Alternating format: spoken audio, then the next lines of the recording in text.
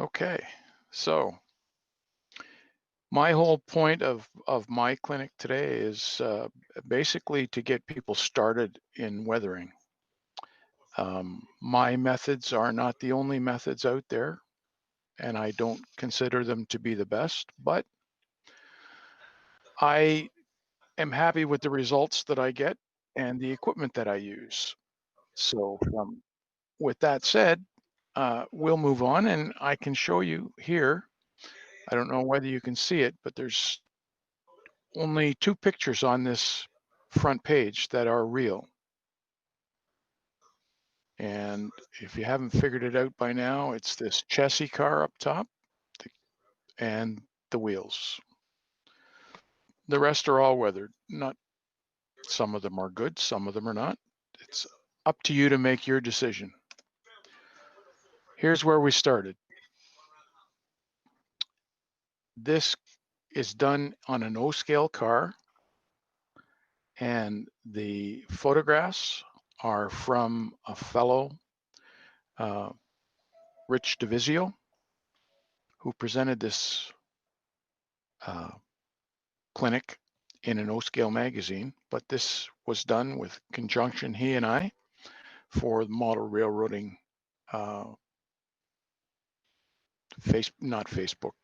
internet group.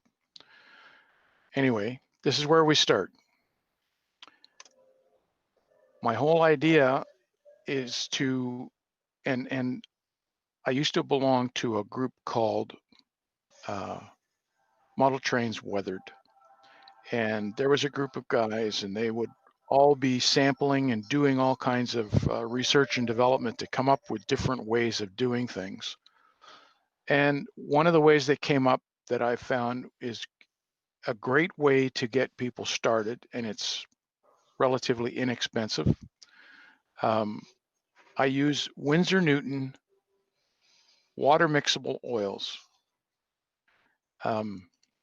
They're easy to use. They mix somewhat with water. The colors that I use are raw umber, burnt umber, raw sienna, burnt sienna. I also have zinc white and ivory black. And the zinc white and ivory black are gouaches, and gouaches are watercolors. And you would think water and oil don't mix. Well, the other thing that I use is microsol to help make this concoction go together nicely. And what you end up with is this slurry that, when applied to the model, and you don't have to be very particular about how you put it on, just don't do more than one side at a time. You quickly apply, covering the side using a brush, up and down. Doesn't matter whether you go up and down or sideways or whatever, but you get it into all the crevices if you can. And then using a wedge type makeup sponge, you come back and the makeup sponge damp, not wet, but damp, you start picking off what you just put on with the brush, and it leaves a residue behind, which is similar to road grime. And this whole process, there are going to be areas where you're not going to be able to reach with the sponge, like under the walkway, into the detail of the hatches on the bottom and on the top. So you end up using a brush. And this brown slurry, like I say, it's supposed to represent grime. So once you're done, that's sort of what it looks like. And as you can see, it's not an even finish, and that's the way the dirt is on the car. It's a very mottled finish. So now what you have to do is get up underneath the walkways and do this, the hatches down below and in where the ladders are and the ends of the car and so on. So we continue. Now, if you have, I'm not sure if I can go back here, but if you were not happy with the way the letters turned out and you wanted the letters to look a little bit more gray, then add a bit of white to your mixture. And you come back and you go over the letters, and you can start to fade them out. As you can see, the word Western is fairly strong and pronounced, but yet a Norfolk and have been toned down a bit to make it look like they are starting to form the weathering on the face of them. Now with the sponge, if you notice, it's not a flat edge, and on a makeup sponge, it's very defined edges. It's a wedge shape. The one end is probably about 1/8 of an inch, 1/4 of an inch. And at this end that you see here, it's probably close to 1 inch square, or I don't know what that is. Hang on a second, I'll tell you. an inch square. It's probably about 25 centimeters for those, or 25 millimeters for those that are metric. And what I do is I just pick off the corners and the edges of the face of that end, so that when I do this, I don't leave lines of the edge of the sponge. So now you go in, you do the bottom sills, you do the ladders, you do try and get the end of the car, and you concentrate on the surrounding areas. Roof walks. And I use the brush to apply it again. But because of the area that you can't get in with the sponge, you may have to use a brush to remove it, or to,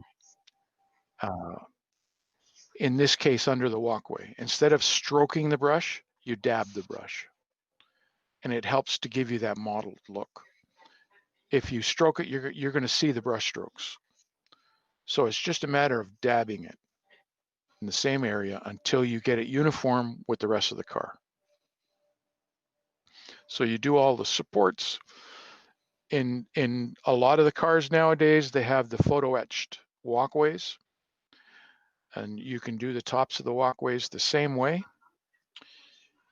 and the tops of the hatches and so on. And once you have the uniform color done, you can now put a little bit of that wash, I call it wash, on the brush, and using a toothpick, hold the brush up vertical, and with a toothpick, you just sort of pick the bristles back towards you, and when they snap forward, they'll spray the end of the car, which is what happens when you have the kick up from the wheels of the car in front, or even the wheels down below. In some cases, there's no platform.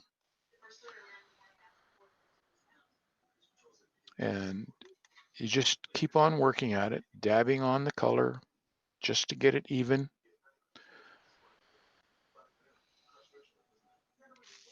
And it's going to take a while to do, because especially on a car like this, you have all these little crevices, the nooks and crannies and so on, that you have to get into. And after a while, these brushes that you're using, they'll end up being dedicated for this process, because the dabbing effect will eventually start to bend the bristles, and you won't be able to use it as a proper paintbrush. So here we are doing the walkways on the top the same way, and a little bit on the hatches and the center part of the top of the tank. Done with the hatch, put it on with the brush, use the sponge to model it down. So now, if the sponge starts to get too dry, I have rubbing alcohol in a little pump sprayer, and I just quickly spray the sponge, and I can continue on going. You don't have to use alcohol. You can use the window wash fluid from your car. And I guess in the UK and Australia, they call it the windscreen, the blue liquid. I suggest you don't use the summer liquid, because it has ingredients in there to help get bugs off the windscreen. If you use the winter one, it has a little bit of alcohol in it and a little bit of ammonia. But there's more ammonia in the summer one, and you want to try and stay away from that.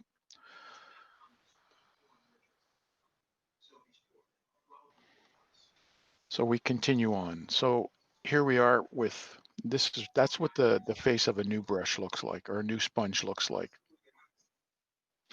So you mix a small batch of a little bit of black into your gouache, your white gouache, and now you start into the oils, the raw umber, and it makes up a rusty, creamy sort of gray. And that's what you're doing the hatches with. The one thing about some of these cars, and it helps to know which ones are which. Some of them have a fiberglass hatch. Of course, the fiberglass does not rust, but all of the hardware is metal. So in this case, you see the steel bar that goes across the top of the hatch. You have the hardware at either end that holds it in place. And what you're trying to do is to colors. They're all earth tones. The colors I use, like I said, are burnt umber, raw umber, burnt sienna, raw sienna. The burnt sienna and raw sienna are very orange in color, and the umbers are dark, earthy colors. So when you mix the two together, which is done here, you can now start to represent rust, and it changes the whole outlook by dabbing it on. And you just keep dabbing it. You'll notice in the top picture, it looks like it's all splotchy, like, I don't know, I don't even know how to describe it. But as you continue on doing it, you spread it out a little bit more, but you're not spreading it out evenly, but what you're doing is you're blending the edges into each other. And you go right down over the whole side of the car. Get down underneath the walkways, in around the bottoms of the hatches.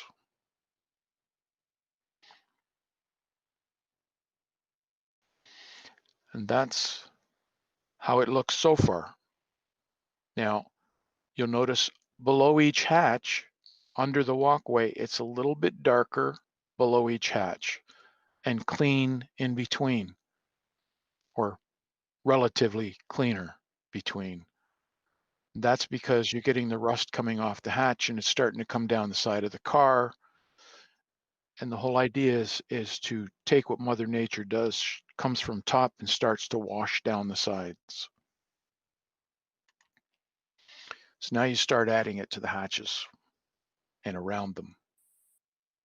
And you just keep on dabbing to get what the look that you want. And it's all, again, personal choice.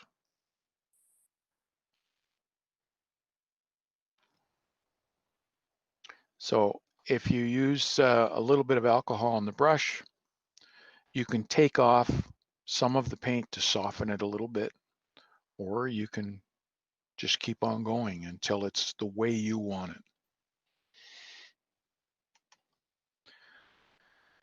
So there's almost finished.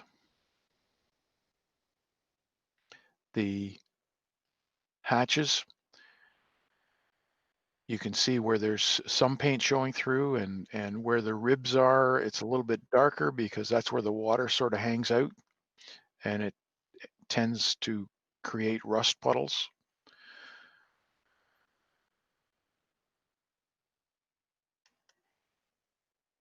So now comes the rust pits and streaks. These are actually easy to do, and a lot of people find it very intimidating. I love doing this. And the nice part about it is when you try and do it, if you don't like the way it turned out, you just wet your brush again, wipe it off, and start again. That's, of course, after the main grime is dry. So what you end up doing here is you put dabs of oil paint, or it can be done with gouaches, but if you use oil paint, you put the dabs on, and then you come back with a wider brush, dampened, and you come down over the streak. And you get, like where that dot is, you have the dot at the top, and you just drag it down. I like to use a fan brush. When I did this, I wasn't using a fan brush, but a fan brush works better because it doesn't put a lot of pressure on that dot when you're pulling it down. And if you're anything like me, you may want to take a ruler or something and just hold it so that you can put your brush up against the edge of it when you draw down. That way, you guarantee that you get a straight line down. I used to be able to draw straight lines when I was a young punk, full of you-know-what. And I had no problem. I didn't need something to help me guide my hand down to make a straight line. But nowadays, it's better that you use something to guide it. Can I interrupt for a moment, Ralph? Certainly you can. I have made a big blunder, and I have started the stream early. We were about 15 minutes early. So, would you like to start again? It is now 9 o'clock, and we should be correct. So, if I go on to mute, would you like to start again? And Hey, for those hold that on, have already Martin. those that have already watched Martin. already will get a rerun of it. Okay, hang on. Okay, there. Okay. So for those who haven't seen or haven't been here, my name is Ralph Renzetti, and I'm a member of a Modeler's Life podcast, Model Railroading Live. I also have my own Facebook page for weathering called A Touch of Yesterday. I have a presentation on weathering a rail car.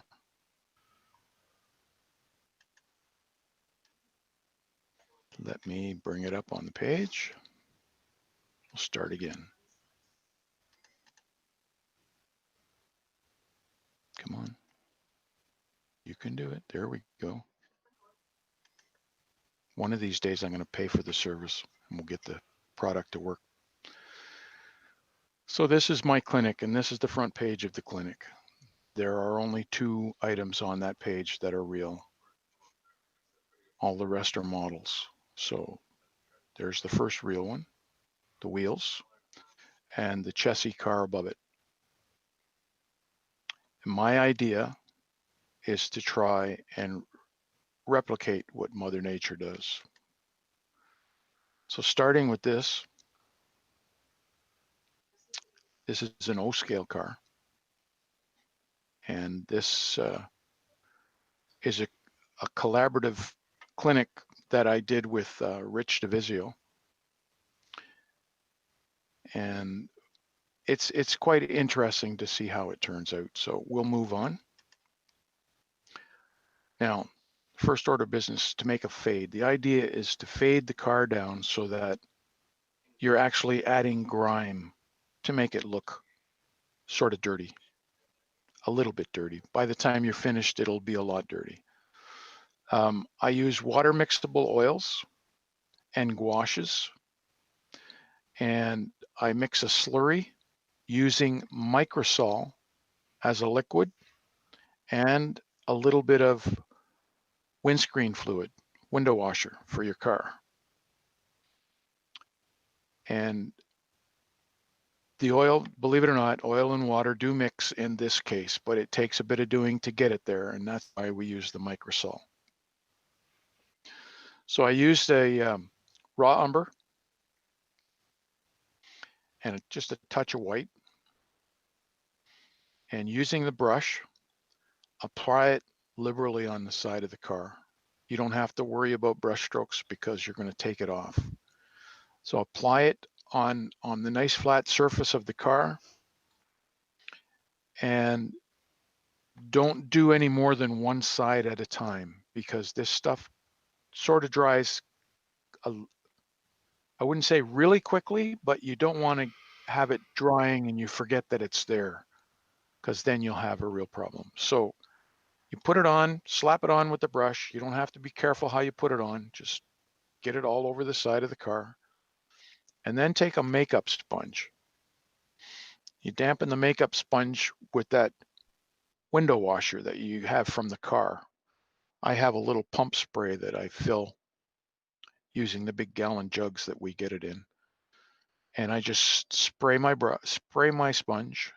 I don't want it soaking wet. I want it just damp because I want to be able to pick up the liquid off the surface.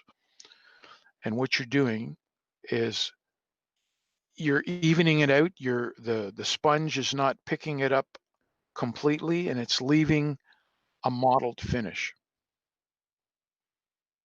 So there's going to be areas where you're going to have to go later and do, like the sill, the hatches down below, the walkway on the top, and underneath the walkway. Those are areas that you're not going to be able to get at with the sponge. So you're going to have to do them a little bit differently. So that's what it looks like done just with the sponge so far.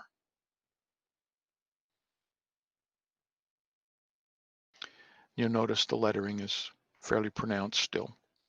And if that's fine with you, even if this is the way you like it, then you can stop here. It's all a matter of personal choice when you do this. So in order to get the lettering a little bit more faded, and actually to add a little bit more interest to the car too, add a little bit of white to your slurry of oil and gouache and windshield washer liquid and microsol. Get it all nice, and I find this very therapeutic doing this. And then you start putting it on top of the letters, and you can see that the Norfolk and the word and have already been done, and Western still has to be done. And you can see the difference just by adding that little bit of white.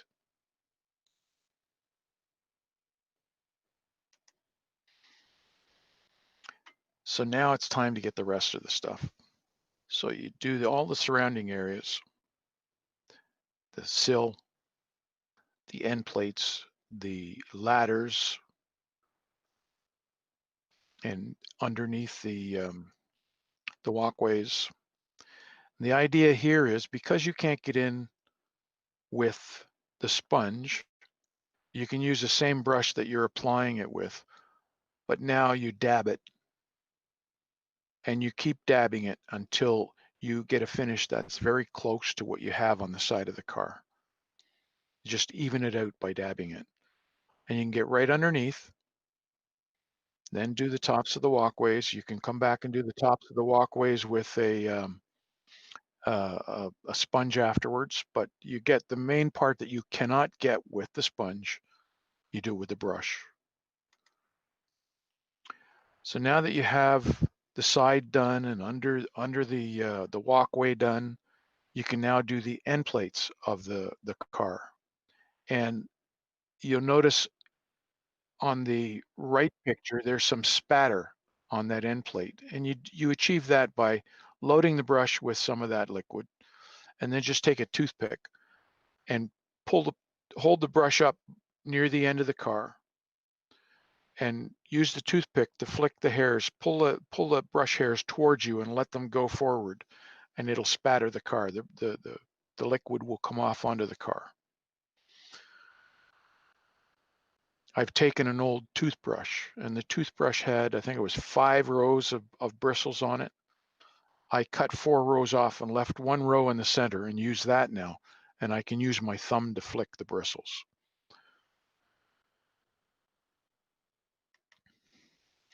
So you continue now with the hatches down below, and with all the little nooks and crannies, you have to cover it all and get it fairly evenly coated to this similar as you have on the sides, although on the bottom it may be a little bit heavier because it doesn't get washed off like the sides and the top do.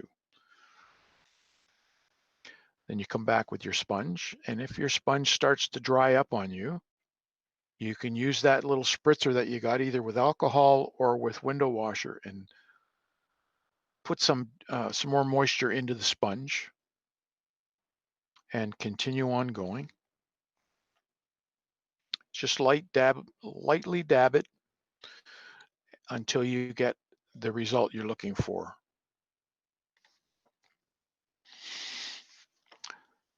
So here we have the different hatches. They're pretty well all the same, but you have the different effect as you go on. And the idea here is and it helps to know the car. The hatch could be fiberglass, the hatch could be aluminum or steel. So it's good to know what it is so that you don't rust something incorrectly. The hardware that's holding the hatch on is definitely metal, and it's going to leave marks. Even if that is a fiberglass hatch, it's going to leave marks on the hatch. And all of the water and so on, and the rusty water and grime that falls down on that hatch, you'll notice in the top left-hand picture, there's like a star pattern of ribs Well, that's going to capture all the water. It's all going to stick around those ribs. So at the bottom, you can see how it looks. And then you start dabbing the tank again, but on the top, you can use a sponge as much as possible, but if you've got the brush handy and it's working for you, do as much as you can and build it up until you get it again looking like the side of the car, or maybe a little bit less than the side of the car. It's totally up to you. But as I mentioned, if you have the opportunity to rail fan from a overpass, have your camera or cell phone ready, because there's very few opportunities you get to see the tops of cars that go under the bridge. And it makes for good reference library when you start doing this. So now to add the rust points to the metal parts, there's a combination of raw umber and raw sienna. And the two of them, the raw sienna is more of an orange color as opposed to the raw umber being sort of an earthy tone. The two of them together give you that rusty look. And you stipple the texture to get the pattern you want. So this is what we're doing now. So it's when you start putting it on, you're going to see all the brush dabs that you put on. The idea is to smoothen them out just by continually going over it. Because it's oil paint and gouache, you'll have some working time. So you'll be able to blend it. You blend all the brush strokes into each other. And by the time you get done, it'll look like down on the right-hand side on the bottom.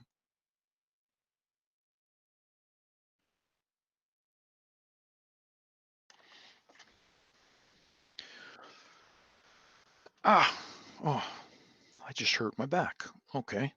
Anyway, so now you have to do under the walkways. And you do that with a brush because the sponge is not going to fit. And you just keep dabbing away with a little bit more of the rusty color by the brackets, and blend it out towards the center between each one. You're going to have a little bit more rust streaks where each hatch is that comes down that way.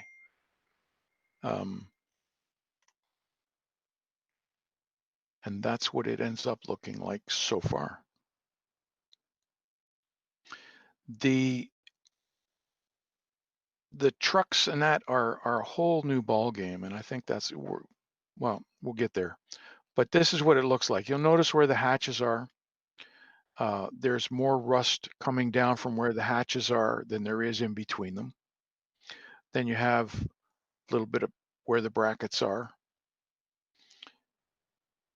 And again, this is the amount that you put in here is totally up to you. My recommendation, if you're going to do this, is that you use a prototype photograph to go by, and only as a guide, not that you're trying to replicate the photograph, although sometimes people ask you to do that for them. So right now, you got to get, I don't say you have to get into weathering. For those who want to get into weathering, it's better to build up confidence and a style of doing it. So by using this, I'm helping you get out of the chair and get cracking.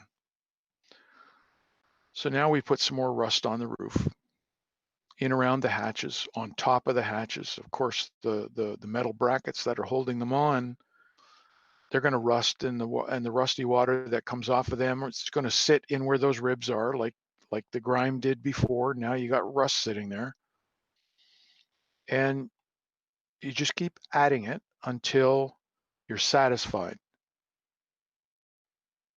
That basically is a finished hatch and surrounding area. And in this case, you may see that it's a little bit grainy. That's okay, because that's the way rust starts. It starts pitting through the paint. So then there's actually doing the rust pits and streaks. Now in this case, since we've got all that grime and everything and the general rust that sort of bleeding through the paint, we now want to put pit marks and streaks. So you take a little bit of oil paint, burnt umber is a good one to start with, and you put little dabs, and you'll notice there's quite a few little dabs all over the place there. And that's all you have to do is just put one little dot or a couple of little dots side by side, and now you come back, you let it sit for a couple of minutes or so. You come back and you moisten the area below the dot. You can actually, if in the right-hand picture, you can use your small brush again if you want, if you only want a tiny bit. I like to get that streak coming down, and I started out using that thick brush. I now have gone to a fan brush, and the thick brush tends to put too much pressure on that dot of oil, and it distributes it too much. By using the fan brush, you don't get as much um, pressure on the dot when you're coming. You start above it and you come down below it. And I like to use a ruler to drag my fan brush along the side of, so I guarantee a straight line. I used to be able to do straight lines without that, but now I rely on a ruler to guarantee that line. And you can see in the bottom right-hand corner, that's kind of what you're aiming for. Now, if you want bigger ones than that, that's fine too. Because what ends up happening, you're going to get in around where the brackets are. You're going to get rust coming down from there as well. You're going to get rust marks in and around the ends, the brackets, the rivets on the ladder, the chain on the brake wheel. So it's a good idea to go through all of those things with a little bit of that color.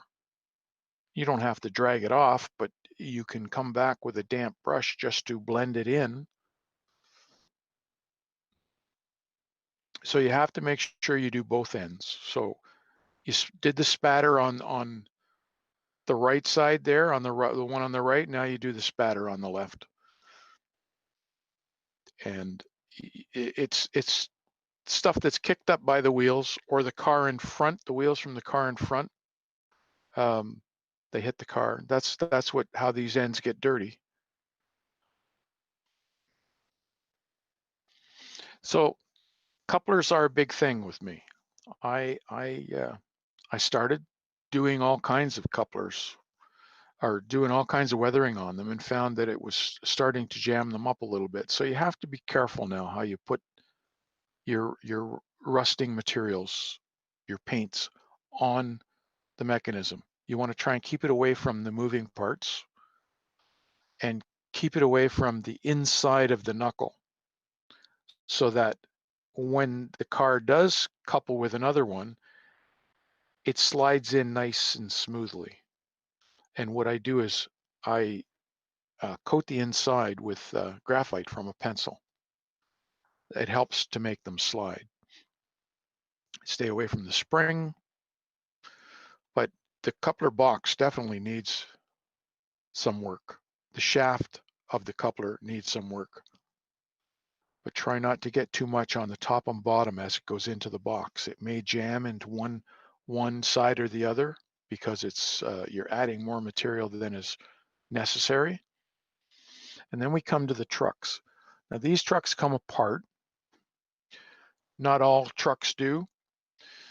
When I do my locomotives, I pull everything apart that I can to get at it. And this is the sort of thing I do. Right now I'm using a product called Rust-Oleum.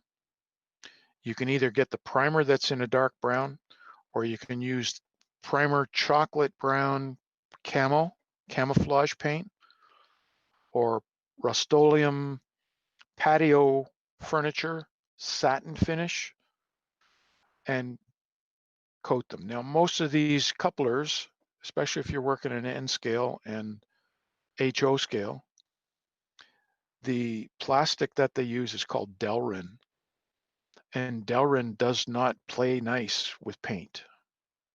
You can paint it all you want, and as soon as it twists or you touch it, the paint flakes off because it doesn't stick. I found the Rust-Oleum does. It's the one that outperforms anything else I've tried.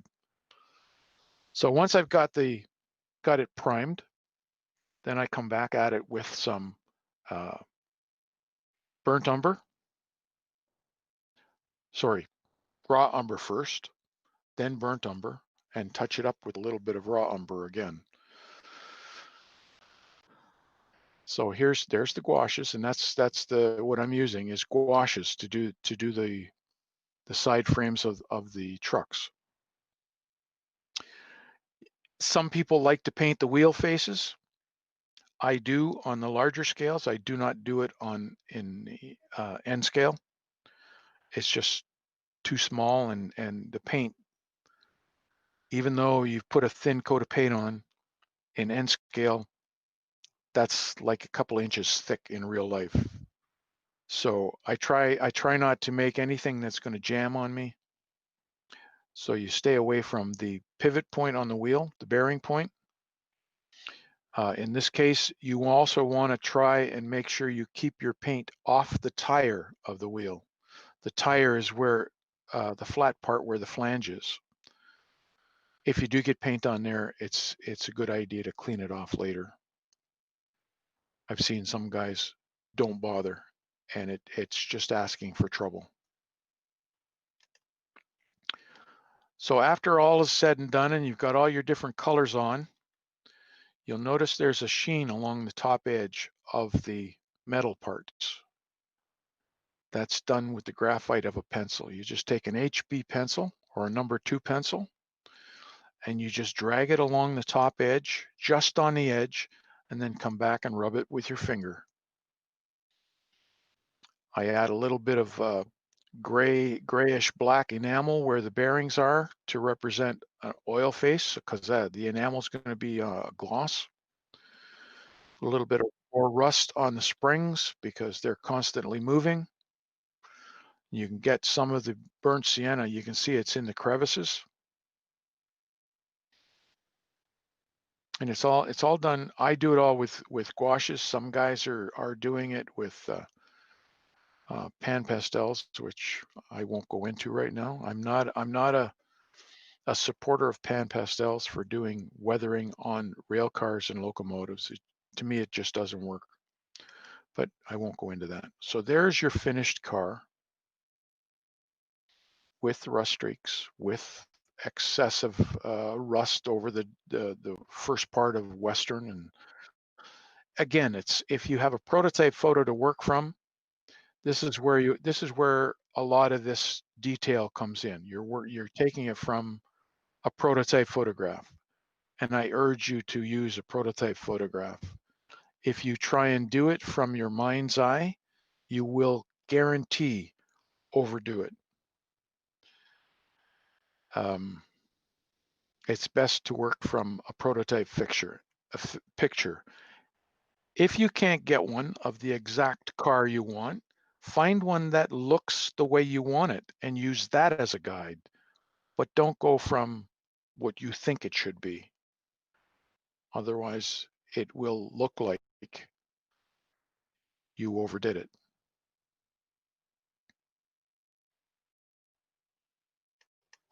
So, with all that said, here's a G-scale pile driver. And this guy's an excellent modeler.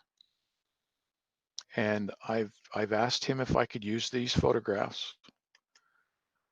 And he said, yeah, no problem. Well, there's the perfect example. He's got all the rust on the tank, which that's the way he saw it. And usually when we're talking equipment this old, you may not have reference pictures, but you have to try and find something that's going to give you an idea of what it's going to look like. We all know that rust, metal, wherever you put it, is going to rust, and it's going to leave rust streaks going down. And he's got all these rivets and bolts and anchors that are holding this thing together, but no rust streaks down from them. And they're all rusted, but there's no rust streaks going down.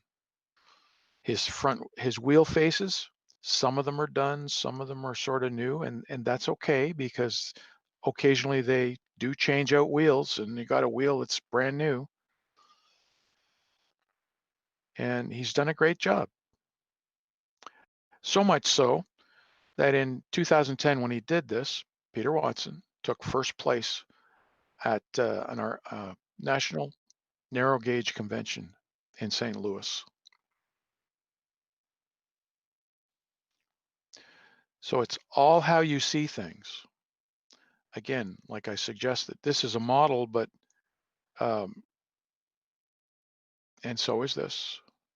The idea is to try and represent what you see in real life.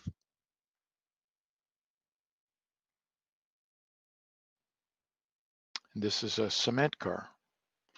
And a lot of times, like that, the chassis car that was on the front page, there was a lot of cement that was spilled over that came out of those hatches when they were putting it in. And this car, believe it or not, was an Irish green.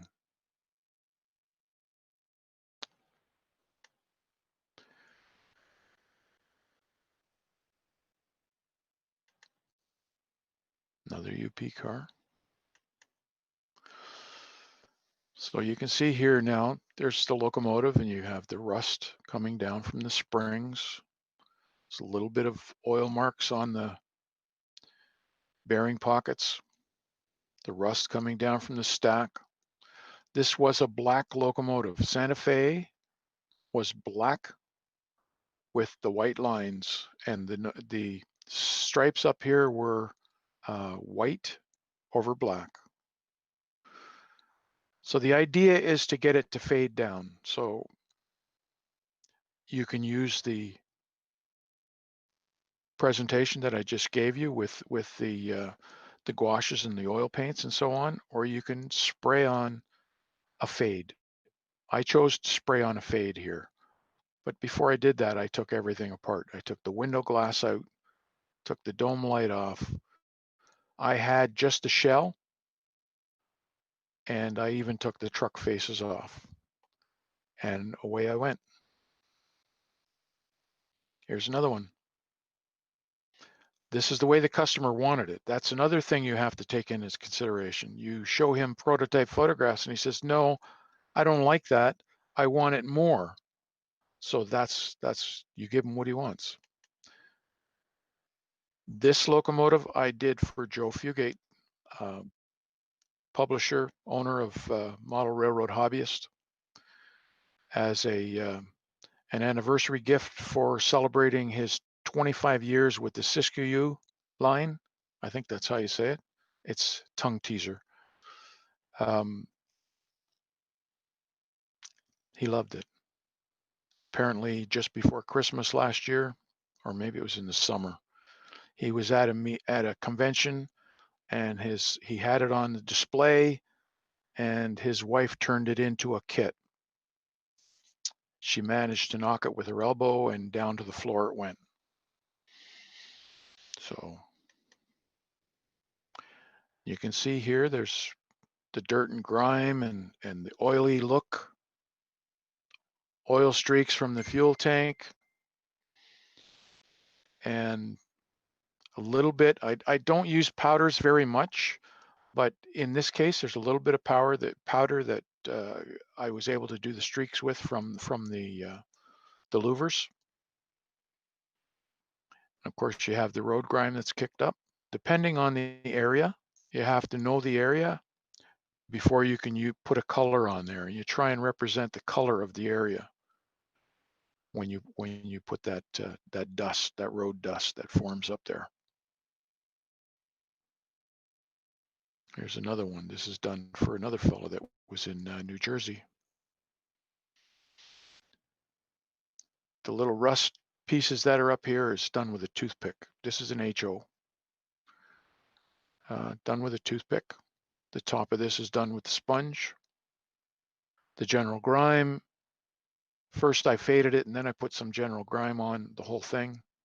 And then I used an oil-based product to give me this sort of streaking look. These cars, there's 2 of them. I did 6 of these for one of the presenters you're going to see tomorrow, Thomas Gazer. This is for the Split Rock Mining. He sent me the cabooses to do, and we did them in succession from number 1 to number 5. I had already done number 6 for him about a year before. So from 1 to number 5, I varied the difference in weathering, getting, as you got higher in number, it got less weathering because representing maybe a newer caboose. So that's it. If there's any questions,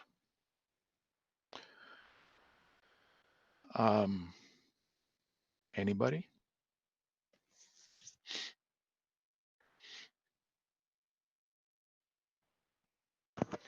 We do have a couple questions, Ralph. One of the questions was talking about when you were talking about microscale. Somebody asked, is that the red bottle or the blue bottle? It's the red bottle, Okay. microscope. And Microscope. I've taken the liberty to. I went to the drugstore, and I managed to find an eyedropper at the drugstore that fit the top of the bottle. Okay. So I don't have to pour it out. So now I can it fits on the bottle, and I can go ahead and use it whenever I want just by adding a few drops.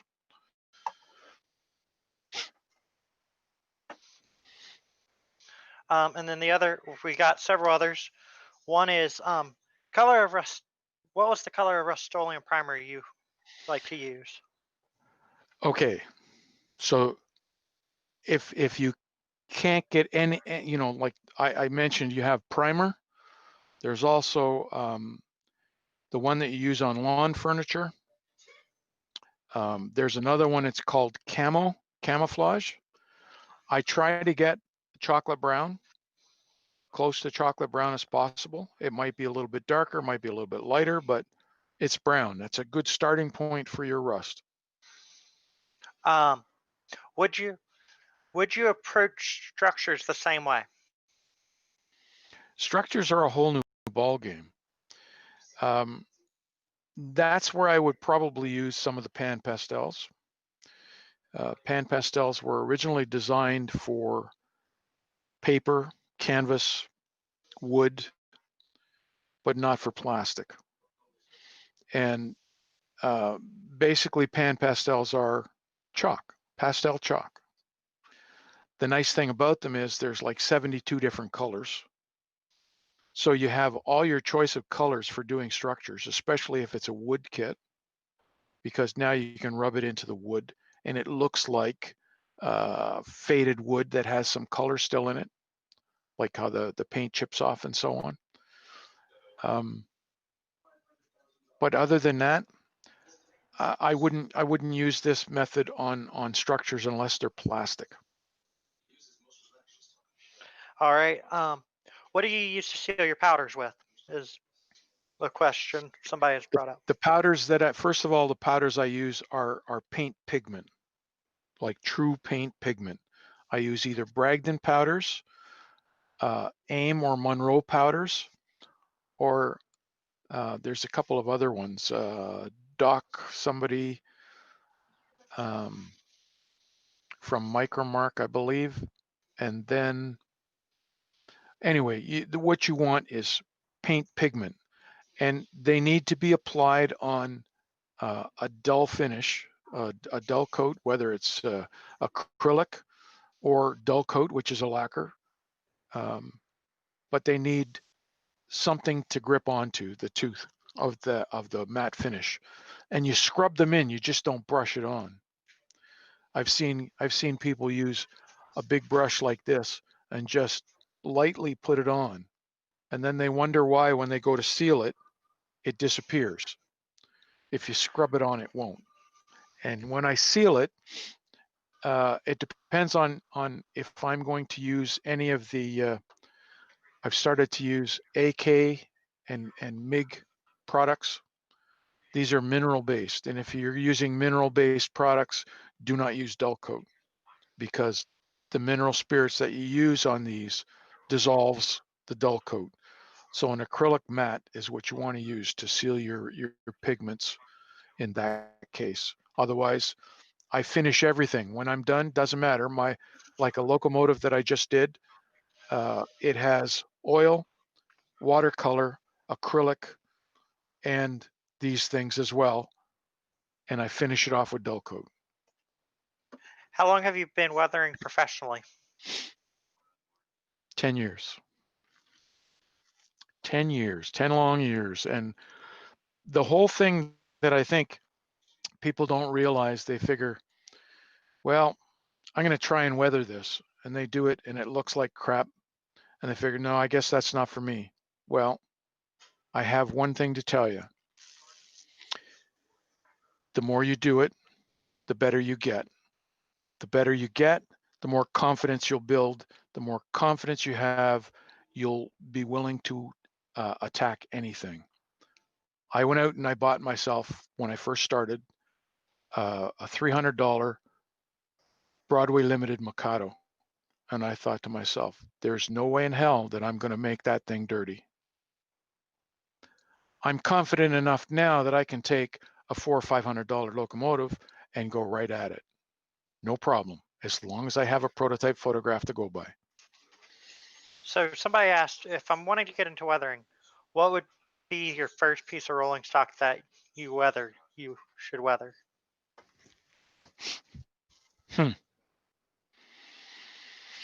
I would go with a closed model. So either the gondola like was in the presentation, or a boxcar, or a tank car. Tank car is a little different story though, but it's a good starter point. I mean,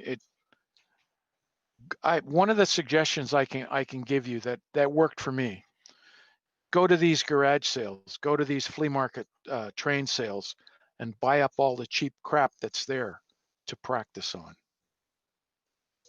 And once you develop your skill, you'll be able to make those crap cars look like something not bad. All right. When you seal your work, how long is the drying time before you move on to the next step of weathering? A lot of times I will use alcohol in the sealing, like the sealing liquid that I use. If it's acrylic, I use alcohol in it. If it's dull coat, you're using lacquer thinners, so you have to give lacquer at least 12 hours to air off, maybe a little bit less, but in and around that. And that's just so the gas comes off. But acrylics and so on like that, or even when I'm working with the mineral-based paints, I went to the dollar store and got myself this. And this is a little fan. And it helps when I see that the surface is not wet anymore. You can see it change color as it dries. When it's dry, I go on to my next step.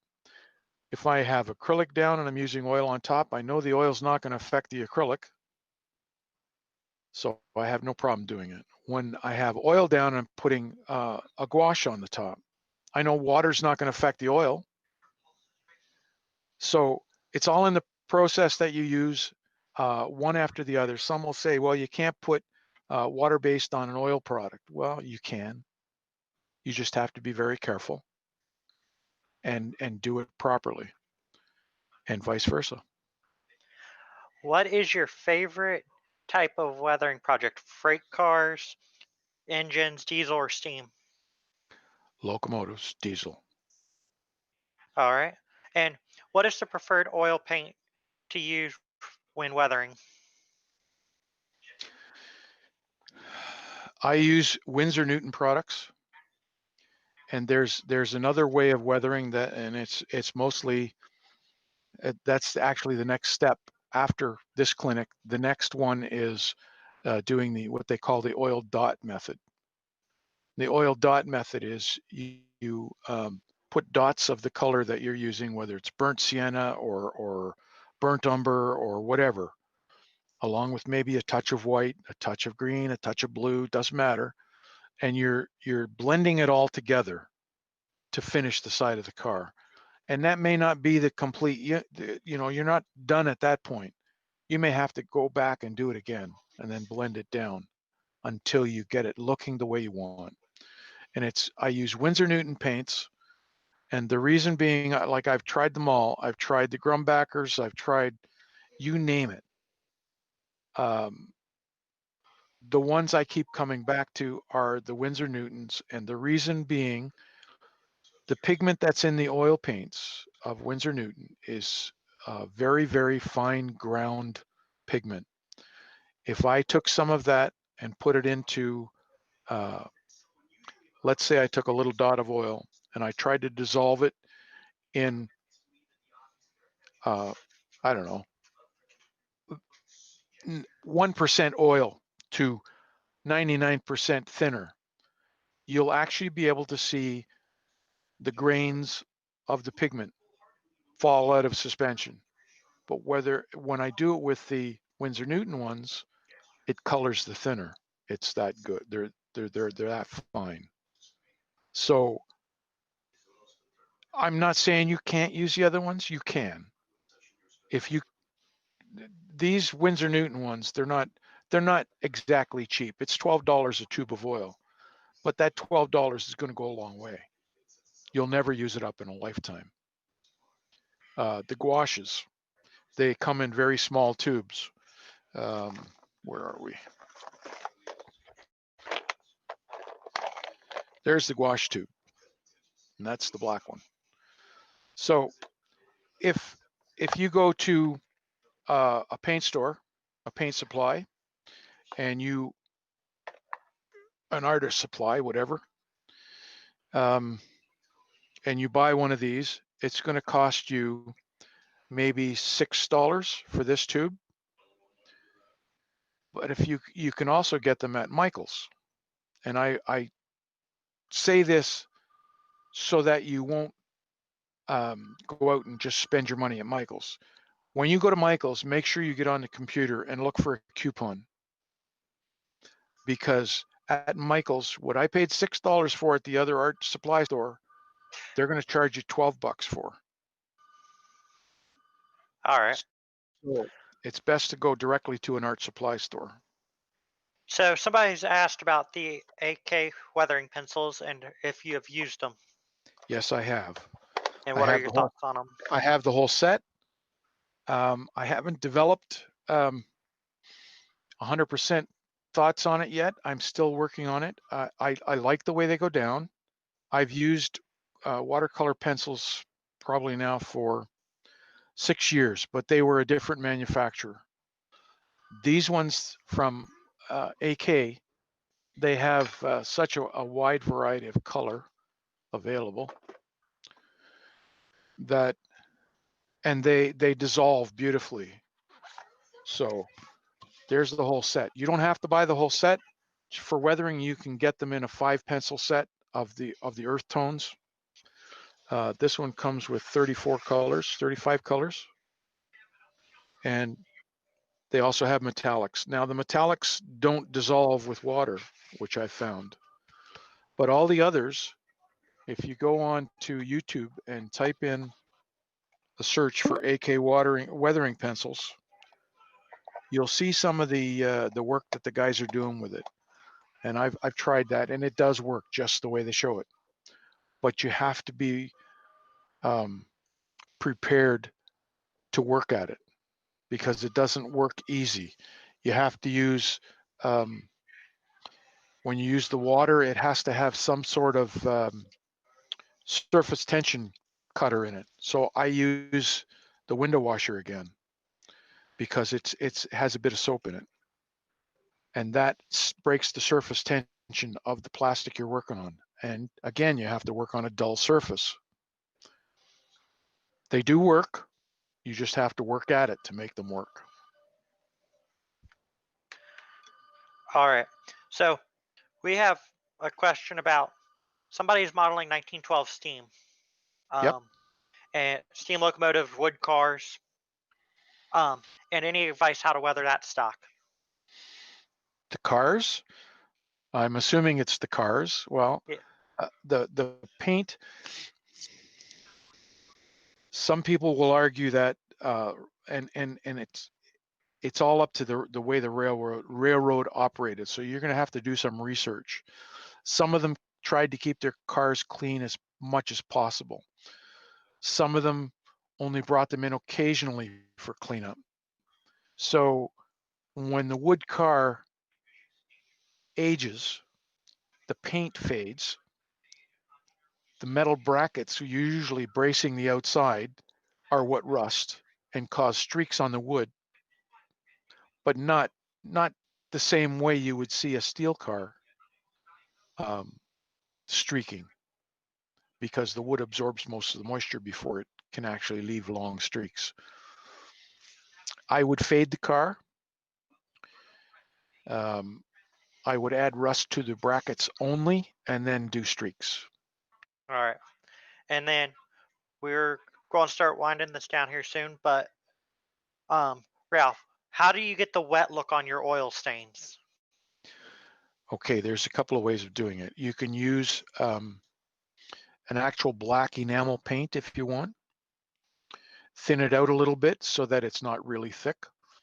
Apply it to where you want the oil stain, and then come back with a gloss after it's dry and just make it look shiny. Okay. So that's on wheel bearings. The one on the side of a tank, it's a different color that you're looking at, so you're probably going to use a brown color that you're going to thin down so that you don't get a solid, it's more transparent than anything else. And then again, you can come back with gloss, or you can just leave it as the initial application, because what ends up happening on the side of the fuel tank, you get dust buildup on the oil. So it's not always shiny. It'll be shinier up at the fuel fill than it is down the bottom of the tank. All right. And then we do have a question is, do you do any other types of art? I do. I do all kinds of things. My interests are all over the place. Sci-fi. I used to do black and white ink drawings of goalie masks, but they were all done with dots. So there was not a straight line in the picture. I don't have anything that I can show you, but if you can imagine, they call it dotalism.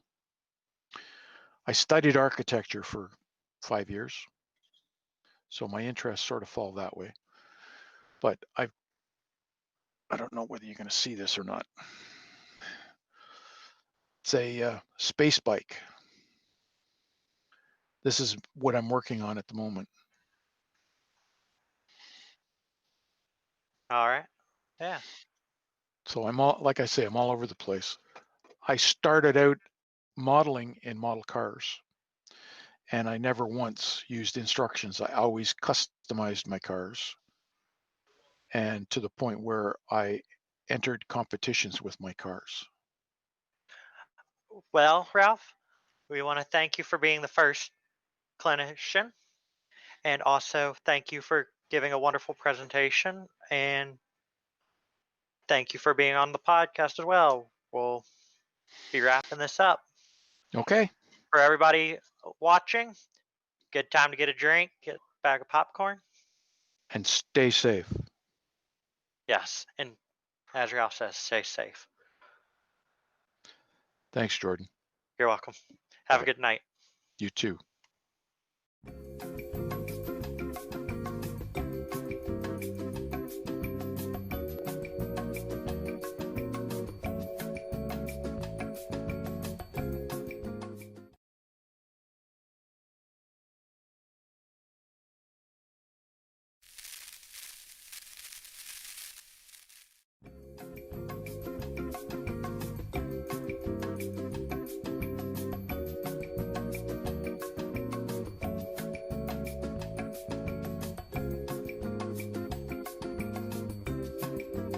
Hi guys, we're back again here. This time we're back with Joey after a rusty start last time. Joey's back with some focusing on rust to improve the look of our models. So I'll get straight into this. Over to you, Joey, and take it away. How you doing, guys? Hold on 1 second. Let's do this here. Well, it's great to be back, and I hope that Mike can come back on and do another clinic with us. He does some excellent model railroading. Today, we're going to learn how to do some simple rust techniques, and some of the techniques I'm going to show you are very inexpensive as well as very forgiving. So some of the techniques I'm going to show you are stuff that you can simply do with some simple materials, and one of them is using just a simple cleaning sponge that you get at the dollar store. And we're going to show, let's see, another one will be using some good old Q-tips, all right, and some little simple brushes that we can use to show some simple rust techniques. So we're going to go over to the workbench here, but first I'm going to show you a couple of examples on how these techniques. So here's the top of a roof of a one of the box cars I've recently finished. Then we have here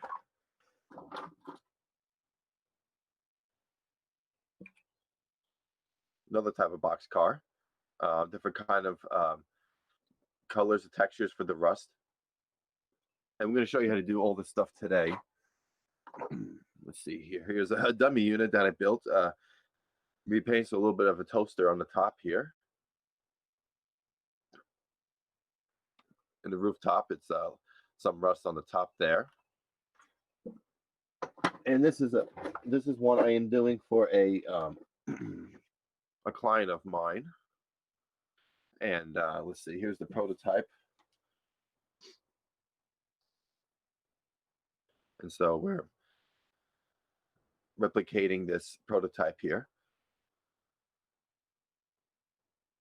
And these are all simple techniques that anybody can do. They are so forgiving. And the reason why they're so forgiving, we're not using oils. I enjoy using watercolors, gouache, particularly gouache colors, and some acrylics. And so we're going to go right to the bench here. So give me a second. Let's go down this way. In my beautiful workbench here. So I'm currently in the process of building a junkyard, and this is the perfect time to show you some examples on how to do some rust techniques. And we're going to have one of these old cheap cars here from like Lifelike. Gosh, these are probably like 20 years old. I found them, but they're great for little junk loads. We have an old Southern Pacific Gondola that's going to be rusted up as well. And this Conrail rooftop needs some rust on the top. So we'll show some simple techniques here. First, we'll do the car. All right, we don't need this here right now. My favorite colors to use are burnt umber. Like you say, use a lot of this. This represents really old rust. And you know, the darker the rust, the older it is. So if you have some lighter colors, you show some newer rust. The darker it is, the darker the rust is. And you work out in when you're doing rust. Because again, when you're in the environment of looking in the environment, rust is basically the environment chipping away at whatever the material is, especially metals. And you know, it becomes a lighter color, then it becomes darker and darker. And so to represent the lighter, we have the gouache burnt sienna. Okay. And then we have yellow ochre. And you're going to see how these three colors can really make some really fine, easy rust. And the reason why I use watercolors is it's easy to clean up. So if you mess up or you're nervous about doing it, don't be, because these are easy to clean up. You can clean up with water or rubbing alcohol, and you can start all over again. so it's not a big deal. And also another color I like to use sometimes is a medium yellow, and sometimes it gives just a light, it makes it just a little bit lighter, and you can mix it in with the burnt sienna, and it gives it that burnt sienna just a lighter. Um, I'm sorry, burnt umber, that dark rust, you can light it up just a little bit. And burnt sienna sometimes does the same technique, but I like using yellow, medium yellow. And medium yellow looks good, especially if you have yellow locomotives like Union Pacific and CSX. Like for instance, on this here, it's already getting faded out on the CSX engine. And I used a Q-tip and went around the yellow on the nose here to represent that it's going to be rusting soon because the color's starting to fade. So you can use that kind of color for those kind of you use that technique to represent the fading for that. All right, so we're going to do something very simple, and this can be such an easy project. You know, put some music on or a movie, and you can get started. So this car, I want to have the rooftop being the oldest rust. So I am going to take a sponge, and you're going to see why we use the sponge. And you can do a dabbing motion. And with the dabbing, you make a texture because it's so thick. The watercolor, it's a very thick material, and if you dab it, you get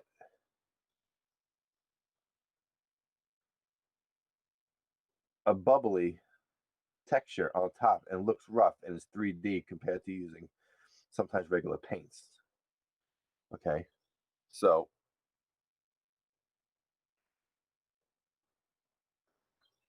I don't know if it's too hard to say. I know there's a glare, but we'll get to a bigger model and you can totally see the difference. So what I like to do is I give a base color of the raw umber. And sometimes it depends on your car. If you want to do the whole car, you can. Or you want to leave some of the old color, which I'm going to do here. Again, this has been in a junkyard for a while.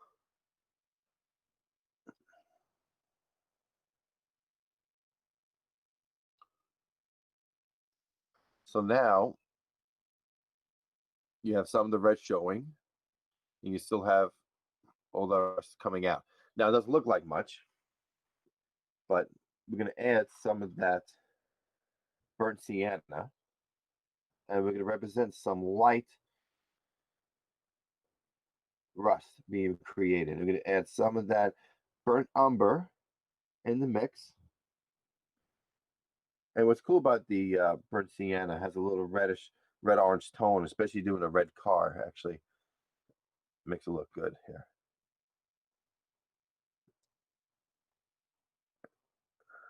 Okay, we do that. A little bit more. And you constantly want that dabbing technique.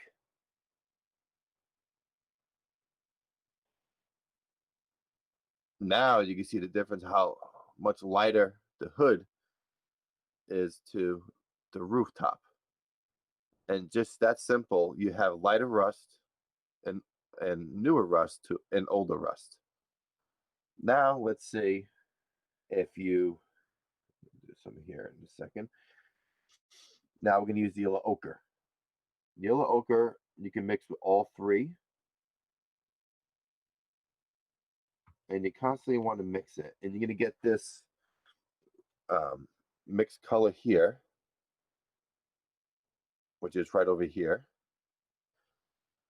And let's say I want the rear bumper and the rear end of this car to have some lighter rust.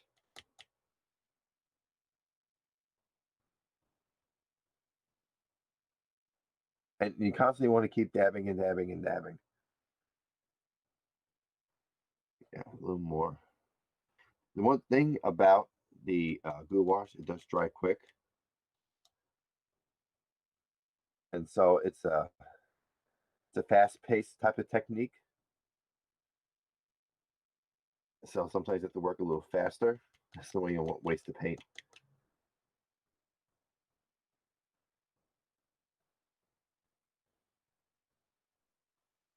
And so you get the rear bumper.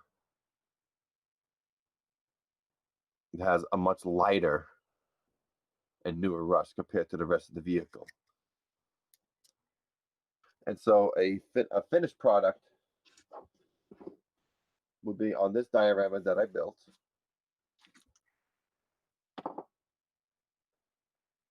Just a simple technique. Here's an old car that's cut in half and mow the bushes. And that's the same technique that he used to make that rust. And then we're going to go over here. See if it can be seen. You can see the car right there. It's the same exact technique. And see how rusted and abandoned it looks. So now we're going to move forward to something probably a little less boring, a little more fun here for everybody. We're going to take this old Southern Pacific gondola and we're going to rust the heck out of it. And I model Arkansas in the late 80s, early 90s, and this car's from 1946. And I'm going to use it as a garbage bin. Eventually, it's going to become a bin for scrap.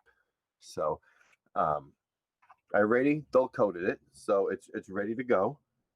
It has been sealed. And the first step is we're going to take our sponge, and the inside is going to be light and newer rust. And the outside. So we're going to take, we're going to dab a lot of that, the yellow ochre, as well as the burnt sienna. And goodness gracious, look at that color. So that looks like a little light rust. And these also will look great into orgenis, as well as let's see here. We got orgenis, scrap cars. If you're building steel mill operations, these are simple techniques that you can use.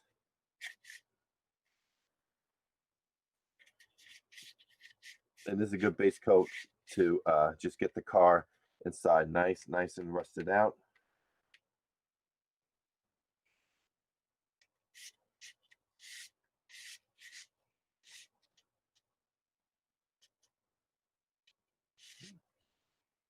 Go on the side here and all the nooks and crannies. And later you could always add your powders, rust, or your different kind of rust powders. But see, these three colors, well, these two colors alone give it a beautiful rust inside. Just like that easy. Now, you don't have to dab the whole thing. Let's say you have a boxcar that's slightly old. You can just dab little dots here and there, just like that, really quickly, and you can get some of that rust effects and those little rust spots. You don't have to go individual with a tiny brush. You can use a simple sponge to do that. So now we're going to add some of that burnt umber into the mix. And we're going to create some little older rust. So here we go. I'm going to go right on the Southern Pacific that it could really show.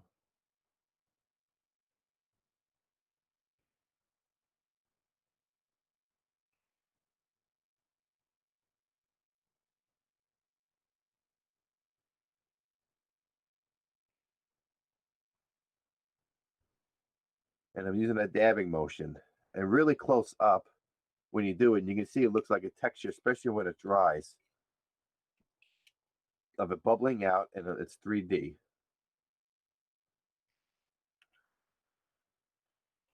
And the reason why you want to dab too, you don't want to paint it side to side, is you constantly giving it a light layer every time, unless you have a lot of paint. I don't put that much paint on here on the sponge, because for me, I like some of the We lost the camera. Let's fix that here. I think the camera got a little excited. There we go. They would fixed it here.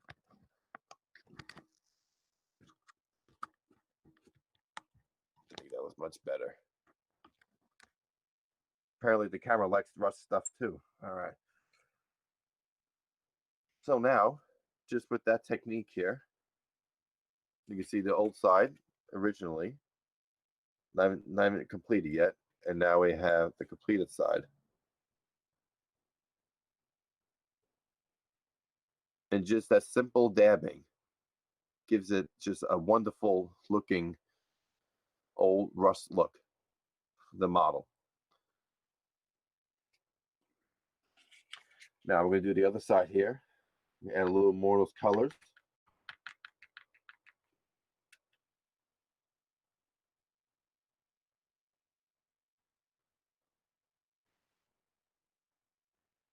And like here, I'm going to have some light rust and some newer rust on the edges.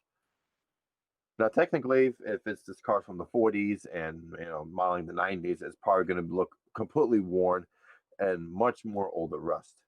But since we're showing examples here, I'm going to give it some newer rust. Now, we still got the edges to do here. And since this is pretty much dry in the center, I'm going to go back and I'm going to use some of that medium yellow. It's going to lighten up. I mean, that's yellow, that's really yellow. We're going to lighten up the rust in the center a little bit. We're going to go towards the middle, add a little more of that burnt sienna.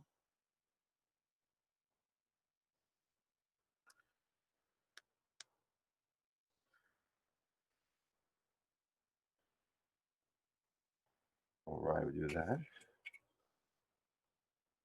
I'm going to dab some of that. Oh, that's a pretty color. I'm going to go right in the center.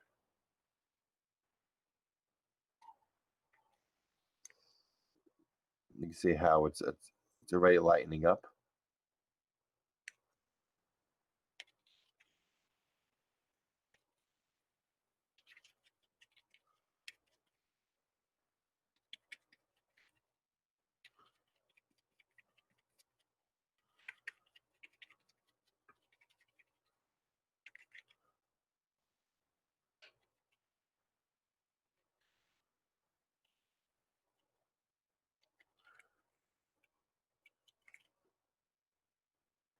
And usually when you do different kind of layers of weathering, you want to seal them.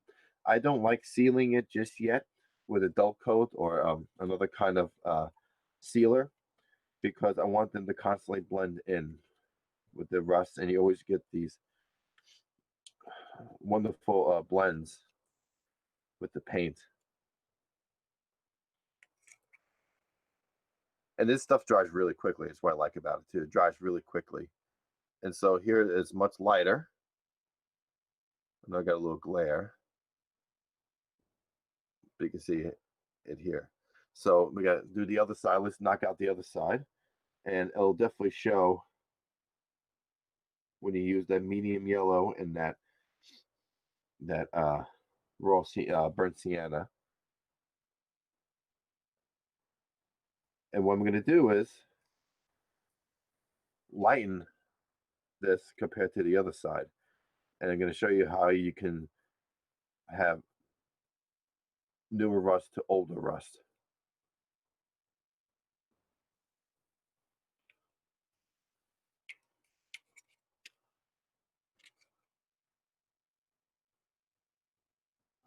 So that looks pretty orange compared to the other side here, which is a much darker looking rust.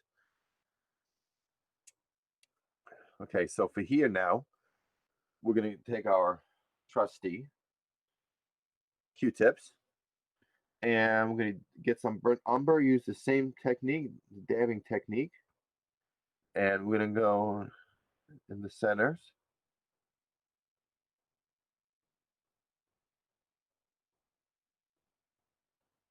in the center of the model.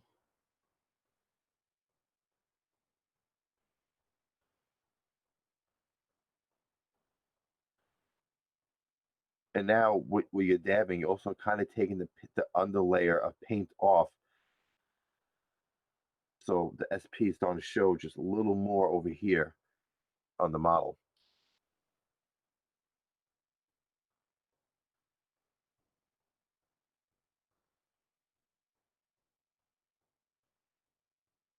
Let's see, I want that numbers to show just a little bit. So kind of breaking the rule a little bit by sliding it down, we'll take some of the paint off. So maybe we want the SP to show just a little bit more.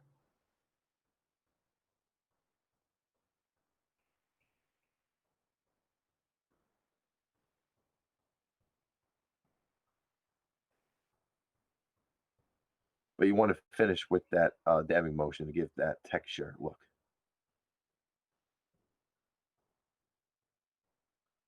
All right, let's see here.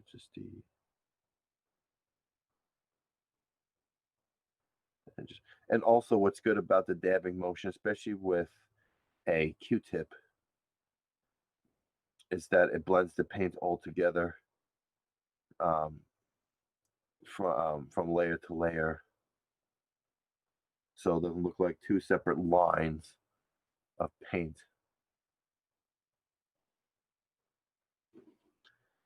Now, just that burnt umber, you can see how we have now the darker rust, the older rust, blending with the new rust.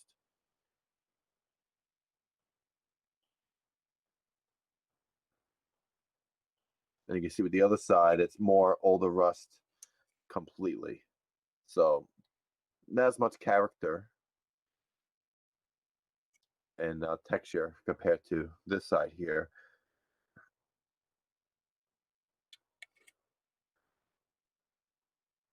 And here's the inside. But we did forget to do the edges around the top of the gondola. So we're going to take, for this color, I want to take a, let's see here.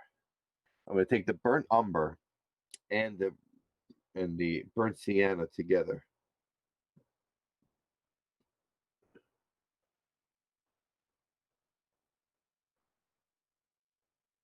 You know, like an orangey kind of color. And I want to go along the edges here.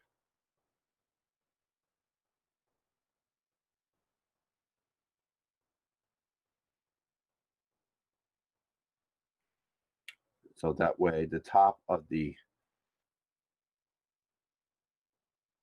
gondola along the edges has some older rust, but we're going to come back and we're going to add some of that yellow ochre.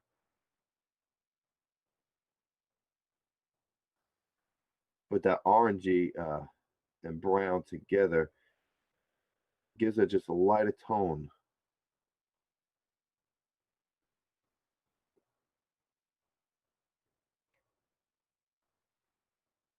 There we go. And the thing with layering is that you'll get all sorts of different paint, color.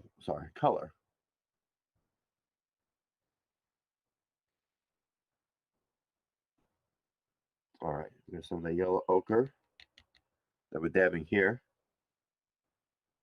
Give some of that burnt umber, dab it with the yellow ochre. And it's going to give, again, like that light color. So now we have that little orangey and brown on top. It's very subtle, and it's hard to see. It's very, very subtle. So that way you know. Add a little more, something actually medium yellow. It gives it like a muddy yellow type of color. So let's see, the one we're looking at is right here. That's this color right here. And that's going to really make the rust show. So actually, I'm going to get a little more yellow ochre in this.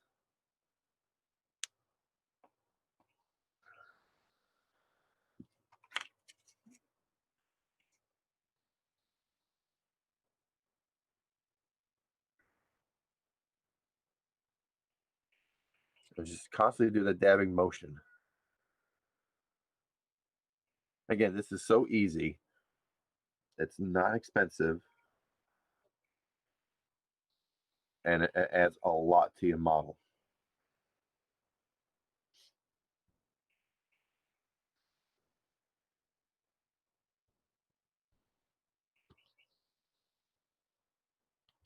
There we go. Starting to sound like Bob Ross.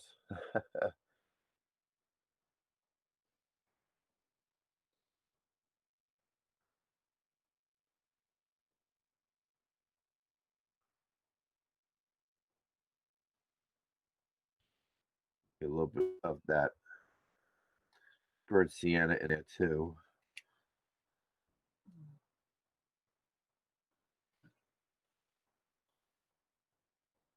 Now, I don't do like one little section of, okay, burnt sienna, and then I'm going to do a little section of some yellow ochre.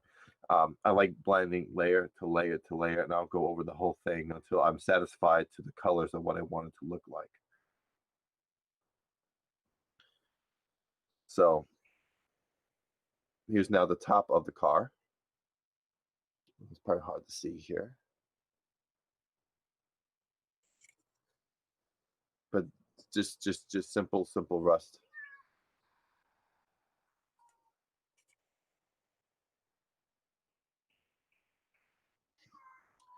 Now let's say we want to add certain, let's see here. There's a light starting to come in here a little bit, and maybe a little too maybe a little better for people to see. You can you can really see the rust here. Just that dabbing motions. I think we want to focus here. All right, so now we're gonna go to the rooftop of this Conrail boxcar. Now, the one thing about these boxcars is that you can go again completely old rust with some silver ray showing through it, or you could do something that is pretty light. So, like here, the darker is that burnt umber, and then it goes lighter to less and less rust, showing that it's starting to eat away here, but it's already eating away on this rooftop right here, on this side of the rooftop. And these are the yellow ochre and the burnt sienna colors right here. So you can totally see the difference and look at the texture of the car, and that dabbing motion really gives it almost a 3D look. And actually, just the car that we did for the clinic last time, so everybody gets maybe a clearer image of it now. But yeah, that's the top of the rooftop here. And then you can go back and always add what do you call it? Your powders. But before we go to the powders, because I want this little gondola dry, we're going to go into this boxcar rooftop. So go back to our little paint palette here. And the cool part about using this thing lasted me almost 3 years, and I still got over half of it left to go. And once it's dry out, you could rip a piece, and there's your new one. So it doesn't have, you don't have to use a big piece of sponge. You can use this a little piece here, but I want to get a bigger piece. All right, now I'm going to go and use another paint you can use. This is acrylic, just a regular acrylic paint will work well. You can use brown or burnt umber acrylic paints as well as watercolors. I'm going to take a little bit of this dark brown acrylic. It is slightly darker, and it won't produce the same texture as watercolor. It have a smoother look. So that's also another difference of using the watercolor gouache compared to regular acrylic paints and oils. Plus, I like these watercolors because again, it's more forgiving as well as faster for it to dry. So, all right, we got our burnt umber. I'm going to take a little dab that burnt umber here on the bottom, and we're going to, let's say, I say,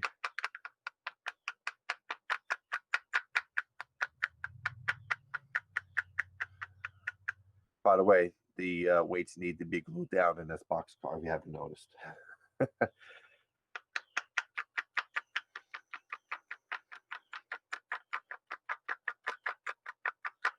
Let's say we'll do the same technique and do the same thing like the other kind of boxcar. We're going to go dark all the way to light.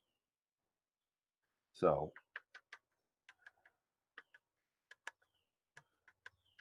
you can do really heavy rust. That's right here. Or if you don't want that much rust, you can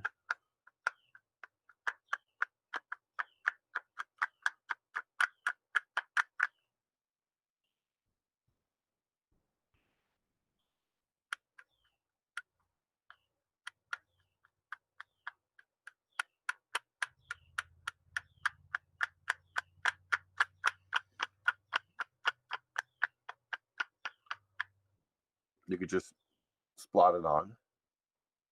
So it looks like some parts are getting rusted, some parts aren't. I mean, just simple as that. If that's something you like.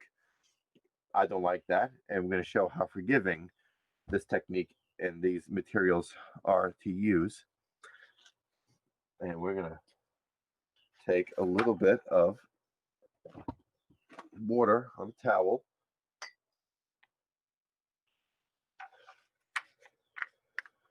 Oh my gosh, it comes right off. And I'm going to show you another cool technique that you can do with the same thing I'm doing here. You probably noticed while wiping it off, it kind of looks like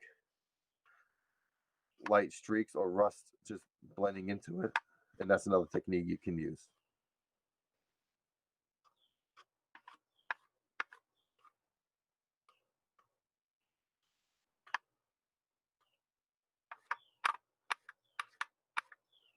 But if you don't want that, you have a fresh palette to start all over again if you don't like it. And that's why I love using these watercolors and acrylics. Because we all make mistakes. We're not all Superman, you know? Be nice, I guess. All right. So we're going to go back again. And the one thing about using watercolors, if you're going to wipe this down, make sure it's really dry because it's watercolors and it dilutes really quickly. Otherwise, you're going to have really wet paint on here.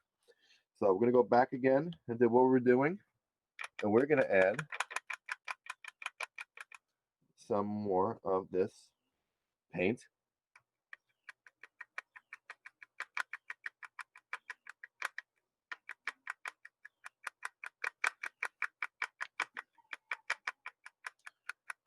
And you can see the dabbing motion. Look at that rust, just looking at it. Just that simple.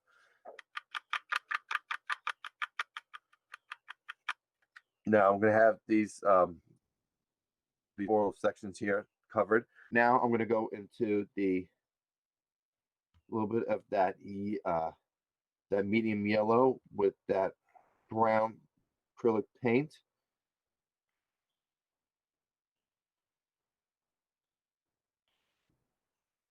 Mix that in really well so we can get a lighter rust color now.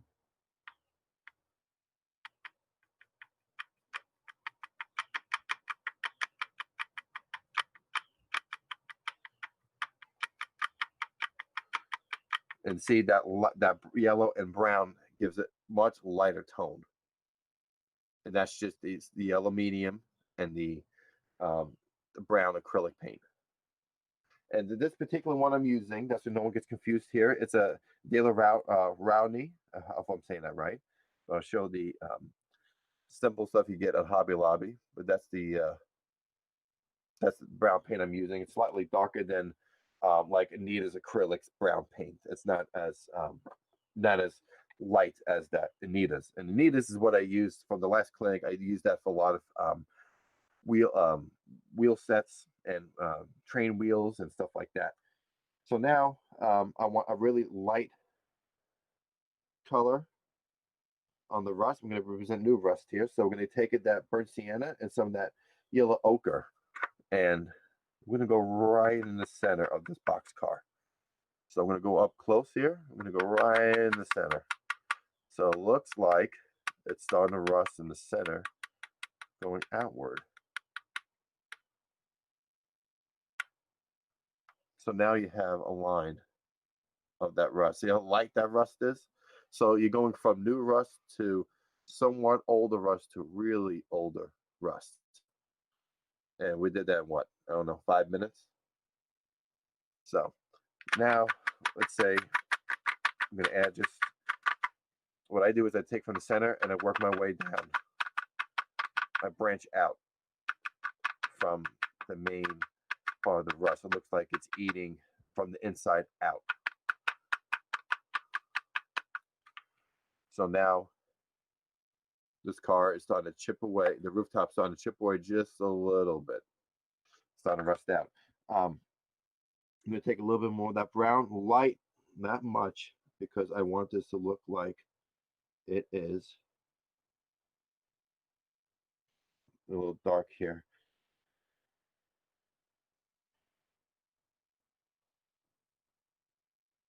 I'm going to dab the center of this.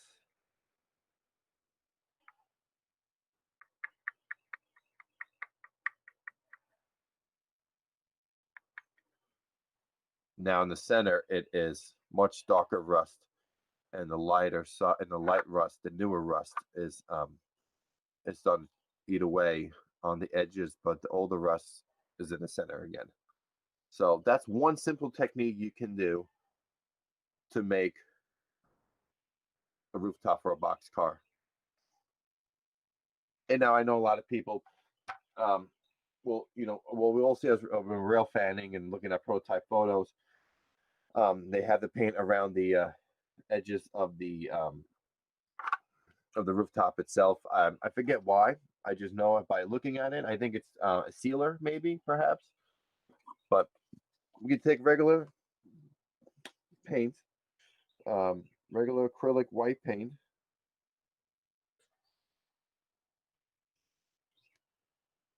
And what I do is I actually add a little gray because it's too white in my opinion here.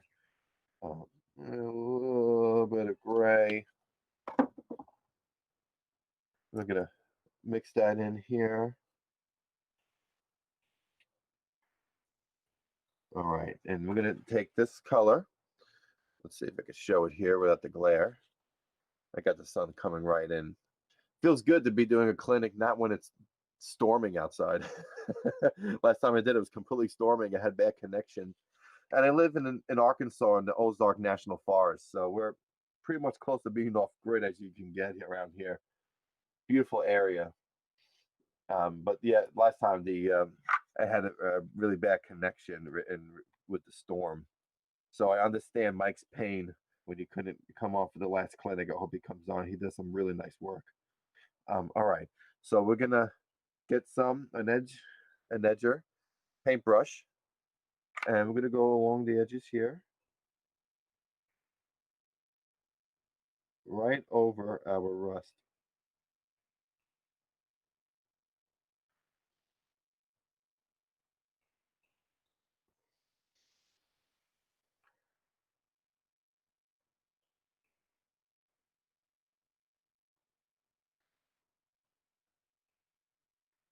Right.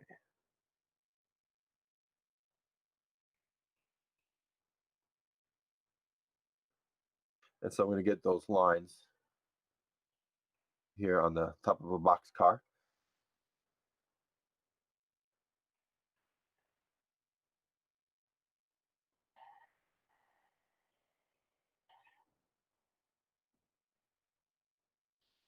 So we'll just those four will have lines on top of the box car. So to see it, I blow on it. No, not really. It's pretty much dry as it is, but a trusty way would be, not a trusty way, but be careful, but a faster way would be using a little blow dryer.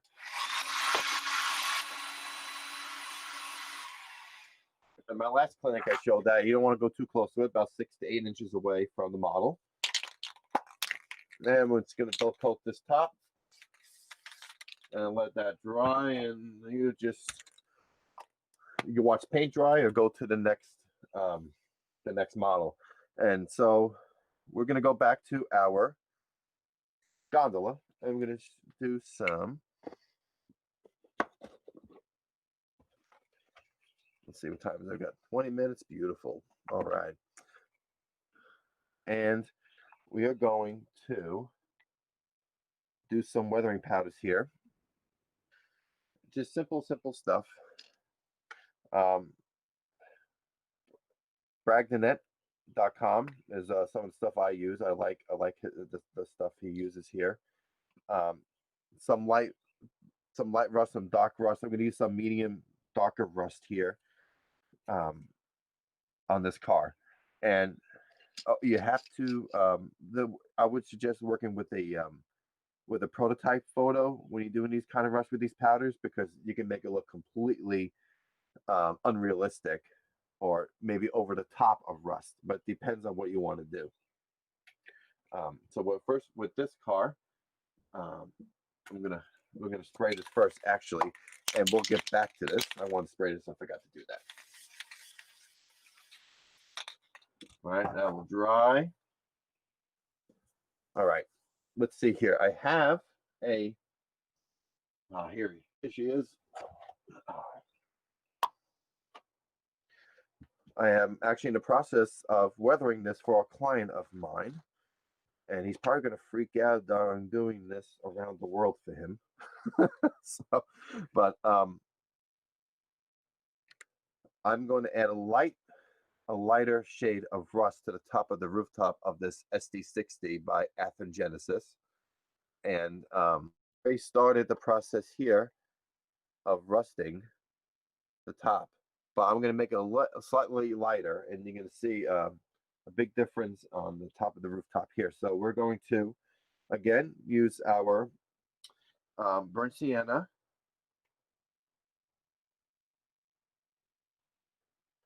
and the reason why I'm doing this too is the fact that if you have expensive models you really want to weather and you haven't done it before, you're too afraid, start with something as cheap as that Southern Pacific Gondola that I had for like years and years. Start on older cars and older pieces of rolling stock, cheap rolling stock that you're not afraid to mess up, and then get to your models. So that's why I'm going to do this here, because now it's kind of looking like, oh, well, I kind of figured out what I want to do. Now I'm going to go onto a really expensive locomotive model and really try my techniques out.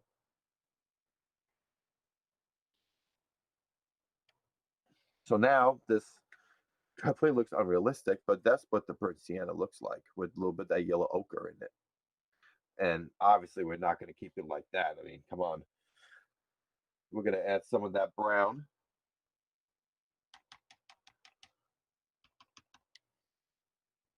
I'm going to dab some of that brown on there.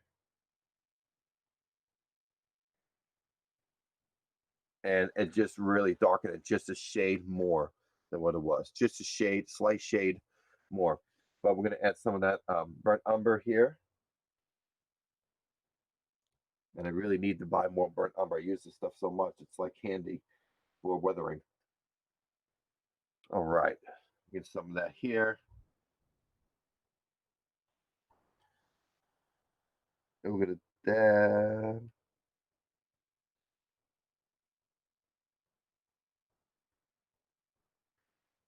Voila. I am happy with that.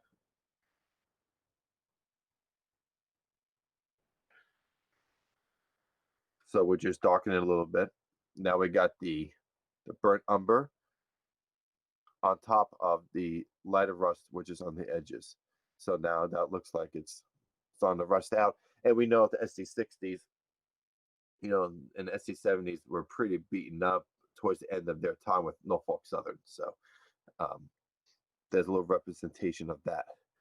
Now, another little technique is, okay, well, it's burnt on top there. Does the paint chip away? Well, of course it does.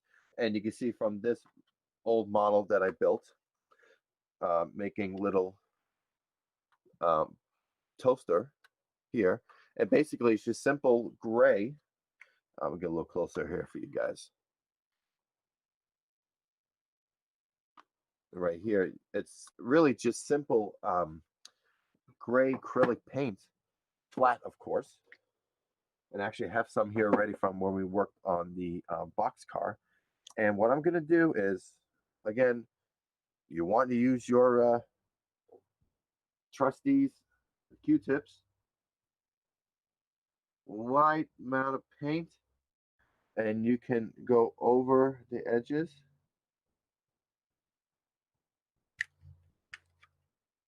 I mean, just like that. To me, that's way too much, so I'm going to get rid of some of it.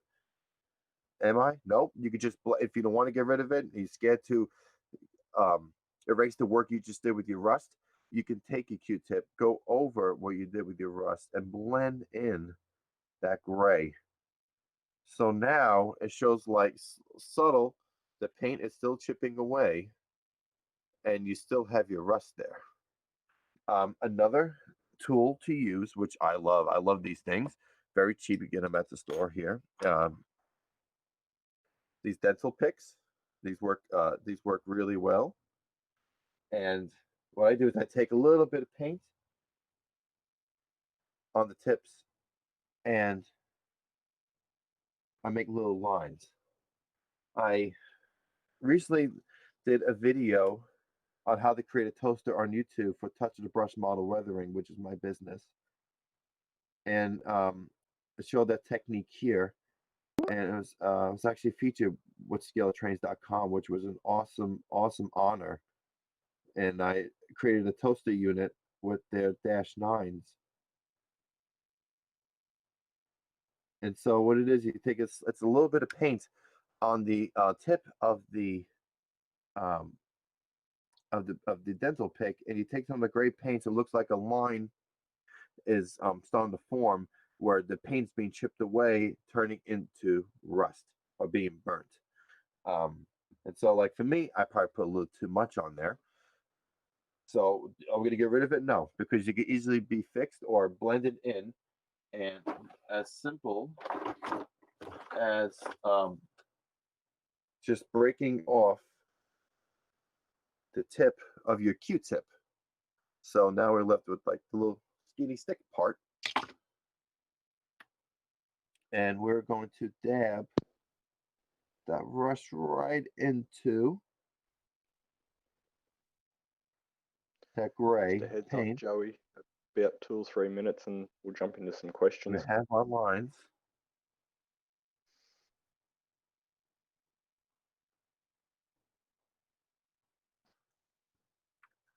And now you have the rust and the gray blended in. So it looks like the paint's chipping away and turning into rust. So we'll keep that there to dry, and later I'll dull coat it and tell my client, hey buddy, it's done. Time to ship it out and you can enjoy your model on your layout. So all right, so now we got this pretty much dry here, this gondola. I only got a couple more minutes here, but I'll show some simple rust that we can do.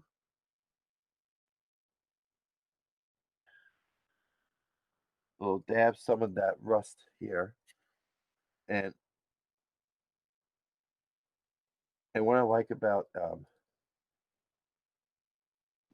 the school wash paint is that you can seal it, and it's already a sticky substance, and you can just add some of that rust, dab it right on there in certain spots that you really want to lighten up.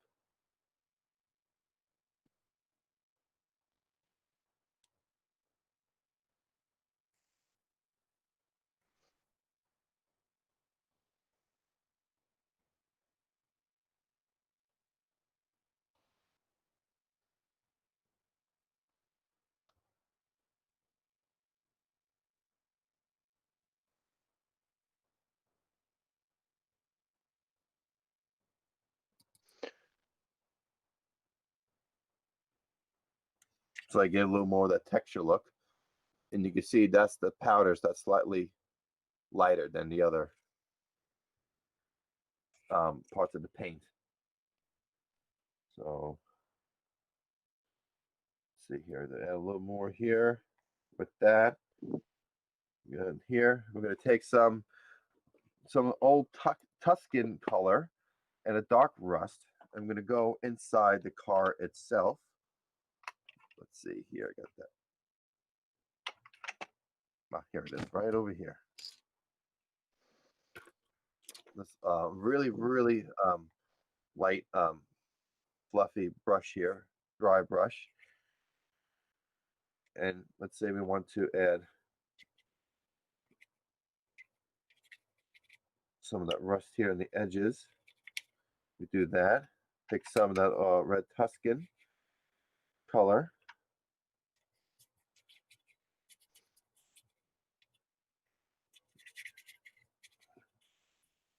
Just get around the edges here to get the edges all done.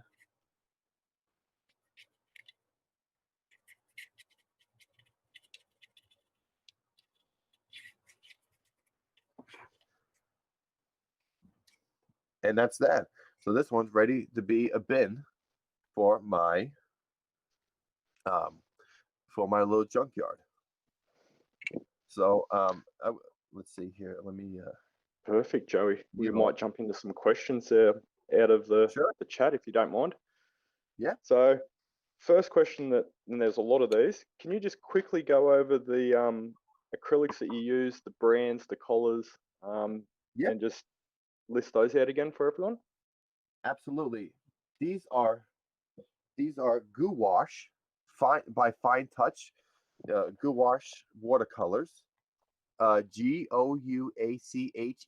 That's gouache. Fine Touch is a brand, one of the cheaper brands that I get at Hobby Lobby. It's like $7.99 to like $10 for the whole pack. There are other gouache paints that are more expensive. So if you're you're more experienced and you want to further your knowledge and make more finer rust and all different techniques for paints, then go more expensive. I have so much of this stuff left that I use this. Plus, since we're using stuff for beginners, I'm using the beginner's paint as shown here. Also, I use Daler Rowney. It's DALERROWNEY, and that's these acrylic paints. Same place, Hobby Lobby, $7.99 to $14 depending on the types you get. Also, Fine Touch also makes oils, and so I also use some oil paints with that too. I also use Anita's acrylics. This is flat brown, flat black from the last clinic. These I blend these together to make the wheel sets for train wheels. So for instance, that color is shown right here. Just the brown and black mixed together gives that color of the trucks and the wheels, and of course it adds some powders to it. So those are the main materials I use when doing these the painting for the rust. Okay. Another question out of the chat. Pat asked, how much do you rely on prototype photos for your rust effects as reference? I do a lot, and from experience of just driving where I live, there's so many old barns and sheds, and even going trackside, I take pictures of barn sheds, rails, and I look at how rust is created, and you can see what's old, what's new, and just by knowing the difference of newer rust and older rust, you can really tell how the effects and how the way the rust accumulates on the material. And so I just rely on a lot of the prototypes, and from looking at it, I can go into a model and just work with it, compared to like the CSX engine where it is completely from the client that I have. You know, he gave me everything that I needed to know he wanted to look like, and like it's not even done yet. This is just the base colors for these for the rust streaks and everything. You know, so I try to do it the best I can to create this, so that way it looks just like the model itself. Okay. Another question was, what's your thoughts on using an airbrush for the rust effects? I haven't. I still am in training for an airbrush. I actually had one of my airbrush break about a couple months ago, so I've been really learning how to use just regular paints. So I'm not really familiar with using the airbrush. Doesn't mean I won't. I'm in the process of ordering a new one, and I'm actually really looking forward to really learning how to use an airbrush for weathering. And I think it's a fantastic tool, and I feel that I'll probably use the same techniques with how rust will be made, how is rust created rather, and with using an airbrush. Okay. James has also asked in the chat why that brand of paint rather than just a plain acrylic. So I'm assuming instead of a $2 shop acrylic.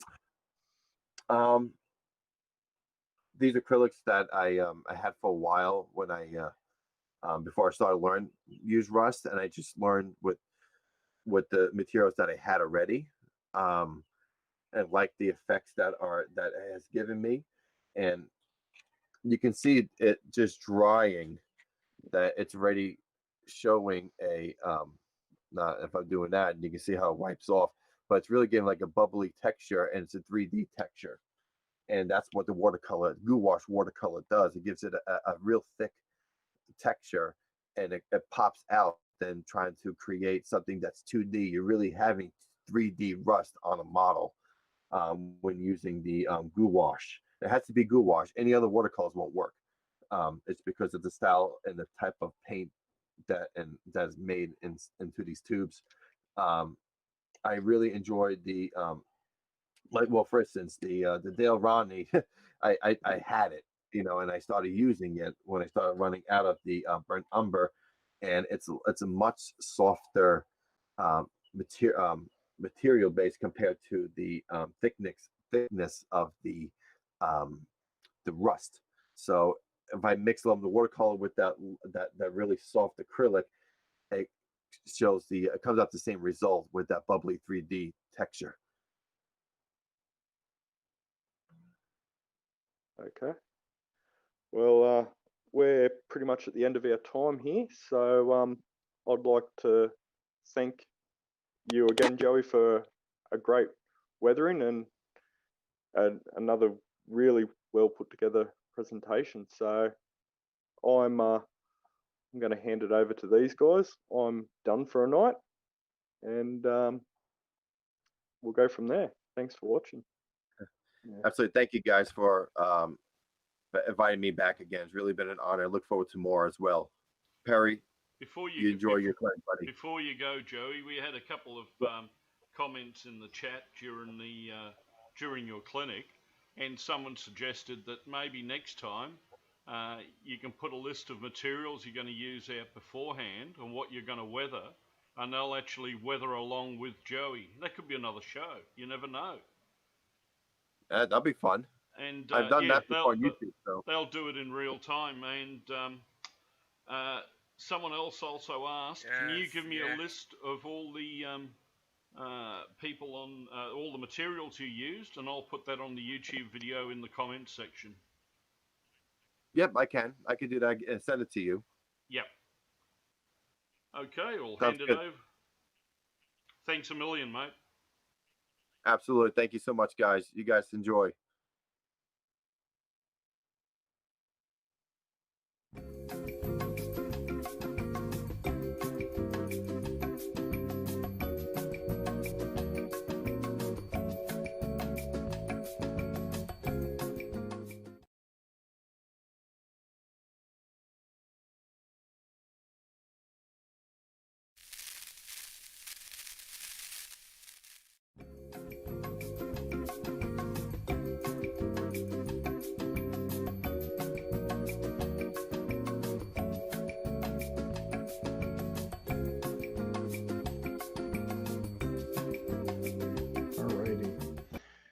I guess the only way I can start is by sharing my unhappiness with the way signs were being done in the past.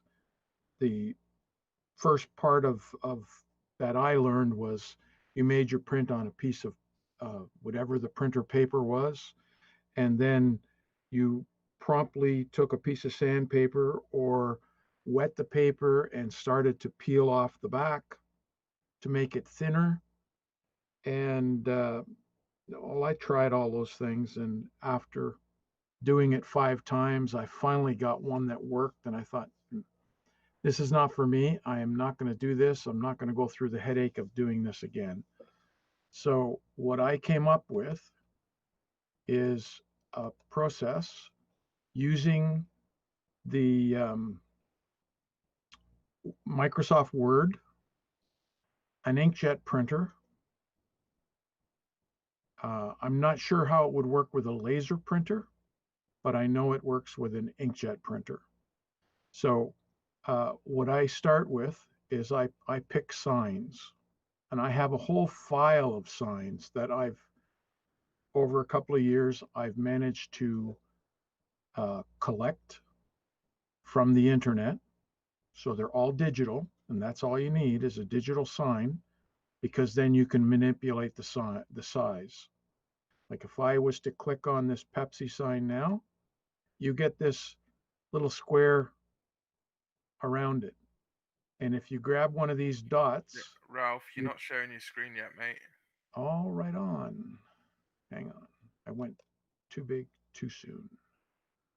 There we go. All right. How's that? Is that sharing? You're good, yeah, carry on. Okay. So I click on the Pepsi sign, which the sign that I was looking for, the one that drove me, was a sign that I saw on the side of a covered bridge on George Celios's layout, and it was Coca-Cola. And I thought, I have to do that. I want to be able to do that. So I couldn't actually find the Coca-Cola that I wanted, but I found Pepsi, and it goes back to the early days of Pepsi. But when you click on any one of these, you get that little window. This is in Microsoft Word, and it doesn't matter what version you have. At some point, all of these pointers that I'm giving you are in Microsoft Word. So by clicking on these, you can actually, any one of these, you can make it bigger. And going through this, so here's the tools you're going to need. Color inkjet or a color laser printer. I'm saying that because the only reason I'm not sure of it is when you work with the inkjet printer and you print this stuff out, you print it out at draft mode. And I'm not sure if a laser printer has that. What that does is it reduces the amount of color that goes into the print. So then you need a hobby knife with a new blade, a straight edge for cutting, and I usually use a steel ruler that has the cork backing, and the cork backing stops the paper from moving around on you. You don't have to press so hard. 3M mending tape, the one that it's frosted and it comes in a green plaid on it, on the packaging. A tape measure or a ruler, regular printer paper, and what I use is I think it's 20-pound paper, and white glue. And when I say white glue, it can be carpenter, not the yellow carpenter glue, but the white stuff. Do not use school grade glue because that'll break down on you in this method. Matte media. Either one is a 50-50 mix of glue and water. And a lint-free cloth or an old t-shirt. And an airbrush. And I know a lot of people don't have an airbrush, but since the printer does not print white, unless you want to go out and spend $12, $1,200 to $1,500 on a printer that's going to print white for you, then you're going to need some way to put white as a backing. So when this process is done, you have a white, like the letters or on the this stripe, this white stripe in the Pepsi. If you don't have the white on the background on the wall when you do it, you're going to see brick. You're not going to see any white at all. So what you do is you find out on your wall, take any kind of wall, this just happens to be a plastic one, and you figure out where you want your sign to go. Now, I've marked it. You don't have to mark it like that, but I've marked it there so for this photograph picture, or for the purposes of explaining it. I also did a triangle of white on this so that you could see the difference. And when the paper that I used for this, it didn't show the difference, but it did for the Pepsi. And I'll explain to you why that works. So you have to measure it out. You measure out the width of the sign you're going to put up. Once you've got the width, the length is going to be self-determining. It doesn't really matter, but 3 1/4. And I moved down and I marked that on just make notes. You don't have to mark it on the wall, but make notes as you go along. So here's the signs. Now,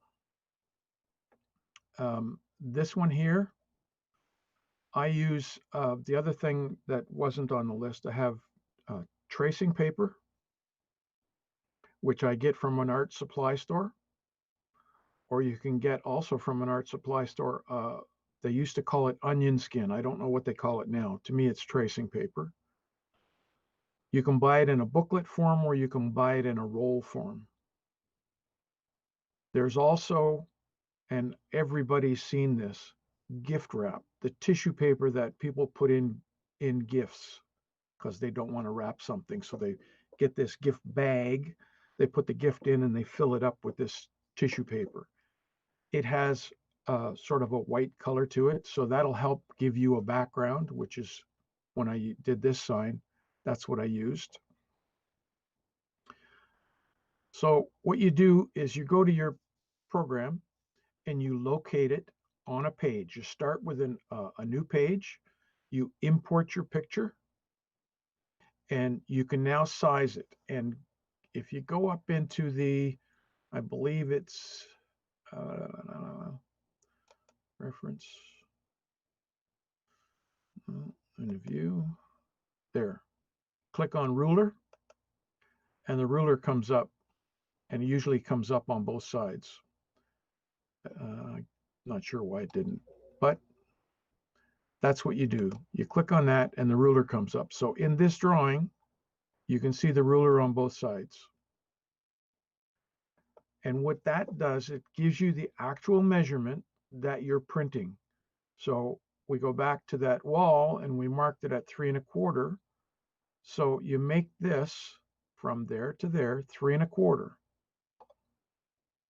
And you're going to because the measurement starts at one side, you're going to have to figure out what it is from the, subtract whatever is at the beginning and add it to the end. So it's actually 3 1/4 inches wide. And when you make it larger, automatically Windows will keep the aspect ratio. So the height will stay the same in relation to the width that it was when it was originally taken. Unless you change and uncheck the aspect ratio, then if you uncheck it, you'll only make it wider or make it taller. But leaving the aspect ratio intact, you do both at the same time. Let me see here. Okay. So there we are. In this case, in this sign, it was 2 1/2. So the sign itself is 2 1/2. And I go up there and I figure out what that is, 2 1/2 inches. I make sure that I'm about 2 to 3 inches down from the edge of the page. And I mark that size on the paper or on my page on the computer. And then I enlarge my size by, because what I'm going to do is I'm going to cut it out after it prints. So I send this through the printer. And I can send it through at full print. I can send it through at black and white. I can send it through at draft mode, like I mentioned. It doesn't matter as long as you print it the first time. But before you print it, go to your printer and put a pencil mark on either your page is sort of sticking out of the printer. Put a pencil mark on one of the corners, the left side, the right side, wherever, and then print it. Make note of where that little pencil mark was because you have to feed the paper back through again and you want it to print in exactly the same spot.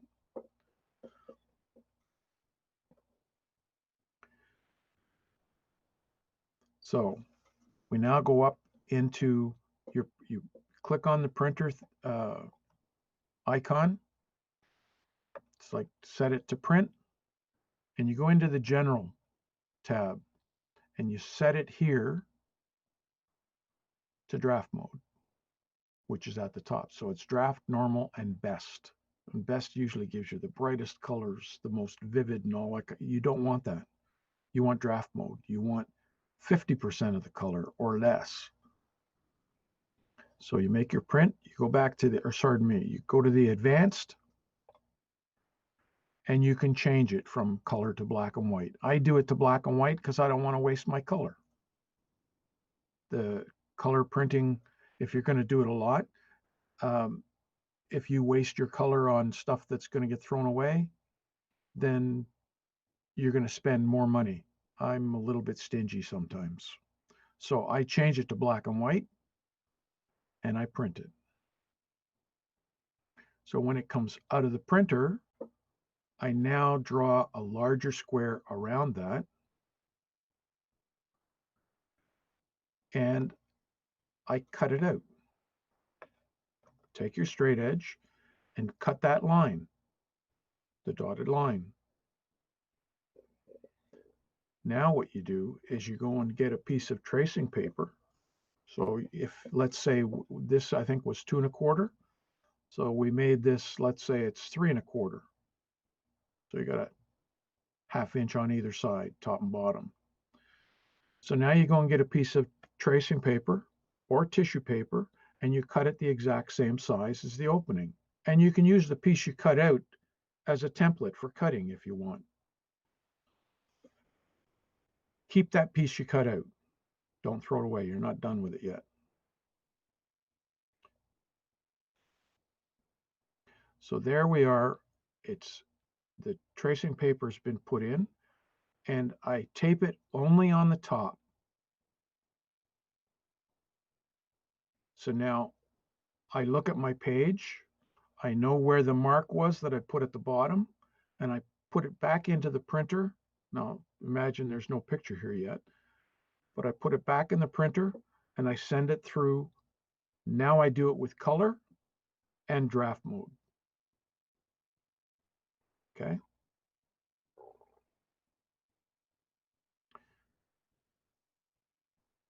So now I have it's printed on the page, on the tissue paper. I can take the piece that I cut out that had the picture on it, and this is how I got that triangle to do the white background. If you wanted to do the whole thing, you just cut out the whole poster and leave that whole opening and just place it over the top and lightly sprays through. You don't want a heavy white because you want this to be a faded sign. And this, the amount of white you put on is going to come with a little bit of practice. You'll once you start doing it, you'll know how much shows through certain paper. So it takes a little bit of practice. Once you get it down, there's no stopping you. So I use this now as a template to put that on the wall. So there's the tracing paper book that I use. Here's the white glue that I use. I use Weld Bond. Not everybody can get Weld Bond. And I use dull coat. If you don't have an airbrush, I'm not sure how to explain it to you. I guess maybe what you could do is take a white pencil crayon and shade the area with the white crayon in the back, and just lightly, or even chalk, I think would work. But if you have an airbrush, I mix 50-50 dull coat and thinner, and I spray the covering of the inkjet print, because once you wet it, it'll smear if you're not careful. So by putting dull coat on it, it seals the surface. The ink's not going to go anywhere. You're good to go. LePage's glue. What are the other ones? You could even use canopy glue if you had it. They're all a PVA type glue, and that's what works. And what happens is these white glues, they will dry clear, so you're not going to see the glue. So instead of having a paper sign that you peeled off the back, or even just a paper sign that you glued on, now you have a sign that sits flush on the wall. There's no edge that you see. And if you were to take a scale ruler, if you could, and measure the thickness of that paper, you probably find that it would be about 1 inch to 2 inches thick. Well, there's no signs like that in real life. So I want it to look as close to real as possible. So by using the white glue or the matte media, you spread it out on the wall, put your sign down on top of it, and you start from the center and you push it out towards the edges, and you just keep pushing and you can actually push the paper, because it's so thin, you can push it into the grooves of the brick. And when you've got that all done and it's dry, and I usually let it dry for at least 3 or 4 hours before I do anything else to it. But when you come back at it, there's the other one of the other signs. Once that was done, I took a piece of, I think it was 600 or 800 grit emery paper, and just went over the top, the highlights. Now that line that goes across through the middle of that windmill, that's actually a high line that's in the brick, in the plastic, the way it was cast or injected, whatever you want to call it. But what ends up happening in this case is you end up taking off the high points, which are the top of the bricks, and you leave, like you can see on the right hand side over the ale where the blue is, you can see the bricks are a whitish color.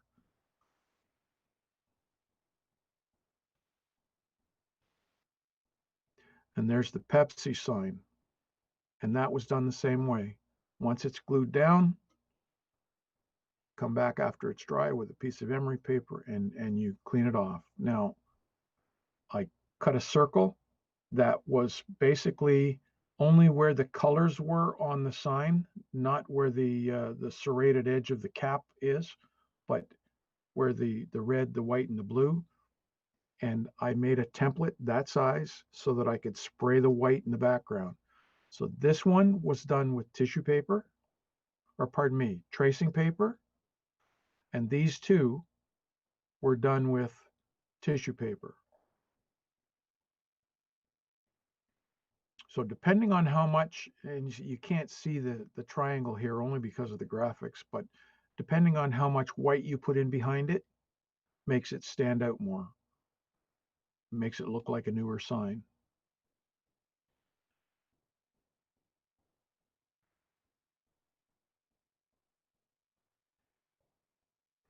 And you can see there's a blank of the Pepsi before I put it on. It looks white only because the paper itself is not transparent, it's translucent. Tissue paper is less translucent, but it still is. And that's my signs. So I have some other photographs, and what I've done is I've done a lot of searching of the internet. Wrong one. For signs, I have a whole catalog of signs. Come on. There we go. So I have a whole catalog of signs. I have 7-Up, beer signs, Bell signs, like Bell Telephone, bootleg Mabels, carpets, Coke, movie posters are a big thing, pinups, pop machines. So once you get one of these signs, you can manipulate it in Microsoft Word, make it as big or as small as you want. Like there's a good one there. If you have a neighborhood pub you want to put on the side of the wall. Coffee signs, cigar signs. Oh, who remembers Red Ryder BB guns and Tetley tea? These are some of the orchestra or music signs. Restaurants. There's the Dutchman's Ale. So you can see how vibrant that is compared to the way it ended up on the wall. There's a whole slew of them, and I've collected these signs probably over the last 5 years. There's sites that have tons of them, and there are companies that actually sell you signs on that look like this, a whole bunch of signs in one.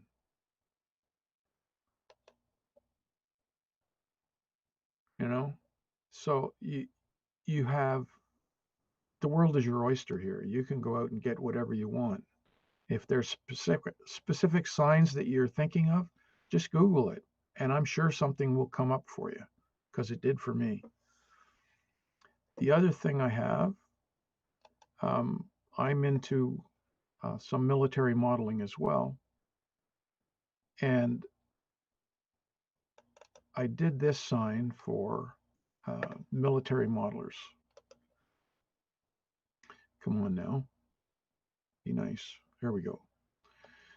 So this is 1/35th scale. I just did a demo display for it. This particular sign on the left is made out of wood. The one on the right is made out of styrene plastic. And again, it's draft mode on the sign itself. You glue it on to the wood or plastic. And in this case, I took into consideration the sign was made out of 4x8 sheets. So it had seams in it, or whatever material they use. There was seams in it, and to me it looks better with those lines in it, because that would have broken through. And there's the back of them. So this is the wooden one, and this is the plastic one.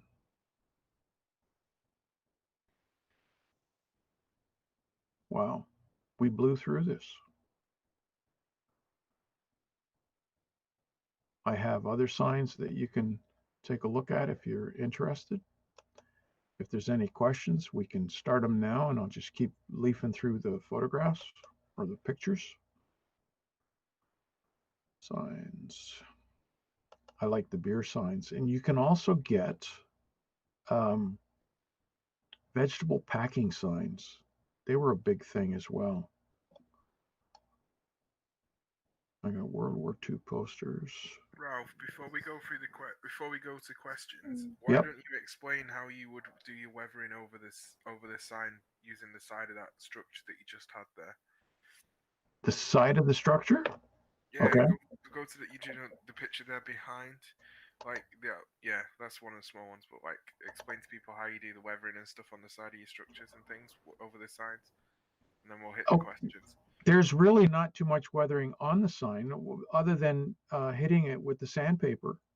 I mean, if you want to use some powders to, if there's something above this, let's say, um, some metal framing, or you have an eaves trough that is leaking, or something coming down from a window above, and you have the streaking lines, you can streak it right down over the sign itself.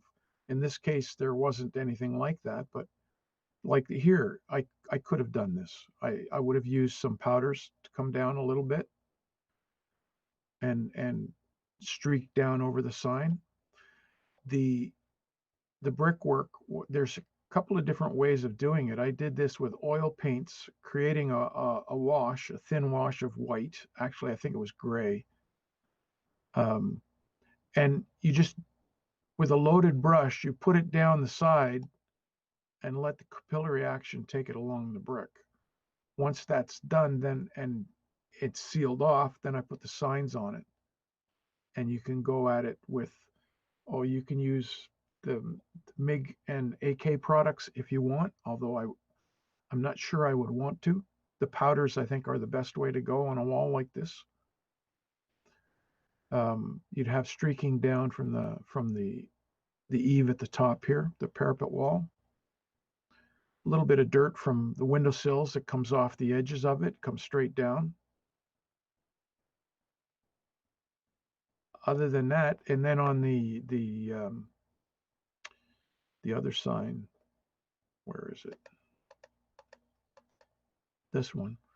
This one I used some of, I just watered down some acrylic paint. And once I coated this with dull coat when I was finished, because I didn't want the paint to soak in. Coat it with dull coat, and just with some acrylic paint thinned right down to almost water, then you streak it down, and it leaves just a hint of dirt and grime coming down. You can see it in here. Blow this up. You can see the grime that's coming down from here. There's a little bit more coming down from this edge. Same over here. It's dirtier here than it is in this area. The same coming down here. It's all up to your imagination. If you don't like weathering, then once you got the sign up and you have it coated and you're happy with that, I understand people don't like doing weathering, but I also think that if you want a complete railroad, you weather everything. You seem to do, when I got started in weathering, it used to really bother me that I'd look at the magazine and you'd see the buildings were beautifully done and they had this old patina on them of some sort of weathering. Didn't matter whether it was a lot or just a little. And then there was this toy-like train going through the picture. And this was on the front cover of a lot of the magazines that I grew up with. I'm not going to mention names, but that's what started me into the weathering. And I've been doing it now, 10, 12 years. So nothing looks the same to me anymore. I even have my wife trained. We go for a drive or whatever, and if we happen to go under a bridge and there's a train crossing, she's pointing out the rusty cars to me. I'm driving, but she's pointing them out. Used to be she pointed out the good-looking girls. Now it's rusty rail cars. Shows you how far we've gone. Anyway, so that's my take on this. When it comes to the signs and walls and stuff like that, unless it's in a really, really dirty area, just a little bit is enough. What's the old saying? Less is more. If you put too much on, you're going to hide the detail that's in the sign, and the same in the wall. Although some weathering can enhance the wall. So that's my take on this. So what do you think, bud? All right. We do have a couple questions. One of which is it they lost they lost connection halfway through, and they were talking about. You said tissue paper and or tracing paper can be used. Yes, Which one do you prefer to get tracing paper. tracing paper? Now, if you don't have an airbrush, then tissue paper would probably be the better way to go because more white of the paper shows than the tracing paper. All right. The other ones we got is so you say using powders on this. Mhm. Would pan pastels be an acceptable powder to use, or would you say pan pastels is only for the wood kits? No, pan pastels are fine. All right. And most people that know me, I don't normally promote pan pastels, but we're talking structures now. We're not talking something that's going to be handled repeatedly. And a lot of times people will not seal the work that they do with pan pastels because they know it's going to disappear when they seal it or it's going to be reduced. But that's not going to happen on a building unless you're constantly handling it. Like a modular layout, you may take the buildings off so you can transport it.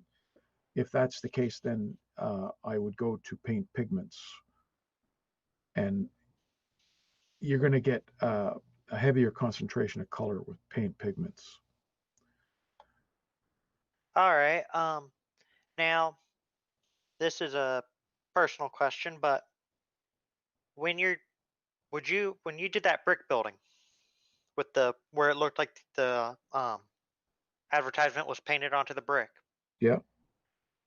would you say, and I don't know how to word it, but would you say to go basically how did you do get that nice even look where it really sticks in? Because I've tried that with the regular one of those sign decal sheets like you showed, and it really didn't get the good look like that like you had. That's because sometimes the decals are thicker than the tracing paper. And you really have to push to get it to go into the brick. All So right. that's why I say you start in the middle, push with your thumbs. Don't just go gently. You push really heavy and you want to squeeze that glue out to the edges. And you're going to need a damp cloth to clean it off when it comes out from the edges because you don't want it to build up. All right. I am perusing the Facebook feed. Um,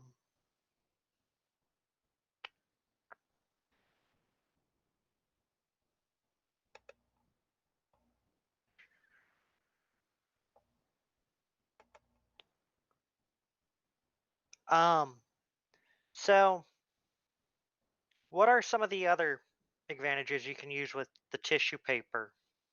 I know you said it's the thinness, but what about um?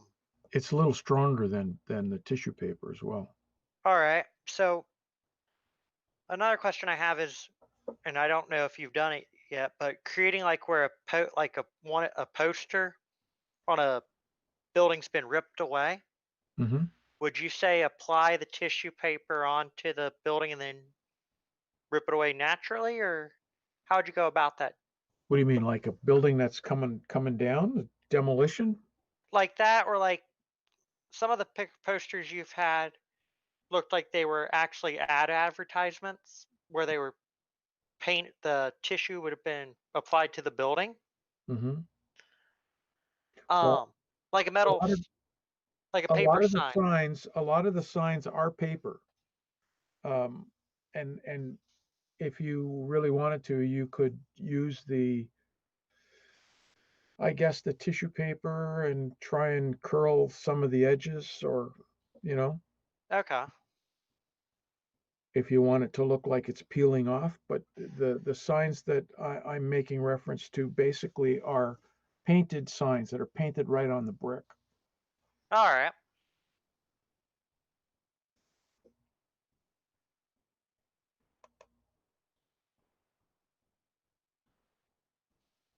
There's Gordy, do you, Do you There's have all- any questions? There's all kinds of signs that are available.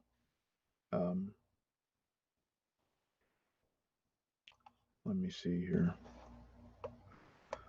We'll just go through some signs if you want. We can do that, All right. if that's okay. One of the people were asking is if the Facebook feed is that document you were showing, the folder of yours, was that an actual document that people could download, or if it was just stuff you found and created. Which folder are we talking about? The one With that had all- all with your all- wall signs? Like these signs here that I'm showing you now? Yeah. I downloaded these from the internet. Okay. I mean, there's a whole slew of them. This is all telephone, telegraph. You have some 5 cents for a public telephone. When was the last time you saw a payphone for 5 cents? Never. Yeah. Well, see, that's carpets. That's another thing. You can do this as well, because carpets and so on. If you do interiors in your building, you want a carpet. I don't even remember where I got these, but you could pick a carpet that you want to put in, let's say, the living room of the family home that you have on the layout. You could do the same thing. You use Microsoft Word, make it the size you want, do it in tissue paper, or do it in the regular whole bunch of different carpets and wooden floors as well. Okay. So I got clarification on the document people were talking about. Is that they were talking about the document that has the download and the instructions that you had at the beginning of your presentation. Is that available for download? I personally prefer not to share them because I don't know who's going to use them to do clinics on their own with them. I've done it before, and I've had one guy turn around and start do clinics and calling it his own. So I like to share.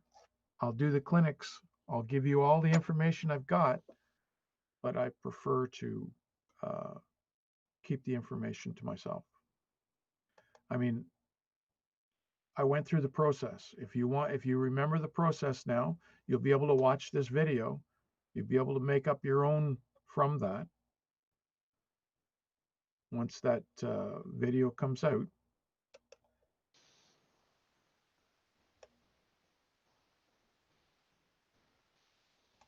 There's the Pepsi sign that I used.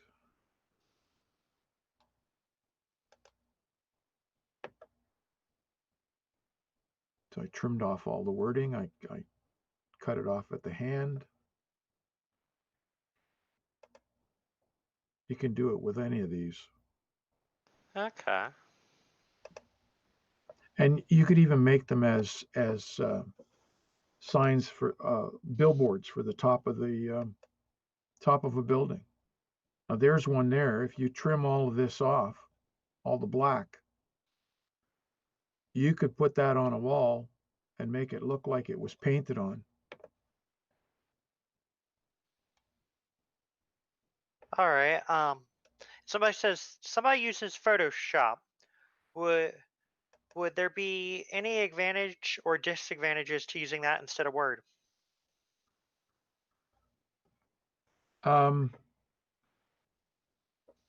Yeah, to me it's a disadvantage because you don't know exactly the size that you're printing unless you know how to manipulate that and get it the same every time. I know that when I do it in Word, I can get it exactly the size I want. I know exactly how it's going to come out, and I can feed it back through and do it again. I don't have to change things. And it's all from an image like this, a small image. I don't have to resize it to one thing and then save it in 3 or 4 or 5 different sizes that I want to use in different places. I can take the one image and resize it for the use that I want right now. And if I need it somewhere else, I can print it again and make it the size that I need there. So All right. that's why I save them all in small images like this. You know, there's a standard that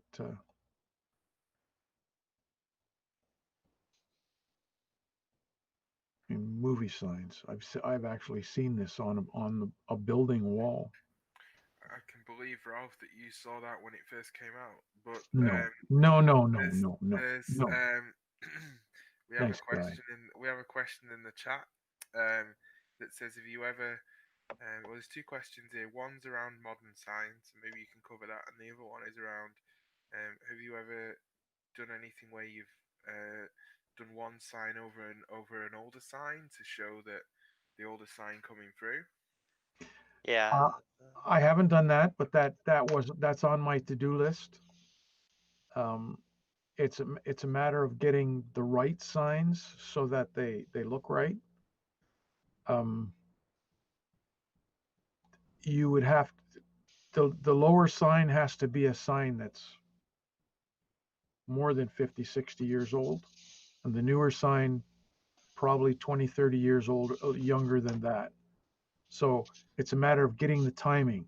If you can find the signs that match that, then that's what I'm looking at. I'm still looking for the right signs to do that. I have the building to do it on. Right now it's called my 40 Creek whiskey plant, but I can put a sign on the side of it and it can have all kinds of things. And on top of that, I can have my big bottle of whiskey. I just have to find the picture of it.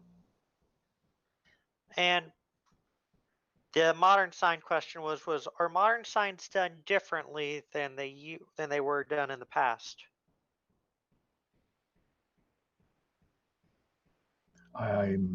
Most modern signs now are not painted on walls.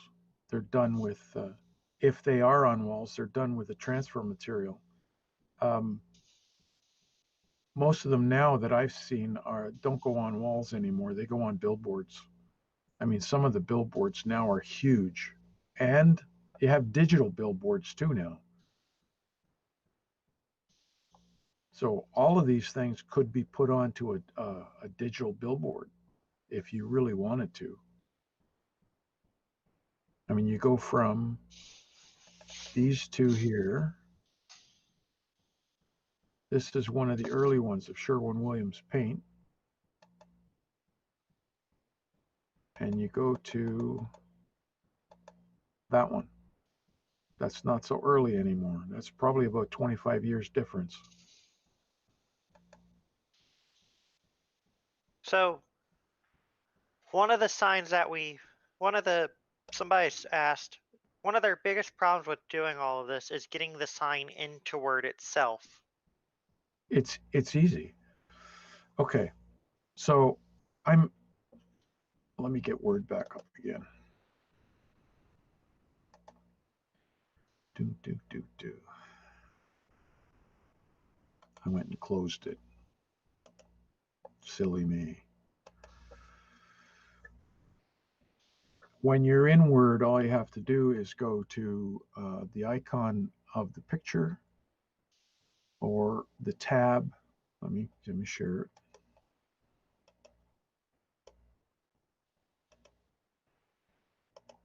Okay. So you go up here into the tab, it says Insert Picture. It'll take you to wherever your pictures are. And you pick one. Come on. Oh yeah. This is going to be my next thing, is graffiti on rail cars. So insert a picture. There it is. So I can put this on the side of a wall. I should be able to move this. So the square ones actually change the aspect ratio. the corner ones, make it bigger, smaller, and to move it over, so you just hit space. Just keep hitting the space. It goes to the center of the page. It doesn't have to be the center of the page. I put it there. When I put page layout, reference, mailings.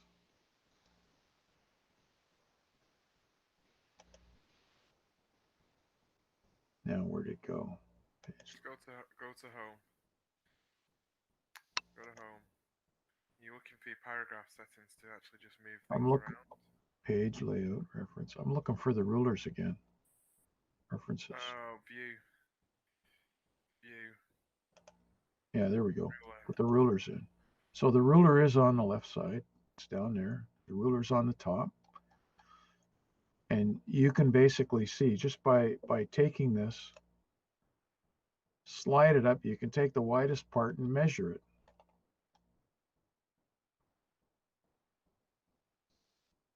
And I'm not sure, that looks like it's in centimeters. 1, 2, 3, 4, 5. Yeah, it's in centimeters. But that's basically what you do. When you click on the picture, anywhere in the picture, you bring up that circle again. I can, by taking this piece up here, I can turn it. Or I can straighten it out so he's not looking like he's crooked anymore. It's just how you use Microsoft Word. And all I did to move it over is I came over to the left-hand side and I clicked there, and you can see my flashing cursor down the bottom, and just hit the space bar and it moves it over. It's like I'm typing. You can leave it at.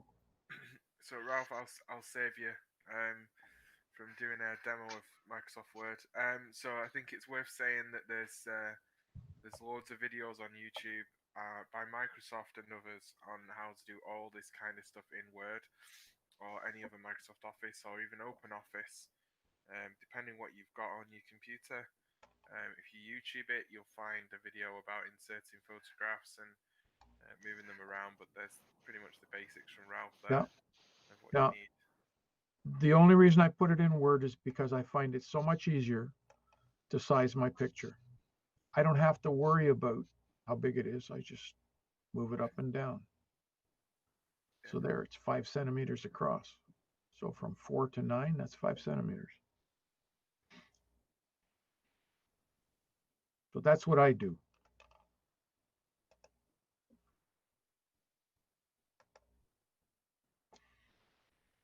Okay. All right. Cool. Well, I think that's all the questions done there for Ralph. Let me pop my camera back on. Very bad of me. Hopefully it's gonna restart. There we go. Okay. So oh, I just have to point this out while I'm on camera, Ralph. This is the I got this out. I did this for Kevin. Look at that. It's the ring. It's the Cato ring of shame for you, Kevin, because you promised me N scale and we didn't deliver. So next time, N scale, or I'll be shipping you the code of the Cato ring of shame, and you can wear it while you're doing your clinic. But anyway, well, we've got that out of the way. There's been lots of great suggestions today of clinics that people would like to see, and I know Ralph will come back and do us another clinic. So potentially, guys, put in the comments or message us. We might start a thread, I suppose, in the NMRA Facebook group on clinics that people would like to see. However, we can't imagineer these clinics. So if there's a clinic on a topic that we haven't done yet, if it's a weathering sort of thing, we've got loads of people for that. If it's something to do with paint, we have people for that. If it's building structures, as you can see, we definitely have people for that. Track, everything like that. LCC, I think we have a couple of people for that. But what I'm trying to get at here is if you yourself want to give a clinic, it's really easy to do. Really simple. We're very supportive. There's a whole team that will help get you set up. Make sure you've got the audio and the visual and all the bits and pieces that you need. If you want to come and do an NMRAX clinic and share what you do with everybody else, or share your layout or any aspect of the hobby with other people, then get in touch with us, and we'd love to add you to our growing pool of clinicians. There's over 70 people now agreed to provide clinics to NMRAX events and to regions and divisions around the world. So, and Ralph is just one of them. And my volume is apparently really low, so all I can do is shout. I'm really sorry if my audio is pretty low, but I'm unfortunately suffering from a really bad cough, and my voice is starting to go. So I will let Ralph go. We'll kick you all back into the waiting for the next person, and we'll get. I think it's the last clinic of today. I've lost track of the time, but I think it's Yep. the last clinic of the day, and we'll go down to Mexico and get Eduardo on. But thank you, Ralph. Thank you for doing us another clinic. We'll see you again in the future. Absolutely. Take care of yourself. Stay safe, guys. And thanks for having me on, Gordy. Oh, anytime.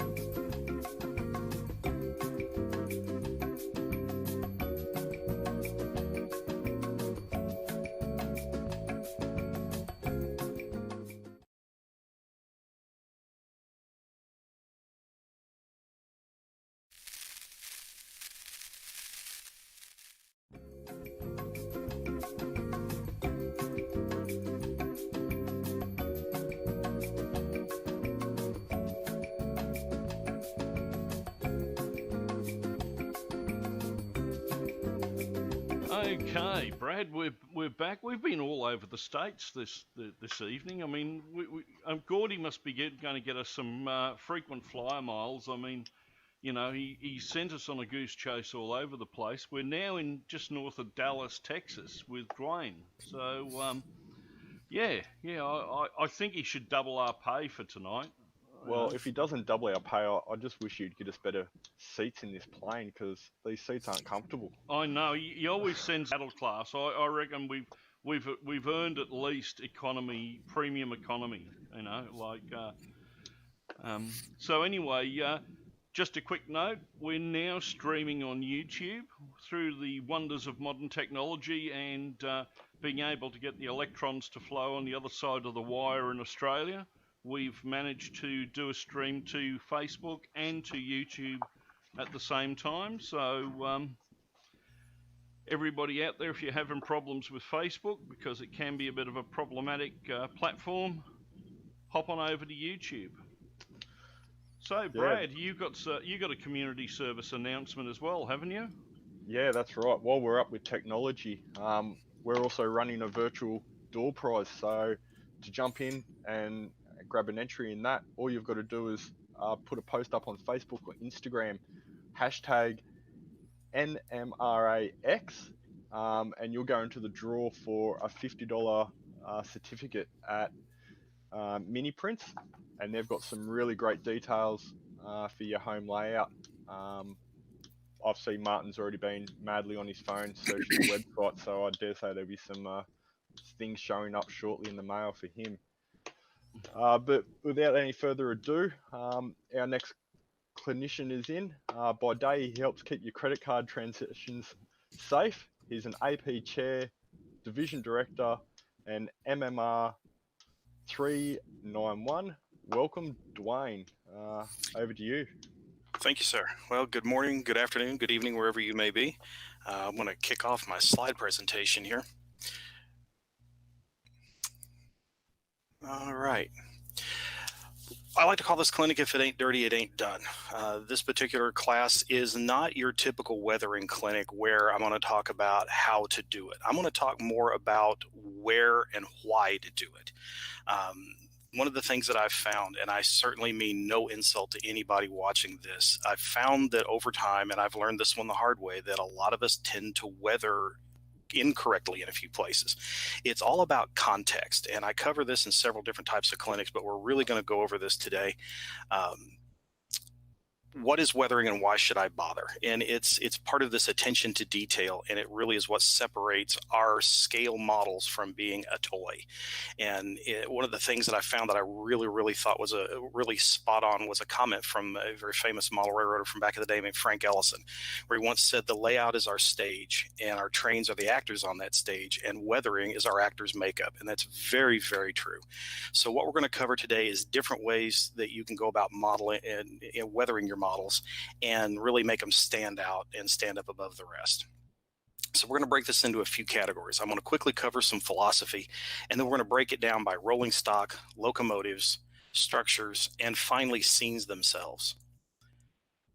So for philosophy, it's pretty straightforward. What should I weather? All of it. Everything from the fascia to the backdrop should have some semblance of weathering on it.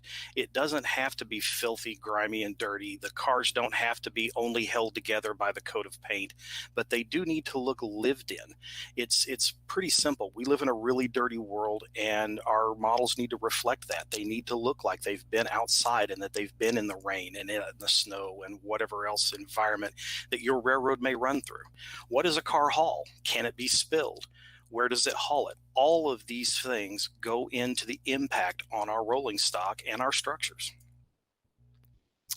All kinds of things coat to, cover, stick to, land on, and are spilled on our rolling stock. And all of this kind of boils into what I like to refer to as the 5 keys to good weathering. And you keep these 5 things in mind: grease, grime, dust, rust, and mud.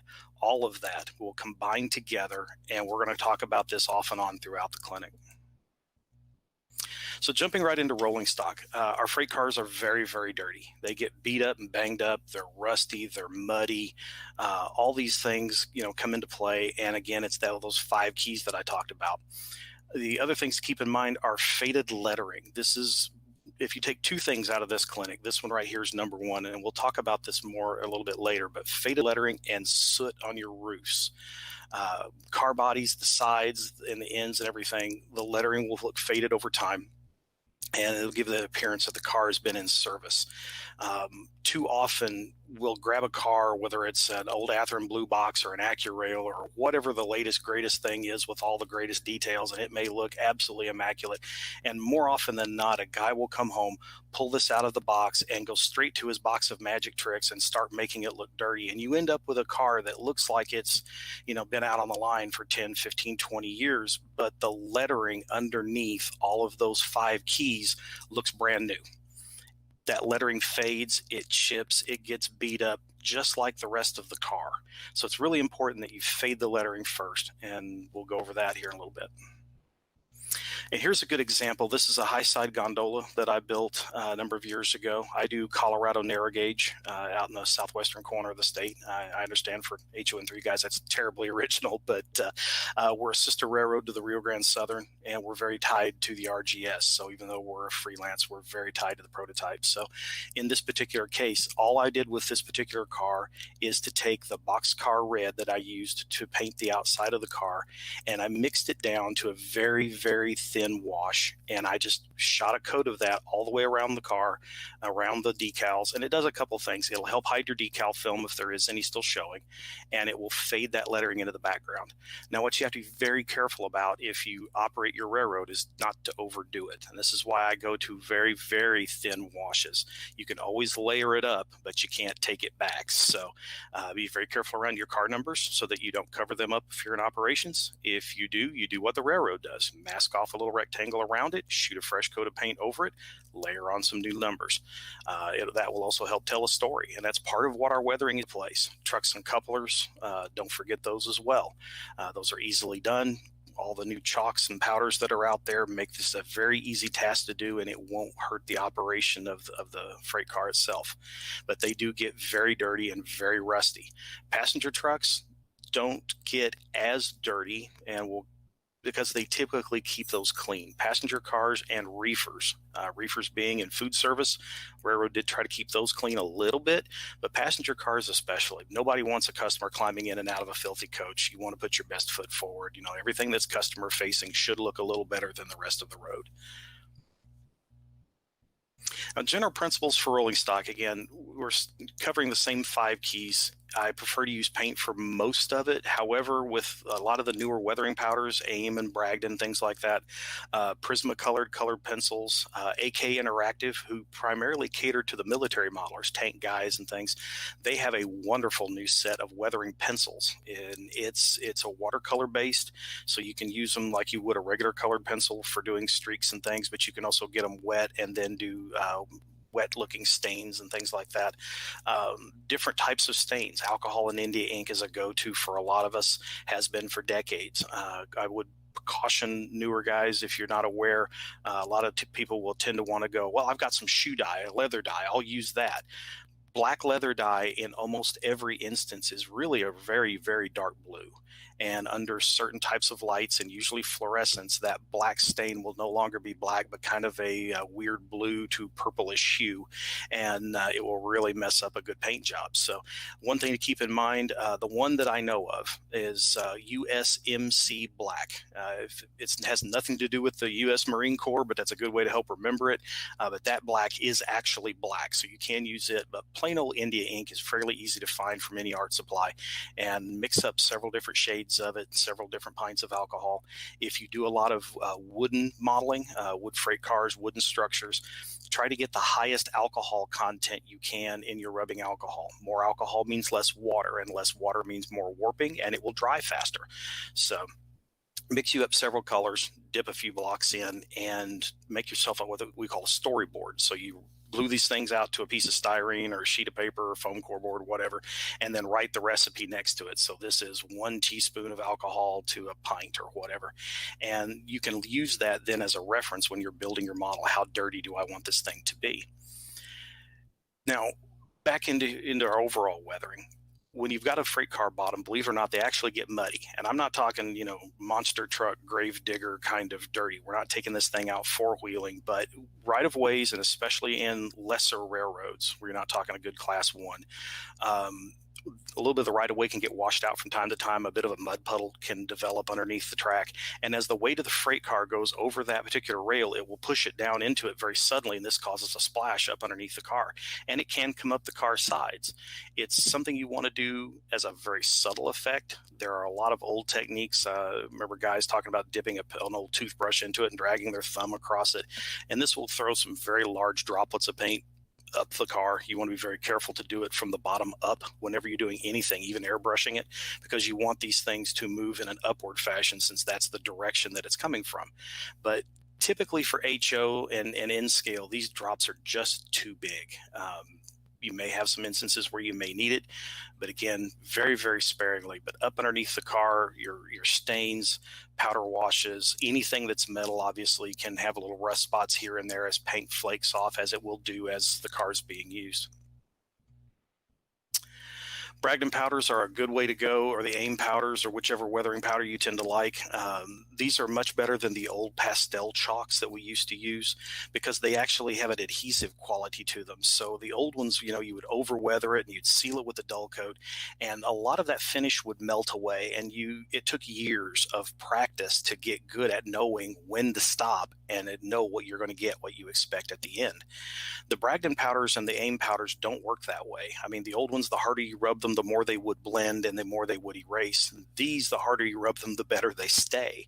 And you have to be very, very, use them very sparingly. But I use them around my trucks, on the wheel faces, all the brake gear, things like that. A little mist of grimy black here and there, just to help, kind of cover some of the shadows and things. All this stuff is tried to represent various parts and pieces of your weathering, obviously. And then I finish that off with a coat of dust. Now, with Flowcool going away, or having been gone away, there's other options for dust. And in some cases, if it's something I'm not touching. Now, rolling stock is a little different, because, you'll have the occasional derailment. You may be taking it to a club or to a friend's layout, but they get handled. So I typically like to do it on rolling stock with paint.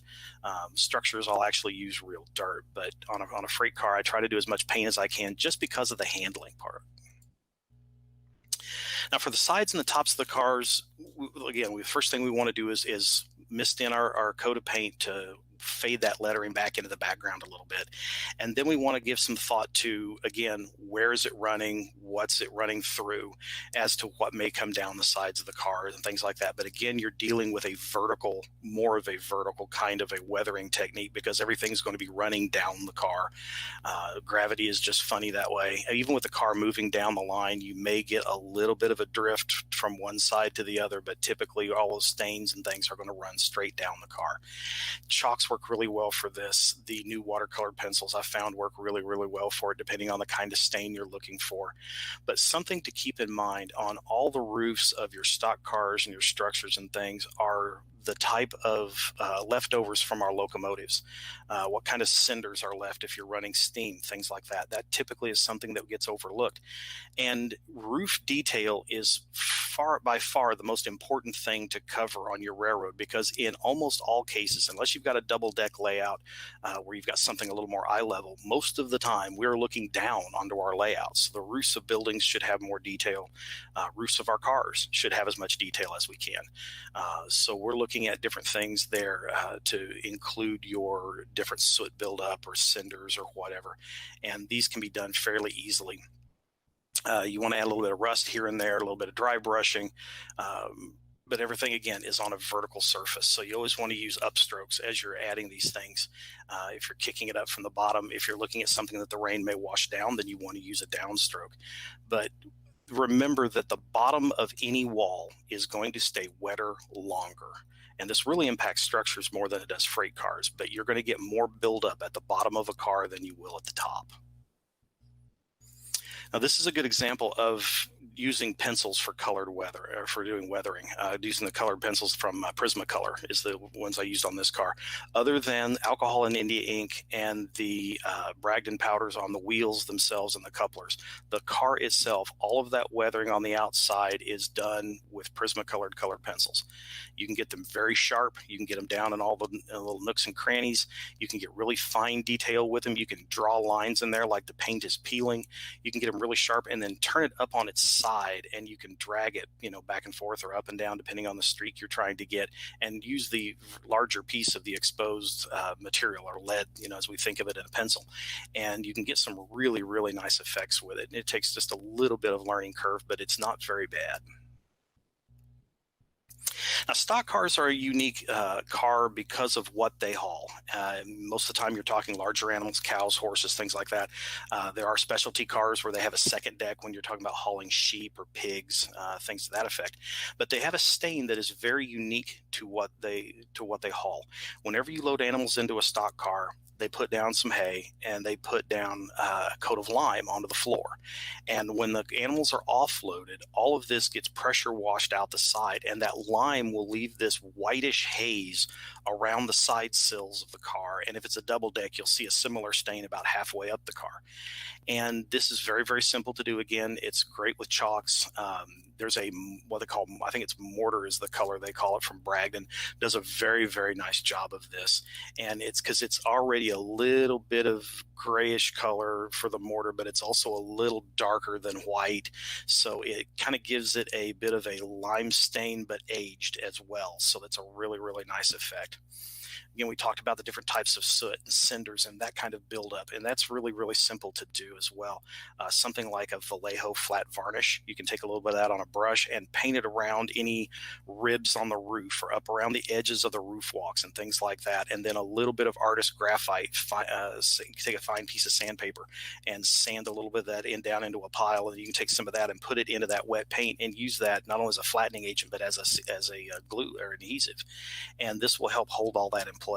And believe it or not, a freight car rolling down the rails, even though it's shaking back and forth and the wind's blowing across it, it actually will build up a fairly respectable amount of cinders up on a roof.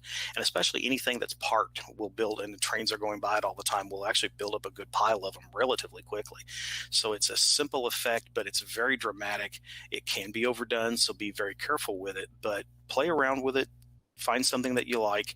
It is a really neat effect, and it's not done by many people, and it's something that'll help set your stuff apart. Talking about that stain here, this is a friend of mine's layout, and he's got an SN3 layout, and you can see this haze across the bottom of the car right here, and all of that was done with an airbrush. Mark had a friend of his named Steve Amatrano actually painted that with an airbrush, but it can be done with the chalks as well. But it's a really nice effect. It really makes them look lived in. Again, you see, probably seen in previous slides, harping on it a lot. Rust any of the metal parts, brake wheels, stovepipes, even on passenger cars, especially cabooses. You add a little bit of rust before the soot.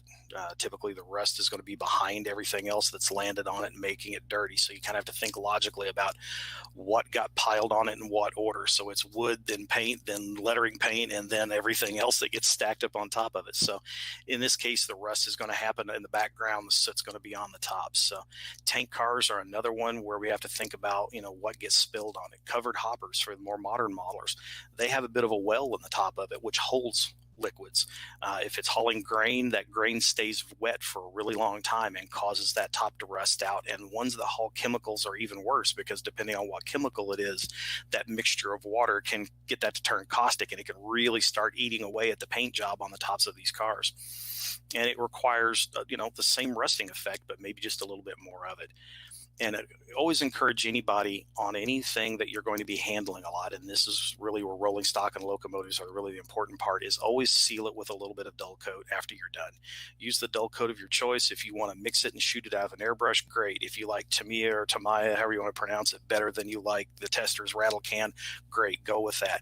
Any rattle can, though, I would suggest that you soak the can itself in some warm water for 5 to 10 minutes to help warm the paint up a little bit. And anything you shoot, whether it be a color coat or especially a clear coat for dulling out a finish, be very careful about shooting it in a very humid environment, because any moisture that paint traps between the paint surface that seals and the model will cause what they call blushing, where it will turn a bit of white. Shooting over alcohol and India ink, if it's still wet at all, can cause the same kind of effect. So you have to be a little careful, make sure everything is very, very dry, but you do want to seal it just to prevent everything from getting rubbed off over time. Now, see, this is a case of for the modern guys, and again, talking about the covered hoppers. Look at the rust on the top of this car and how these streaks run down, and they're even intervals, so that's got to be a seam. You've got another seam across here where the angle changes. That is super easy to do. You can mask it off and airbrush it if you really wanted to get that technical with it. But again, those colored pencils are great for effects like this. You've also got graffiti to worry about. Now, being a narrow gauge guy and modeling back in the 50s, I don't have as much of this to worry about as the modern guys do. But there are a lot of good artwork decals out there that you can get with some of the newer printers, like the one Micromark has been selling that will allow you to print in white. You can go out to the internet, find different pieces of artwork, manipulate that around however you want to, and actually use real art, graffiti artists' work, and put those onto your cars as decals.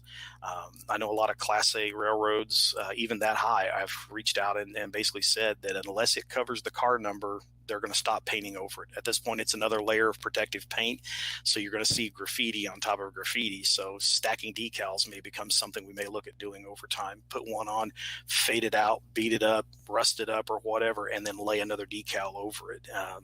Again, it's look at the prototype, spend some time looking at your favorite browser and looking through pictures of what's out there and giving you some ideas.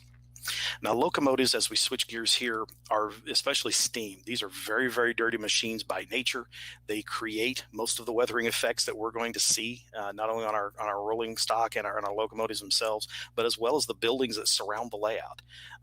In the very early days, back in the 1800s, early 1900s, a crew was assigned to a particular engine, and that's when you saw the engines and they had pinstripes and all this pretty shiny brass, and it became a point of pride that mine is cleaner than yours is. And crews would kind of challenge themselves back and forth between each other to make sure that mine runs better and it runs cleaner and all this. And when the railroads figured out it was better to have whatever crew was available, take whatever engine was available, that went out the window. Keeping a locomotive clean, there just wasn't any point in it anymore. So over time, they just got dirtier and dirtier and dirtier. Now, I will make a quick caveat to this again, like I mentioned before. If it's meant to haul passengers, they would typically try to keep it clean. And they may even be painted differently than a freight engine will, depending on your railroad. So something else to keep in mind. Now, what fuel your engines burn will also impact the weathering. Oil burning locomotives won't leave cinders on car roofs, for example. Wood burners will leave a different type of effect on the roof than coal burning will. So it's all about knowing what you're working with. The soot ends up everywhere. Coal or wood fired roofs of buildings where it's right next to the railroad will have piles of these cinders on top of them. Cars that are parked next to the right of way will, because again, it's Newton's law. What goes up must come down. So sides of the smoke box, everything of these on locomotives runs down those boiler jackets down either side, and it creates a bit of a streaky, powdery looking finish when it's all said and done. Oil burners will tend to have a bit of an oily color to that, a little bit of brown, a little bit of black kind of coloring, and all of this streaks down the sides. This is a shot, and I'm hope this shows up well on the screen here. This is one of my very favorite locomotives, and hopefully maybe later this year she'll be under steam again. And I bring this one up as a demonstration. Along here, and I hope you can see my mouse, this is an extra air tank along the back and an air line that runs down forward and then over here to the air pump. This is a great demarcation line when you're weathering. And the reason for this is two things. The lettering used on the side of the locomotive over time will oxidize.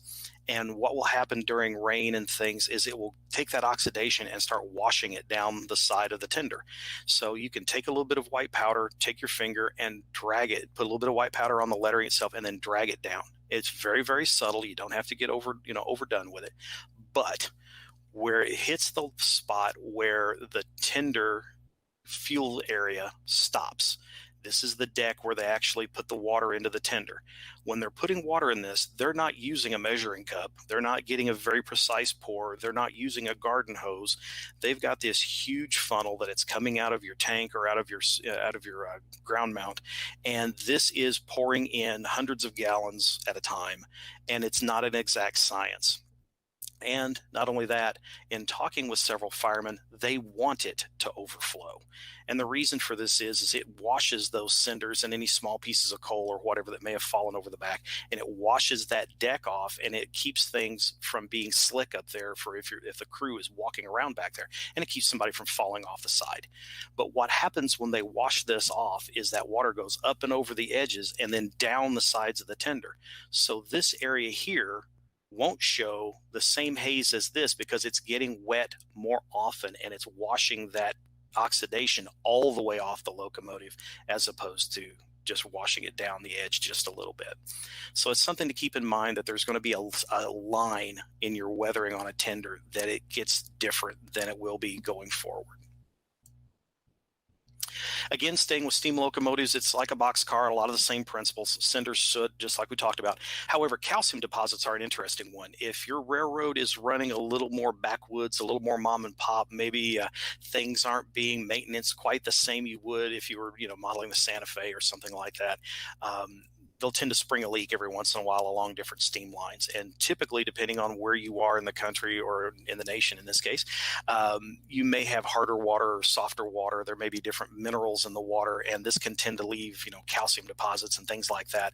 And these are really easy to do too. You can take a little bit of distilled water on a paintbrush and just touch it along the line where you want this leak to have appeared. Take you a little bit of off-white paint and get just the tip of it into the brush, and then drop that into that water and let the capillary action and gravity drag that down.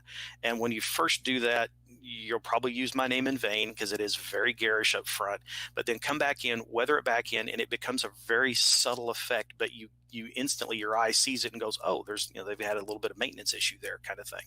It's a neat little effect, and you don't need to do it everywhere. I mean, one, maybe two locomotives on the entire layout and in one spot on those locomotives. If you see it everywhere, you're telling the same story all the time. If you do it once, that locomotive and that locomotive alone needs to get into the shop at some point. So it gets back into that storytelling. I talk a lot in my clinics about, a lot of what we do is smoke and mirrors. If you overdo it, the eye gets used to it, and then it becomes less of an interesting detail. So one locomotive. Again, everything on it, water washes everything down. And I know I'm saying this a lot, but it's very, very important because you'll see a lot of guys will go in there and start doing a lot of side-to-side motions when they start weathering things down, and it just leaves the wrong effect. Again, faded lettering, always with the faded lettering. it's a very important thing, and it so often gets overlooked. Lots and lots of dry brushing, and I'm sure most of you are familiar with this, but for the newer modelers online today, you're going to take your paintbrush, you're going to get it just the tips of it into the paint. You're going to wipe most of that off on a paper towel or on the edge of your palette or whatever. And the whole idea is you want that paintbrush to be almost dry. And this is for streaking kind of effects. So again, very up and down kind of motions, and it will help you with certain types of effects. So you have to kind of play around with it and see, do I like it with a chalk? Do I like it with a paintbrush? Do I like it with an airbrush? Try all of them until I'm trying to get this kind of effect. Try all three of them until you find the one you like the best. Even some stains. Hunterline makes a great, wonderful line of stains in all sorts of different colors, and those can help you out in all sorts of different applications for making any kind of wet looking stain, help it run all over. Now, diesel locomotives are going to be different, mainly because of what they haul, or the fuel they're using, I'm sorry. It's a little different effect because you don't have the cinders. You don't have that washback of that kind of thing, but you will have an oily petrol kind of effect. And one of the things I found with that is it's best to get that out of an airbrush. Typically, I like to put my paint in a little on the thick side, sometimes even straight, crank up the air pressure on the brush a little bit, and then shoot it from a bit of a distance so that the paint is almost dry when it lands on the model. It creates a much different effect. It gives it a little more of a hazy look, a more scattered look. There's a lot of different ways to get that. I know military guys tend to like to take a little bit of foam, like a sponge, and pull that out at really regular little chunks. And using almost a dry brush effect like that can get a similar kind of effect.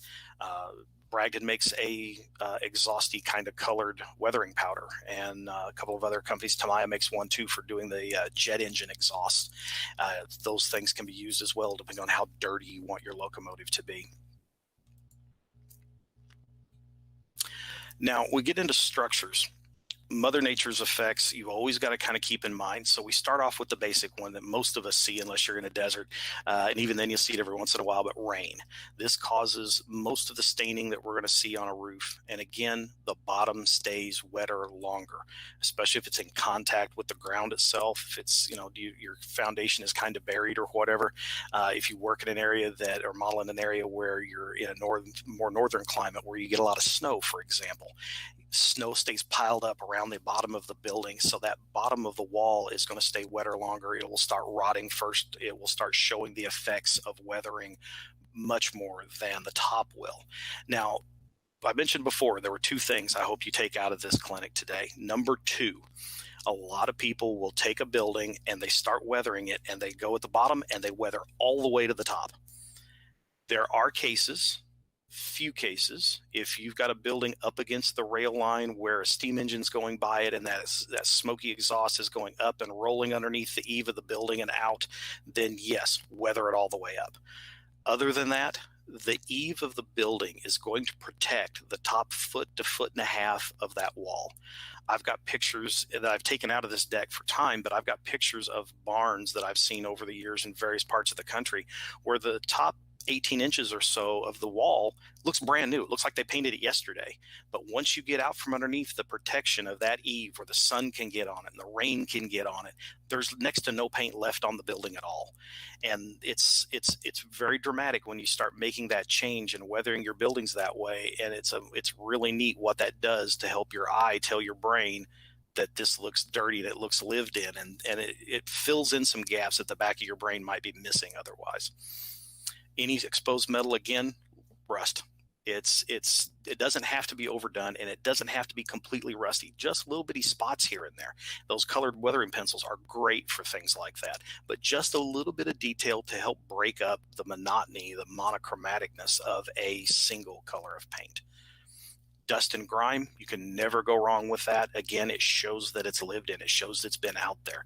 A little bit over the entire structure, but the bottom of the wall again, if you live in a house where you have neighbors fairly close, and especially if you live close enough that the sun can't get in it and you've got dirt in between your houses, if you go out and you look at in the side yard, look at the walls on your house, chances are maybe as high as 2.5 feet, but typically a little bit lower than that, there'll be a little bit of a haze that's the same color as the dirt in your side yard. And what that is the rain hitting that dirt and splattering it up onto the side of the house. And this is easily done with an airbrush. It's easily done with any dust colored powders. Pan pastels are another biggie that have come onto our hobby in the last few years, and these are really, really nice for doing large surfaces. So dusting like this would be a great application for pan pastels. Black stains, things like that. Again, alcohol and India ink. I really like that combination. It sinks into all the nooks and crannies. It creates the shadows. It creates depth. And it needs to be on everything. I mean, like, again, from fascia to backdrop. Our people typically are too clean. Our automobiles are way too clean. Cars running down the road typically look cleaner than things that are sitting in a car lot. They really could be dirtied up, and it's a fairly simple task to do. Again, the soot stains on buildings that we talked about, all of these things really add a lot of extra detail. What kind of structure is it? Is it a manufacturing plant? What are they loading and unloading out of our rolling stock? A railroad doesn't very carefully pick something up off a flat car, lift it up in the air so that it's clear of everything, very carefully rotate it, and very daintily sit it down on a loading dock.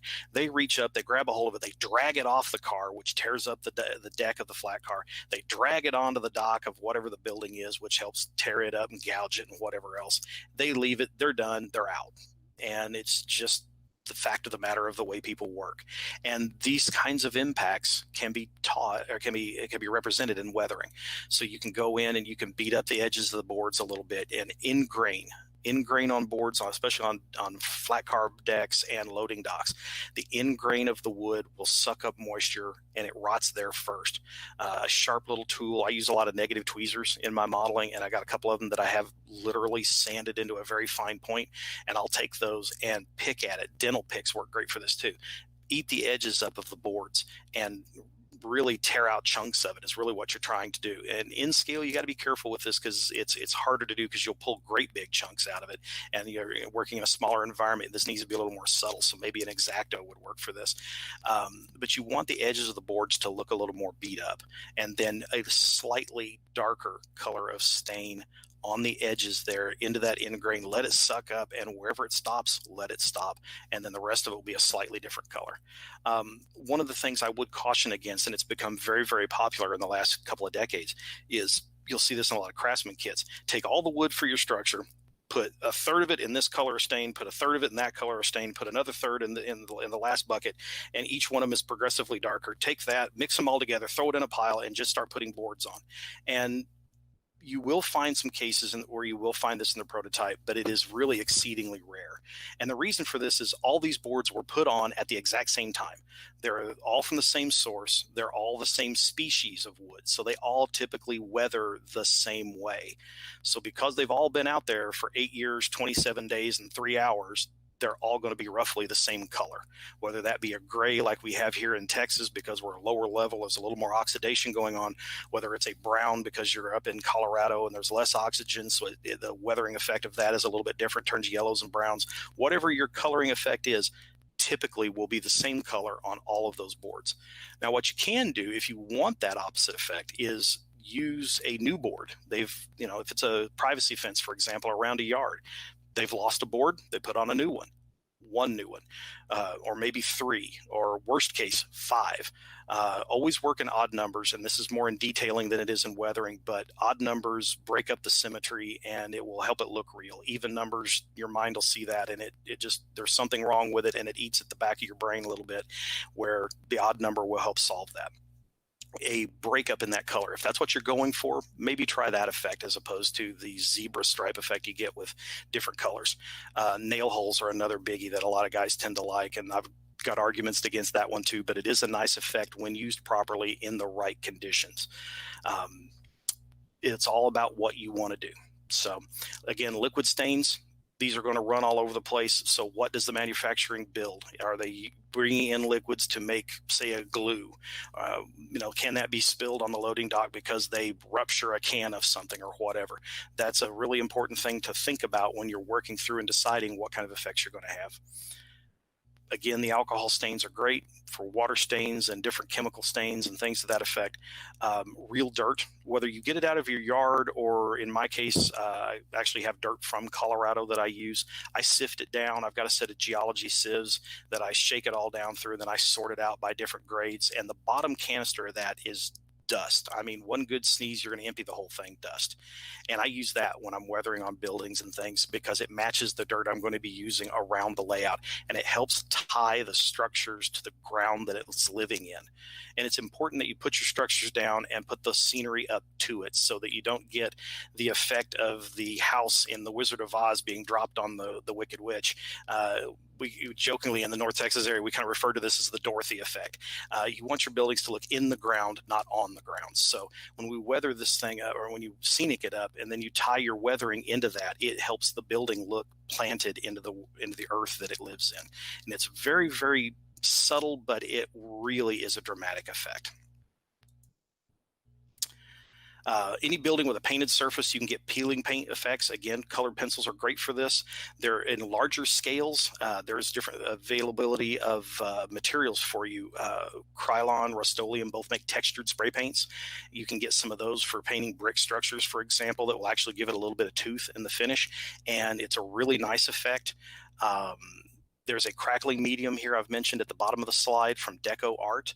It's an acrylic. You paint this on, you paint your color coat over it, and then it starts to crack and peel. It's a little large for HO. For S, it's not too bad, and for O, it is spectacular, and it really is a nice effect. Again, preaching again, the alcohol stains go everywhere, but people in sidewalks, vehicles, all of this stuff it doesn't have to be a lot, just a little bit, because it helps set shadows in your figures. It helps set shadows in the sidewalks. Cars leave oil on the streets. Chalks do a really great effect for that. They're easy to manipulate, move around, streak around and things. Seal them down when you're done, just not when your buildings are already on there. Do this before you plant your structures. Otherwise, you have to mask off your streets. Junk. Think of all the things that are around your buildings. Why is it there? What's growing around it? What needs to be rusted? What doesn't? What's it exposed to? Now, this is not a very good picture. I took this one several years ago before I knew which end of a camera to point where. But again, you see the streaks of the oil of cars passing up and down the roads, the expansion joints, the cracks that have been tarred over. Your vehicles, this is another good one, and it's more of a detail than it is weathering, but I really wanted to throw this slide in. License plates can help set an era and a location. Wheels on the vehicles are all round, yet if you look at your car, it's actually flat on the bottom because it's squatting due to the weight. File those flat. I even go so far as to take a little bit of Aleene's tacky glue, put a little bead around the bottom of the tire, and then paint that back into the tire to give it a little bit of squat so it looks like it's heavier. Mask off your windshield, and you can do this easily and put a little bit of dirt across the windshield, then peel the mask back off, and it'll look like the windshield wipers have been cleaning the window. Dull coat the vehicle. Nothing should look like it's very fresh and clean and shiny. When you put a figure in, and please, dear God, put figures in your cars. There's nothing creepier than seeing a truck going down the road and nobody's in it. Passenger cars are the same way. It's really sad. It's a ghost town. But it takes a little bit of effort to take a car to car, and I realize this, but it really is a nice effect. But while you're in there, roll the window down, roll it halfway down, part the way down, whatever. It makes the vehicles different. It'll make them all unique.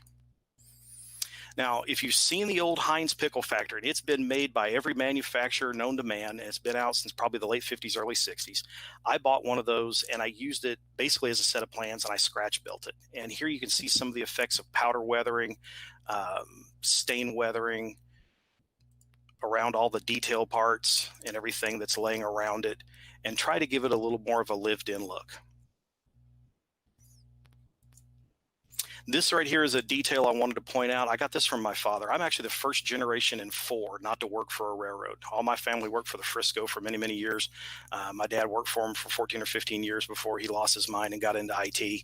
And one of the things that he told me was anywhere they would spot a car, you would usually find a stash of small logs, little blocks of wood, broken pallet skids, whatever, and you chalk the wheels of a freight car with it because you never trust the brakes to hold it in place. So a little stash like this where you've got just a little pile of wood in here, just 1 or 2 pieces, very nice little scenic effect. This was one of my first attempts at fading a sign, and I would most certainly do it differently now than I did back in the 90s, but this will give you an idea of kind of the effect I'm talking about, where you want to try to make that lettering look like it's just as old as the rest of the paint job. Here's your detail parts. Again, it's what is it, where is it, why is it there? You really want to drive yourself insane sometimes, spend a weekend scratch building these little wooden skids. You will question your sanity after you make the first 2 or 3 of those, but it is really nice to have some out of wood because they do affect, take the stains and the effects of time and weathering better than trying to make a plastic one look like wood, my opinion. But I like the effects of it. Here you've got a guy standing up on the top of a ladder, obviously ignoring that little sticker on the top that says not to use that as a step. Where's OSHA when you need them? But again, look how dusty and dirty the truck is. It doesn't have a lot of shine. It doesn't look brand new. It shows the effect that it's been driving around on a dirt road. Your rusty roofs have been all eat up. He's looking at trying to do the repair, I guess. Now, here's a couple of quick pictures I'll kind of close with. This is part of the Elk Canyon and Western, our narrow gauge group. We recently sold this layout to the gentleman who owns Division Point. This was an SN3, but you can see all the details and the effects of the weathering. This is a mine I built for one of our club members. This took a best in show at an LSR convention and took a first place at the National Narrow Gauge Convention in Denver a few years ago. All of this is made out of wooden coffee stirring sticks and stained with a couple of different shades of hunter line stains. But you can see here how it's darker at the bottom than it is up here and how the effects are varied. And you can get this with a paintbrush. You can do it by dipping it and soaking it, however you want to do it. But there's a lot of different techniques that you can play around with, just different shades of stains. And it really is a dramatic impact on how it takes its color. And each technique makes it take that wood color a little bit differently. And there she is installed.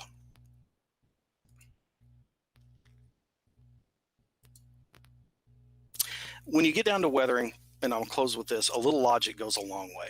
Pay attention to how it looks in real life. Use your favorite browser. Go look up pictures. Go look at it for real if you can. It's that necessary step that if you take that and you reflect that in your models, yours will stand out above the rest. And the number one thing, remember, it's your railroad.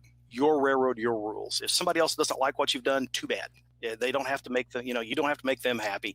This is all about us having some fun and relieving a little stress from the world and coming up with something that we like. And bottle it to your taste and stop. We're doing this to have some fun. Don't let anything else get to you. And I'll open it up for questions. Great. Thanks, Dwayne. Like you said, yeah, we're in it for fun, and tell you the truth, I'm enjoying all these clinks we've got coming through. We've got a few questions out there in Facebook and YouTube. Ken asked, what kind of residue would be left behind on the roof of a freight car that's typically being pulled behind a oil burning steam locomotive? Yeah, you'll get kind of the similar effect of what you get with a diesel. I like to do that with the same technique. It's a color kind of thing. You want to look around for something that's really oily. I know a lot of modelers have really started shying away from craft paints like these, but there is a color over there that one of the manufacturers, I believe it's Americana, makes called Off Black. And it's this nasty looking brown, blackish color, almost I don't want to say it's crude oil, kind of, because I'll be honest with you, I've never seen pure crude oil, but it does have kind of an oily color to it. And I've mixed that down into an airbrush and then shot that again. Almost full strength. You're going to have to crank the air pressure up on your brush a lot to get it to come out, maybe even a bigger needle, depending on what you're shooting with acrylics. You always want to shoot with at least a medium needle. Another shot for airbrushing. I shoot with a tank of CO2 instead of an air compressor. CO2 means no hydrogen, no H, no H2O. So you have zero water in your line. It's a little expensive to get into it first because you've got to buy a different set of regulators. You've got to buy in the tank. Once you empty out the tank, and a tank will last a long, long time, as long as you remember to turn it off when you're done. You take the tank down. I buy mine at a welding supply. Go over there. It's a small little about 2 foot tall pony tank, and you give them $20 and they give you a charged one, and you give them the old empty one and you go home. But a tank, I've got one, I've been shooting on it for well over a year and still haven't emptied it out yet. In fact, I've used only about a fourth of it so far. Now, I've not done a ton of modeling this year, but again, crank the air pressure up, shoot that out. You want it, and you want to get up above the model by quite a bit, a couple of feet, and shoot down onto it so that the paint is almost dry when it lands. Okay, nice. Our other resident weathering guru, Ralph, has asked, where can he find more pictures of your work? I've got a few out there online. The website that was at the bottom of all the pages is very sadly out of date. I mean, when I say sadly, I don't think I've updated it in a decade. I've got a whole bunch of stuff I need to put out there. North Texas Narrow Gauge Group, ntxng.com, has some building phases, structures of our layout. I had a few pictures of it there in the slide deck. That's our entire group's work. There's a set of buildings that's on the right-hand edge of the layout. I built most of those structures, not the engine house. That was a friend of mine named Charlie Kirk, another master model railroader here in the area. But the other structures on that end I did. There's a number of photographs out on Purgatory and DevilRiver.com that I hope to get updated in the next coming months. But that's where the bulk of it will be. Okay. I see there's one question over in YouTube from David asking, is there going to be a print copy of this clinic available? If this clinic is still not available on LoneStarRegion.com, that is our LSR's website. If that's not still available out there, I will get with our webmaster. He's a good friend of mine, and I will make sure he gets a copy of that and gets it posted. In fact, the clinic version that's online has another section to it that I didn't cover. I cut an entire section out of it for time, talking about different supplies, so different materials and things. So if it's not up there, I will update a few things on it, and I will get it to Jeff, and we'll get that uploaded. Again, LoneStarRegion.com. It'll be in a clinic section. A lot of good clinics out there. Great. How about you, Martin? Anything that you can see over there in the chat?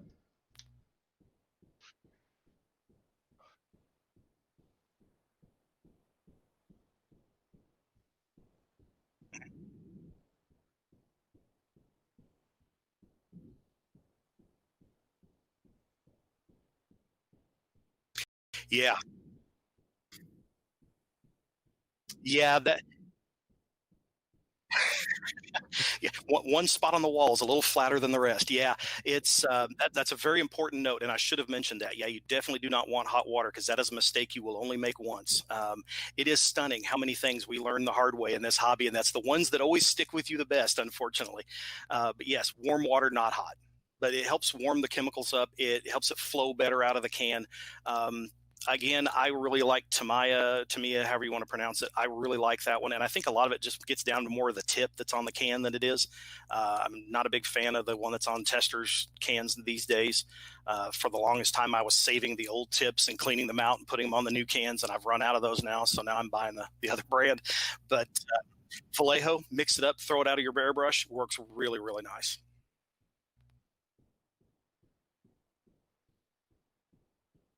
Mm-hmm.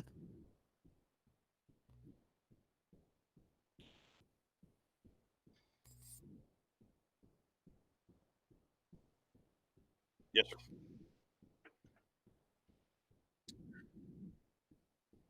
Yes, and I just got those a couple of weeks ago. And in fact, I was looking around to see if I could hold up the box. They've got several different smaller sets, and you can get those on Amazon and different places. Here in the States, the bigger box set that has all 37 colors, I think it is, that box set's a little hard to find. I actually just ordered mine straight from AK Interactive online, and they ship from Spain, I think it is. But I ordered mine on a Sunday evening, and Wednesday, DHL dropped it off on my front porch. They work a lot like the Prismacolor pencils I've always used. So you can get them really fine tipped. You can get in between the edges of boards where they make a 90-degree. You can get into that crack there, you know. But the ability to get them damp and then let that run and be able to blend them with your finger. They also will erase. If you get a little bit too much on there, you can take a pencil eraser, and the little white ones seem to work the best for that. And you can just rub them right off like you would anything else. But they're really, really nice. They come in a great set of colors. The whole set is geared for just weathering. So it's browns and rust colors and a few reds, a few oranges, you know, things like that. And there's some metallics in there as well. So it's a really neat little set. I've had mine for about a month now, and I've been playing around with it, and I'm really, really happy with the effects.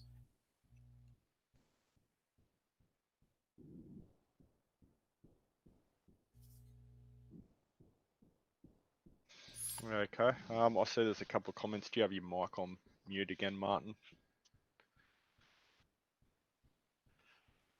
Oh, there we go. Yes, perfect. Yep. I was on mute, so I was asking Dwayne here about the AK Interactive pencils, and that's why he started talking about AK Interactive pencils after a short silent burst. So Yeah, I'll get used to hitting 2 buttons to talk soon. There they are. And he's found them. Yeah, we won't hold it against you after this 60 hours of air travel that we've had. Yep. There, I just noticed Richard's got a question or a comment over in the Facebook chat. I noticed that in the background you have your paint rack storing all your paints horizontally. Any reason on that? Yeah, because I found it and it would hold a lot of paint in the same spot. It swivels around. The more I've had it, the more I don't like it because it does swivel and it's longer than it is deep, so it actually eats up an awful lot of space. I will probably make a similar rack to what you see holding up all my Vallejo paints. Vallejo sells a rack that you can buy to store your paints in. I'm lucky enough to have a laser, so they gave me a picture. So at that point, I knew what to do. So I drew it up and cut my own out of a laser and out of acrylic. And I will probably make a similar stand for all of these. It has nothing to do with trying to keep the paint in a certain position or anything like that. It's what was available. So I will probably be changing that and go to a more tiered and verticals type storage at some point in the not too distant future. Yeah, okay. Sounds good. Anything else that you can see in the chat that I've missed? I'm just having a scan over it now, and I don't see if Gordy'd leave my mouse alone because he's now connected to the computer. I'm just having a look through the chat. No, I think we covered most bases there. So, and I've remembered to turn my mic on, so that's a bonus. So that's all good. If anybody has any other questions, the link that was at the bottom of all the slides, there's a contact us link on that website, and that will reach out to me and my father, Paul Richardson, MMR. He was the former National AP chairman. It'll reach out to either one of us, and one of us will get back to you with an answer of some sort. And I will make a quick plug for the achievement program. It will make you a better modeler. If you have any questions, shoot me an email. I'll get you in contact with your regional guy. I'll answer any questions that you have. But again, I guarantee it will be the best thing you do for your hobby. Get involved in the achievement program.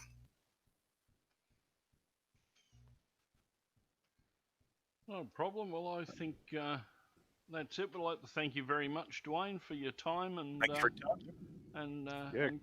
And I think we'll be getting you back to do some more. Looks like somebody's pleased to be somewhere. My dog just saw a squirrel, so.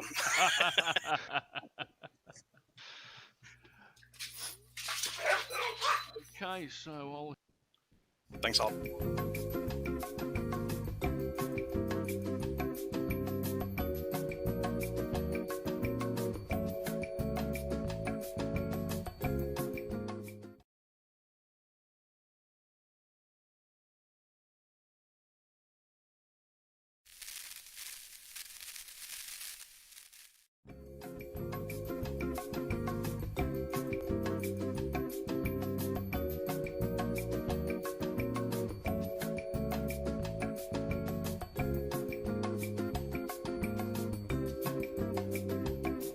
Go. Welcome back. We have some technical difficulty. Let us know at any point when you cannot hear speed anymore, so we can go back in debug mode. Right now, our next clinician is the owner of Dead Rail Installs. In his free time, he has practiced weathering using a variety of materials and styles. He has become an expert on using pan pastels with other weathering products to create realistic effects on cars, locomotives, and structures. Also the division director of the PSR San Diego division and the PSR membership chair. Welcome, Pete Steinmetz. Thank you, Speed. That was a good introduction, just like I wrote. So I don't actually have to say anything about that, but welcome. This is a great opportunity for me to present a clinic, and I changed it up a little bit.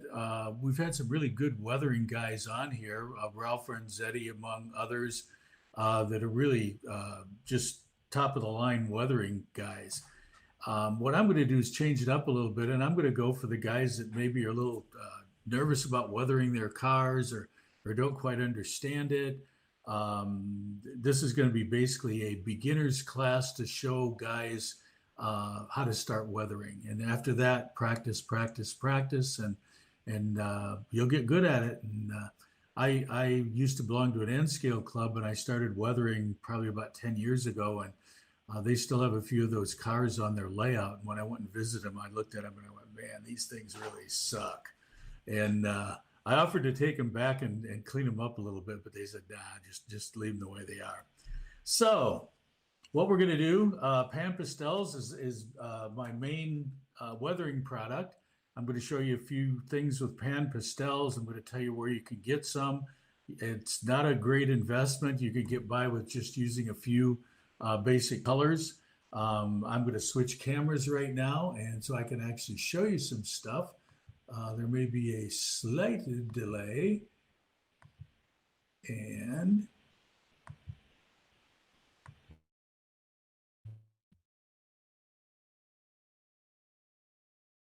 okay, hopefully everybody can still hear me. We are going to start with some Pan Pastels. I have an Indiana Harbor Belt boxcar here that from a kit that I just built. It's a branch line Yardmaster series, which are very nice kits. One of the first thing I do when I get these kits built is I go out and clear coat, put flat finish on them. I don't use dull coat because I just don't like dull coat very much. I think there's a lot better and less expensive products out there. Krylon makes a good clear flat. Rust-Oleum makes a good clear flat. Also, the best one I found is the Tamiya TS80. It's great stuff, but it's expensive. It's about double the price of the Rust-Oleum and the Krylon. But it puts a very fine mist out there. So I use that for cars that I really like. The rest of them that are just going to be run of the mills is I use Krylon on it. But don't be bashful. You don't need a really thick coat on there. Just a few light sprays will give some tooth for the Pan Pastels and the pigments that I'm going to use.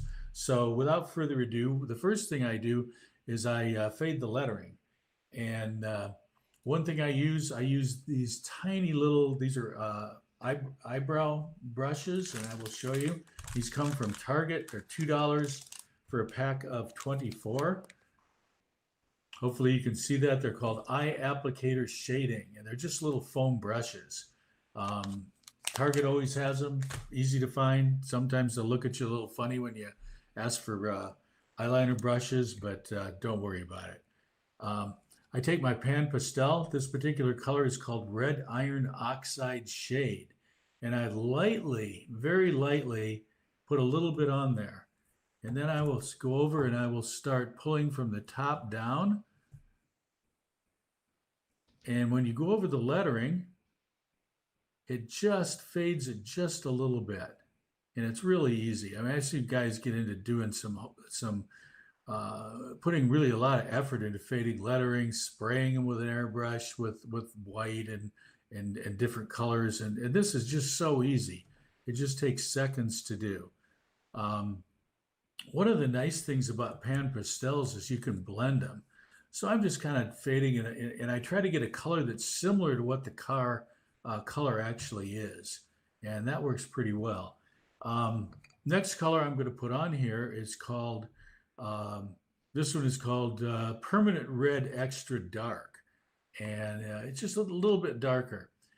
I use the same side of the brush that I used with the last color, and I go on and I'm just mixing them a little bit. Hopefully everybody can see this. It's very subtle, very subtle. You don't need a lot.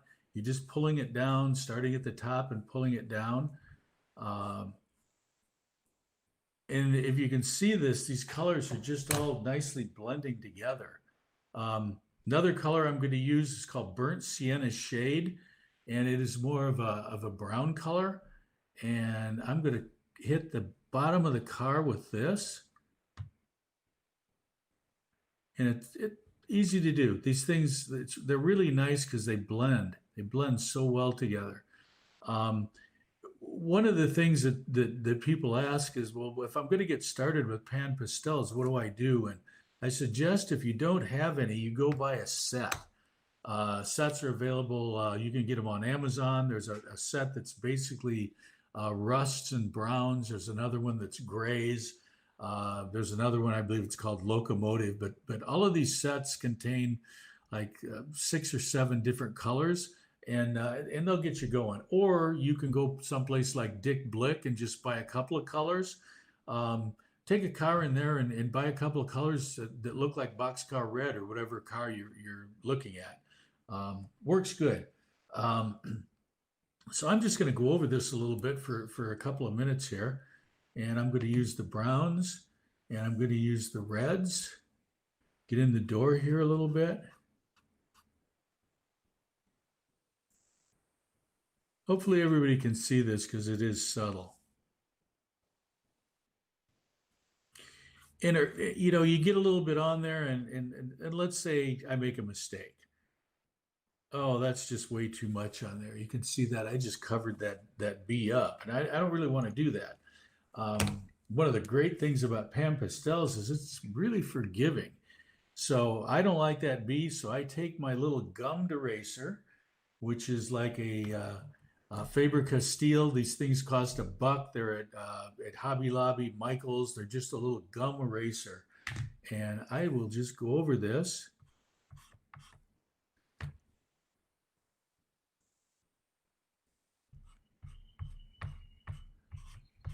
And as you can see, voila, takes it all away. So then I can go back, being a little bit more careful, and very lightly drag it down here and just fade it just a bit.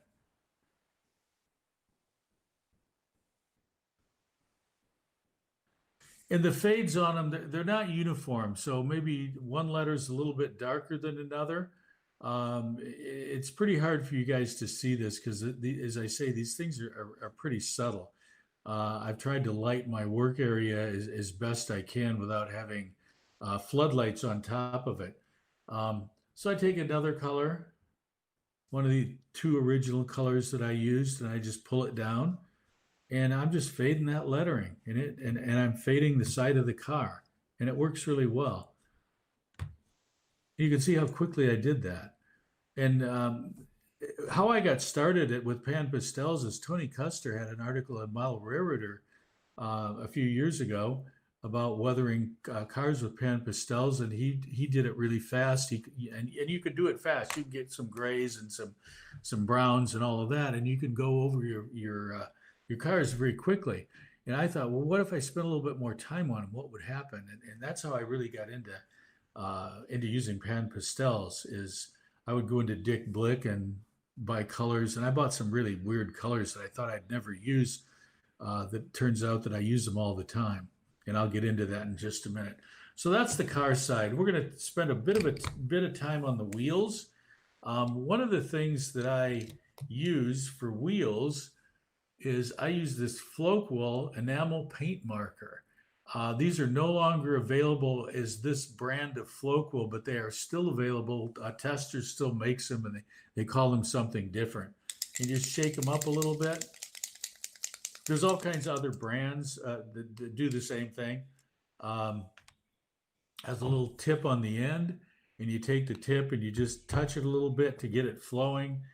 And then you go right into your car wheel, and I just leave it on there. I just spin it. And then I go over it a little bit, and I'm not so much trying to fully color it as I'm just trying to get some liquid on there for the next step. And the next step is I take some pigments, and this is an Ammo of MIG pigment.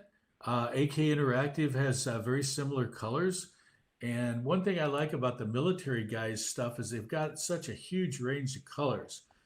You can also use AIM or Bragdon, but their color selection is not as great. I think Bragdon has 1 rust color, and a lot of the military guys have 5 and 6 rust colors. So I just take a little bit of this, and I just put it on the wheels that are still wet on the inside of them. And it does 2 things. It colors them, and it gives a little texture. Whoop. So now that I've got my wheels done, I just let them dry. Just let them dry like that. I didn't do anything more to them than throw a little bit of this on. You can also take a little bit of rust color and throw it on too. These things are a few dollars, and you can find them. Most shops that sell stuff to the military guys have this. A lot of the kit shops, of which there seem to be more of those around still than there are model train shops. And you can just kind of go over it, just throw it on. You don't need to be too careful. Just colors it up, leaving a little pigment on there. And then the next thing I'm going to do, and you don't have to go to this kind of detail. You can just simply do it with a pan pastel. You can take a nice gray color and just go over them, and it works really well. Now it blends in really nicely with the pigments that I just put on there. But the really cool stuff, if you watched Dwayne's clinic a couple of hours ago, he talked about this. These are weathering pencils from AK Interactive, and they are great. I really like them. I was using the Prismacolor pencils and Carbothello pencils. I like those a lot too. Any of these, you can use them wet or dry. And so I'm just going to go over here just a wee bit, and I'm going to put some rust on the springs. And this is a very bright colored rust. There's other colors that you can use. There's a medium rust that you can put on there. You don't want any one color to stand out. You want them to all just be subtle and blend in. As if you can see that there's two different colors of rust right there on the springs on the truck. Works out really well. The stuff dries. You got some texture in there. You've got a blend of colors. I really like to blend colors. It works real well, and it gives a really good appearance. I'm kind of as far as weathering, a less is more guy, and so I'm just going to take some of these pigments, and I'm going to go along the lower door here, because this is stuff that would normally blow up from the tracks. I go along there just with a little bit of what I call debris, and any of the pigments that you drop on your work surface, they can all be reused, and just don't worry about them because they blend in and they make some really nice colors. So I'm just lightly going along here. Now, usually you weather from the top down, but on the if you're trying to go for the effect of stuff that's blown up from the tracks, you go from the bottom up, but you don't go all the way up. You just go a little bit. Once again, very subtle. As you can see, I'm not being too awful careful with this stuff because weathering is not awful careful. So I get here on this particular step, and I don't like I just don't like it. I need something more on there. I'm going to need some gray on there. So I once again take very subtly.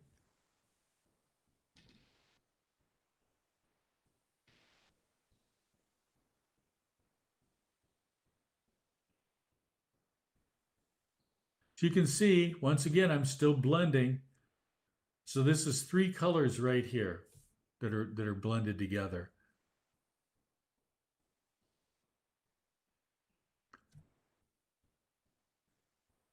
When I do this, I end up with half weathered cars, and every once in a while I'll take my evening modeling time and I'll sit down and I'll do the other halves of the cars, because I can't really run these things. I take them to the club layout and they're all half weathered, and I'm not really liking it that much.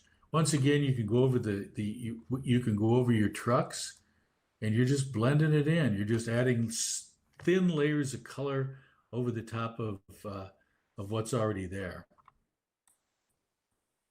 When I do the trucks, how I do the car, when I take it outside and put the flat finish on it, I will take it and I will set it like this. I will spray it. I'll spray along here, pointing down, getting this part. I'll then go around to the other side and do the same thing. Then I take them and very carefully pick them up by the couplers, because you won't leave fingerprints that way. I turn it on the top and I do the same thing. As I go over it this way, and then I go over it this way. I do the same thing with the ends, hit them from both when the car's on its top and when the car's on its wheels. And you don't need to do much, just a couple of little sprays like that. That's it. That's all you need to do. You're not really, all you're doing is giving some tooth for the for your weathering media, your pan pastels and your pigments and all that to stick. I see a lot, I use a lot of photos. And let me show you a photo right here. This is a Canadian Pacific boxcar. I go on the internet, get photos, and then send them to Costco and get 5x7 prints of them. And I always use, I 100% recommend, especially if you're new, that you use photos. They're easy to find online. There's all kinds of sites that you can find them. You don't have to have the exact car. Like, for instance, this is a 40-foot Canadian Pacific versus a 40-foot International Harbor Belt.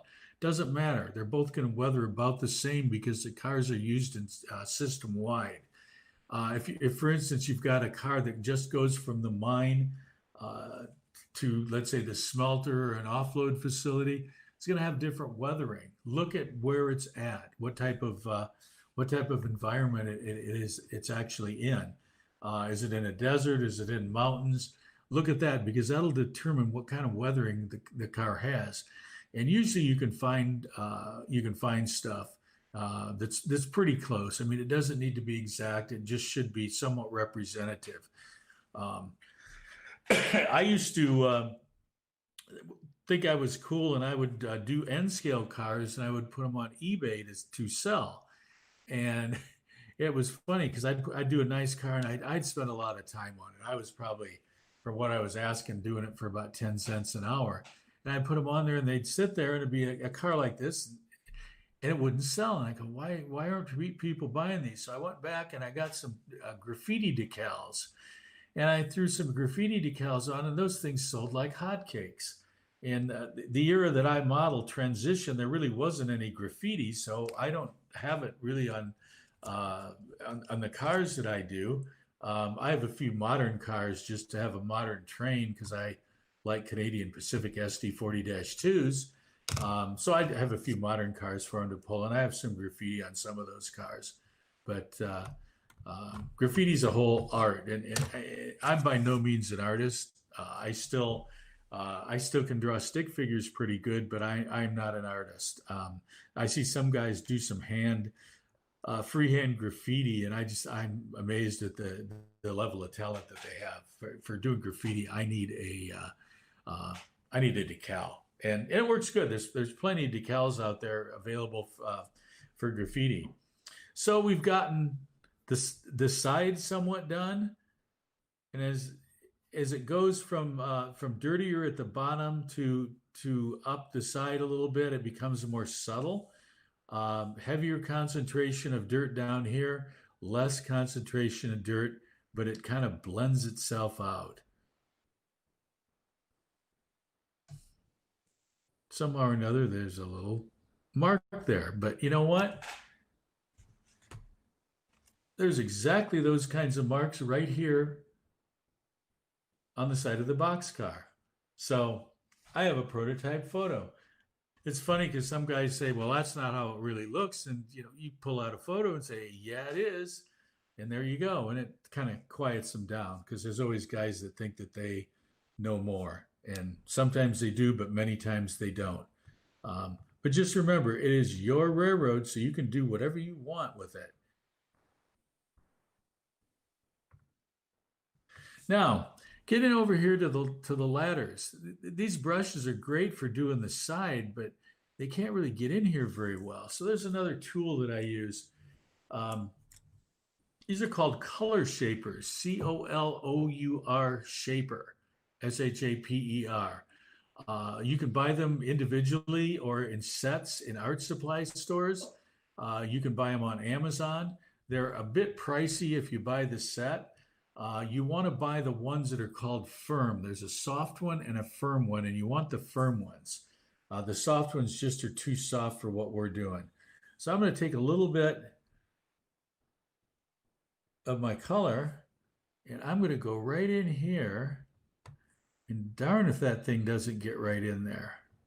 These color shapers also come in different shapes, but you can see I filled that in very nicely without doing too much.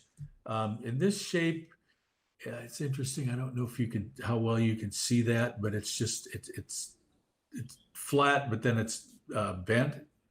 And there's another one that is on both sides. It's tapered, and that's also a good one to use. These are nice because you can clean them up at the end. You just a little soap and water cleans them right up. And once again, you can do some blending. I thought that was a little too dark, so I just blended it over a little bit. Same with this one.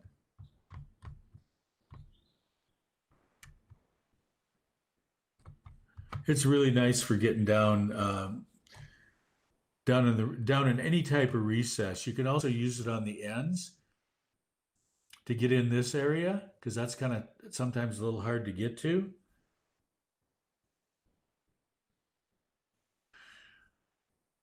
So in order to get good at this stuff, you've got to practice, and you don't want to practice on your good cars. You want to go to the swap meets and pick up those old Tyco dollar cars and just some of the stuff that's painted pretty funny, or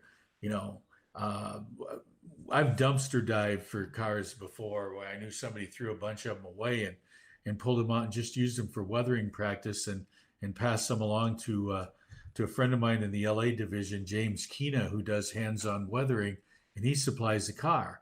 So he doesn't want to go out and buy really good cars, so he supplies cars for people to practice on.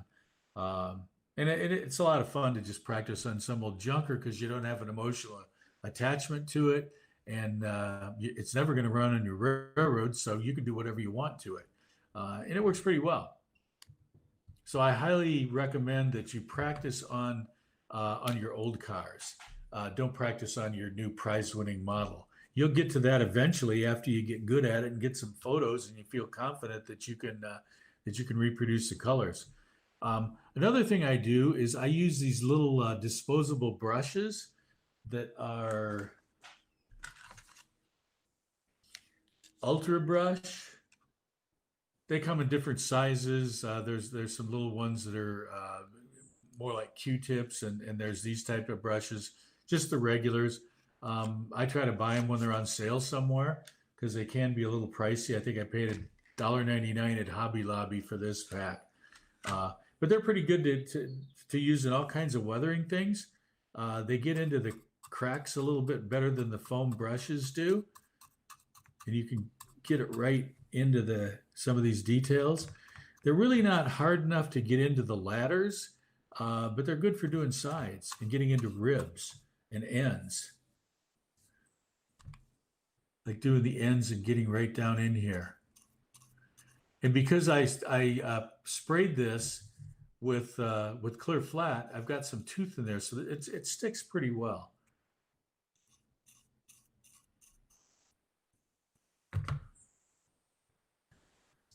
So one of the things I do is when I get a lot of the pan pastels on there, I use what's called a fan brush. This is a very soft bristled brush, and I'll just go always from top to bottom on using this brush, always from top to bottom, and it just pulls it down. And you're cleaning off the excess that's just sitting on there. It'll accumulate down here on your work surface, and by all means, scrape that stuff up and use it again, because you'll end up with some really cool colors if you do that. There's another tool that I use. This is from Dick Blick. It's called a scrubber brush. And what it is, it's got some very short little bristles on it, and they're very, very tight, very tough. And you can go on this, like for instance, if you really need to get in somewhere, you can go like this and just don't worry about bearing down on it. Just scrub that sucker and get it right in here. and it really penetrates and it really gets in there. Once again, this brush can be cleaned with easily with soap and water. But it's got enough of a tip at the end that you could really, get into some little slots, like run some rust down here. You can also run some rust from the roof of the car down, because rust will come down from the roof. Hopefully you can see that. Once again, subtle but effective. Using another color, going right here. You can see there really aren't any big tricks to this. It's just having a few colors and practicing. It's fun. For me, it's pretty relaxing. After a tough day, I can go and relax by making a clean car dirty, and that's what it's all about. Dwayne Richardson in his clinic a couple of hours ago talked about ideas about where weathering should be. Actually, we should do a clinic together. He can talk about the philosophy, and I can do the do the weathering. And but you have to think about where the weathering should be, and that's where photos come in really well. I've got some other photos that I use. Costco was liking me a lot before we had our lockdown, because I was always out there having them print stuff. And as you can see, the whole idea of this was not to get a full car. It was just to highlight the weathering. Areas where the doors have scraped and took the paint off and caused some rust. There's some interesting rust down here along the rivet lines. Also some rust over here where this door scraped along the side.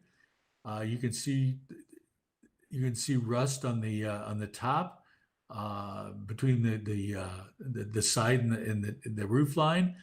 There's also streaks that come down here that you can do. You can take one of the colored pencils and make some rust streaks that come down. Usually following a rivet line, I can just go down like that and just do some, all I'm doing is highlighting the rivets very subtly. And if you get a little bit too much on, not a problem.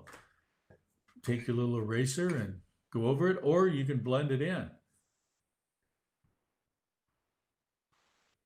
So I erased that a little bit, but not to my satisfaction. So I'm going to just blend that thing right in a little bit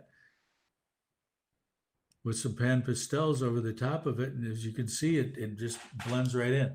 All these things work well together. Both the pigments that I use, and also the pencils, the pan pastels, they all work really well together. It just takes practice. Just practice, and you'll find some cars that you just go, man, this isn't very good. And hold on to one of your first cars and look at it after a couple of years, and you'll find that it's. You'll look at it and you'll probably laugh and you'll say, well, that's not what I meant to do, and I wasn't very good at that. But keep at it, because it just kind of adding a little bit, blending a little bit. But sometimes I get it a little bit too much, and there's some powder left on there, so I take it off like this, and then I'm going to go back over it.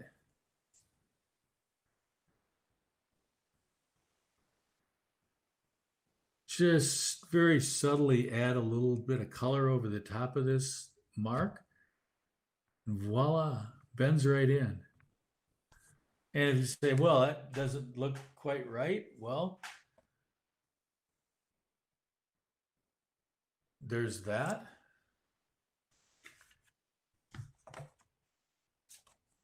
Here's another car, Canadian Pacific wheat boxcar.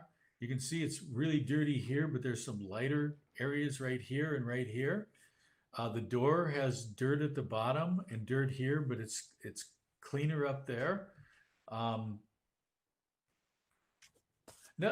another thing that's really hard to do is find photos of roofs of cars. Roofs of cars are tough.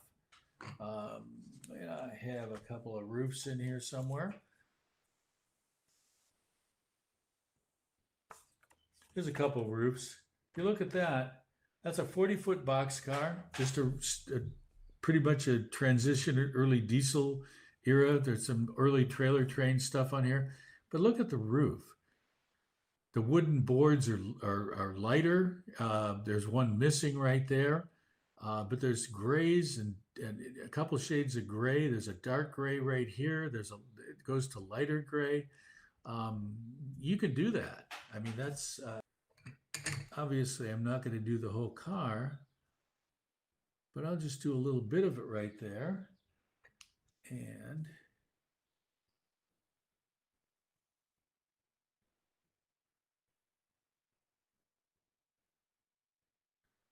I'm going to get a little bit in here.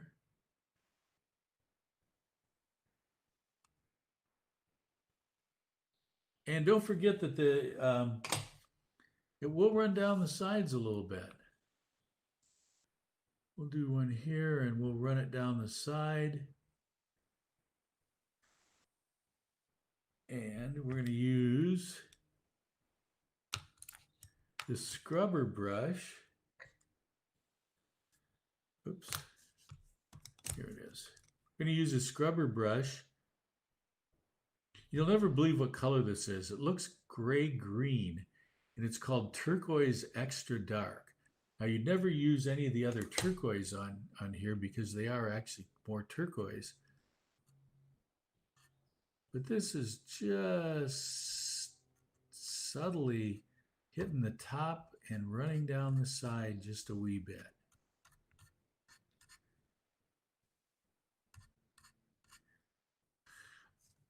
I'm of the school that less is more in weathering. I look at a lot of military modelers. There's tons of YouTube videos on how to do weathering that the military guys do. They actually spend a lot of time on their finishes, a lot more than we do, because most of the time their models are static. So they don't have to move. They don't have to worry about decoders or clean wheels or motors or any of that stuff. So they can go and put a couple of dabs of something. We really can't or don't spend as much time doing that as they do. But you could learn a lot of the techniques, and I've got a lot of military friends that model that I've met through Facebook and through other areas, and I look at their techniques, and I've become good friends with them. I joke with my wife that if we ever go to Poland, I won't have to buy a beer because I know so many military modelers over in Poland, and these guys are over the top. I mean, their stuff is so awesome. It's just incredible what these guys do, especially with their scenery. I have a friend, Martin Welberg, in the Netherlands that has Martin Welberg Scenic Studios, and he's got some incredible scenery. It's available in the U.S. through Scenic Express, but give a look to some of the stuff that he does. He has a lot of big presence on Facebook, but when you look at his shrubbery and his weeds and his small trees and that, it's just amazing. So there's all kinds of guys out there doing different things, and I'm not sure how many questions we've got, but I'm about ready to take some questions. We have a few. Okay, well, hit it. Let's do it. In the beginning, you listed some colors. Yes. We got another question for what's the common pan pastel colors you use? Okay, that's a great question. I will tell you. One is called Permanent Red Extra Dark. I like that a lot. There's another one called Red Iron Oxide Shade.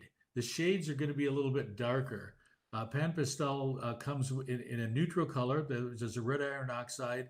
There's one called red iron oxide tint that will be lighter because all the tints have white added to them, and the darks and extra darks have black added to them. So it takes a color, like for instance, this one that I was using, this turquoise. The only one that I really like is the extra dark, because it really doesn't look very turquoise. It looks more of a blue, but when you put it on a car, it doesn't look blue at all. It looks like a dirty gray. Another one that I use is called Burnt Sienna Shade. There's also the Burnt Sienna, just called plain old Burnt Sienna, is a good one. A lot of these come in the sets. I mentioned the sets. If you don't have any, I really suggest that you buy a set. The sets are good because I'll have a few different shades of stuff. And there's the red colored set, and then there's a gray colored set. They're available. Amazon, Dick Blick has them, both mail order and sometimes in the stores. Not all the stores of Dick Blick carry a full selection of pan pastels. A friend of mine, Roger Malinowski at Stony Creek Designs, sells pan pastels both in sets and individually, and he has good prices and good shipping. Okay. So if I need to weather a yellow rail box car, what color would I use? it depends on the shade of yellow. You might use this color, which looks funny there, but it's called Diral Yellow Extra Dark. Ouch. And yeah, exactly. I'm doing another clinic for some people in British Columbia, and I'm doing a BC Rail green box car. Or some guys do the BNSF cars. And let me see if I can pull out of my, I'm going to go back to the other camera real quick. Let's see.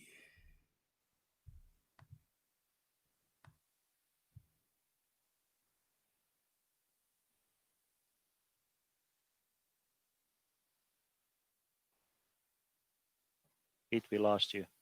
You have to switch the microphone.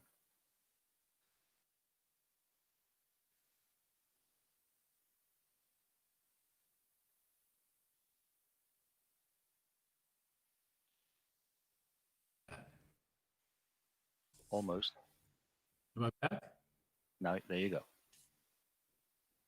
Okay, good.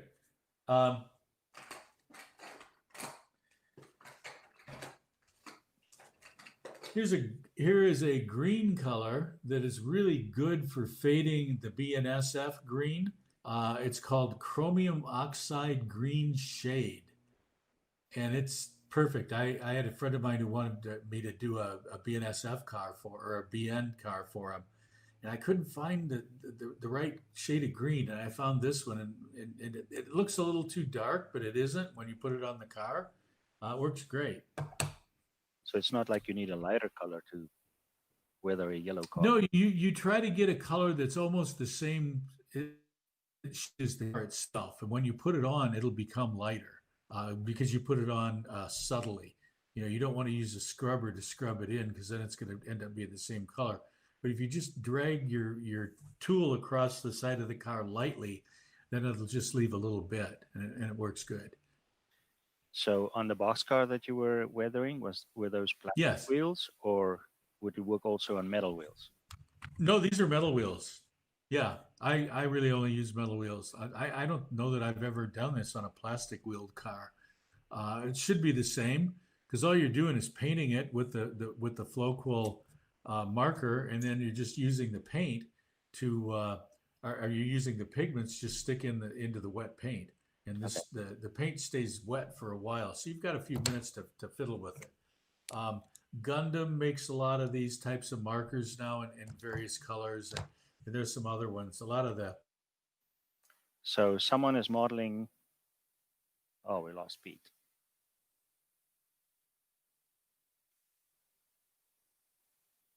Stand by. Let's hope here he comes. I dropped out there for a second. Lost you for a second. The link to Am I back? Can you hear me? I can. Can you hear me? Perfect. Yes. I don't know what happened. My grandfather used to call that a fish went over the dam. Someone's modeling 1912, and there's not a lot of steel cars back then. So how would you handle wood cars? I would do wood cars similar to the way that I did these with the fading the sides, but then I would get in there with these pencils. With the AK, I like the AK pencils.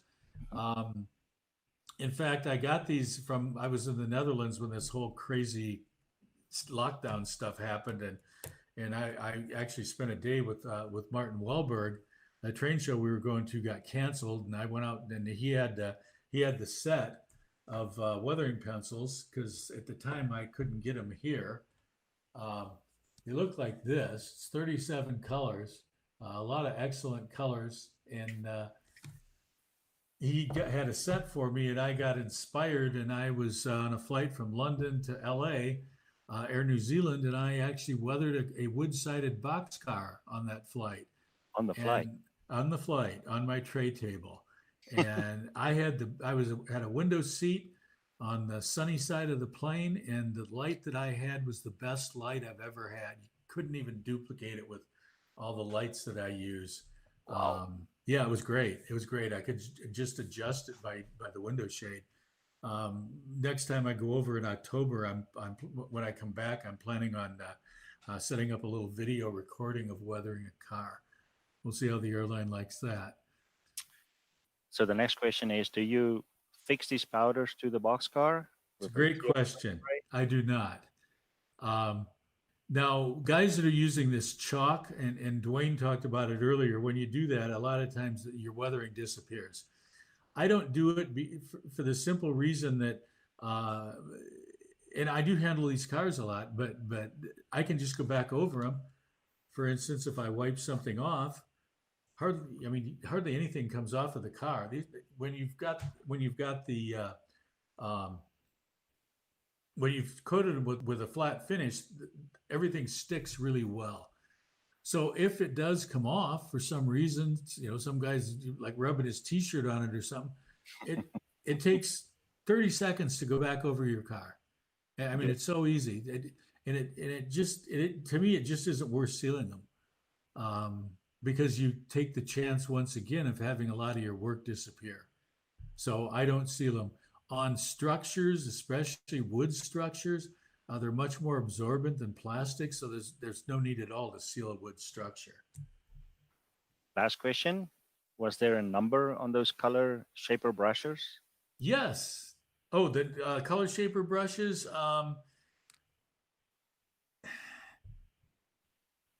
There's names on them. I used cup round, number 0. 0 is the size. I've only seen them in 0 sizes, so I don't think they have a lot of other. And I used a flat chisel. You can look on Amazon and you'll see all of these. Make sure you get the firm ones, though. The soft ones don't work real well, because you're trying to get into into recesses, so you're pressing down a little hard. The soft ones will just bend right over, and you won't get the desired effect. One last latecomer wants to know Sure. if you're using the coarse or fine pan pastels. The coarse pan pastels are come in a very few colors. Primarily, these are just what I call the regular ones. Coarse ones are like if you're they make a black and a coarse and a fine. And I recommend the coarse black if you're trying to color a coal load. They look really good. It gives a little bit of sparkle that fresh coal gives. But outside of that, everything else is I guess what they would call fine. Okay. I think they're all pretty regular, and coarse is a special one. I skipped over a question here. Do you have any advice on how to get a tester's pen to work again? A tester's pen to work again. Yeah. So you take them, if they're anything like the Flocal, which was testers, you have to bang this down, because if you can see it kind of goes in a little bit. Yeah. And you just do that, and that gets your color flowing. But if you do that and nothing happens, forget it. Put it in the bin. Get a new one. Get a new one. Yeah, if you can. I'm not sure what the status of those are with all of the discontinuations that the testers is doing, and what their parent is, what RPM. Who knows? Well, Pete, thank you very, very much for your time. You're welcome. I quickly add the numbers here. You had more than 160 people watching. Great. If anybody wants to get a hold of me and ask me questions, send an email to clinics, CLNICS 463, the number 463 at gmail.com. I'll be happy to answer your questions. Thank you, sir. Be safe. Thank you. Thanks. You too. Thanks, everyone.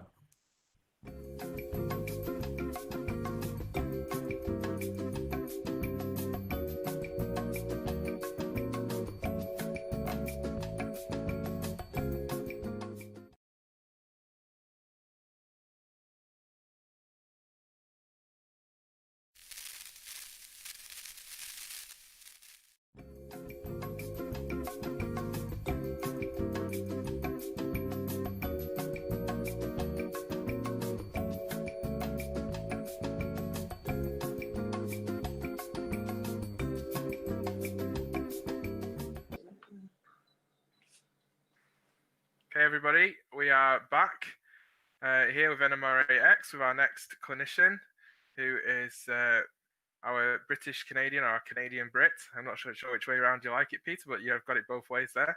Mr. Bowen from England, who's part of the British region, and Peter's going to give his weathering in 5 minutes clinic. So if you've got 500 freight cars to weather, this is the clinic for you.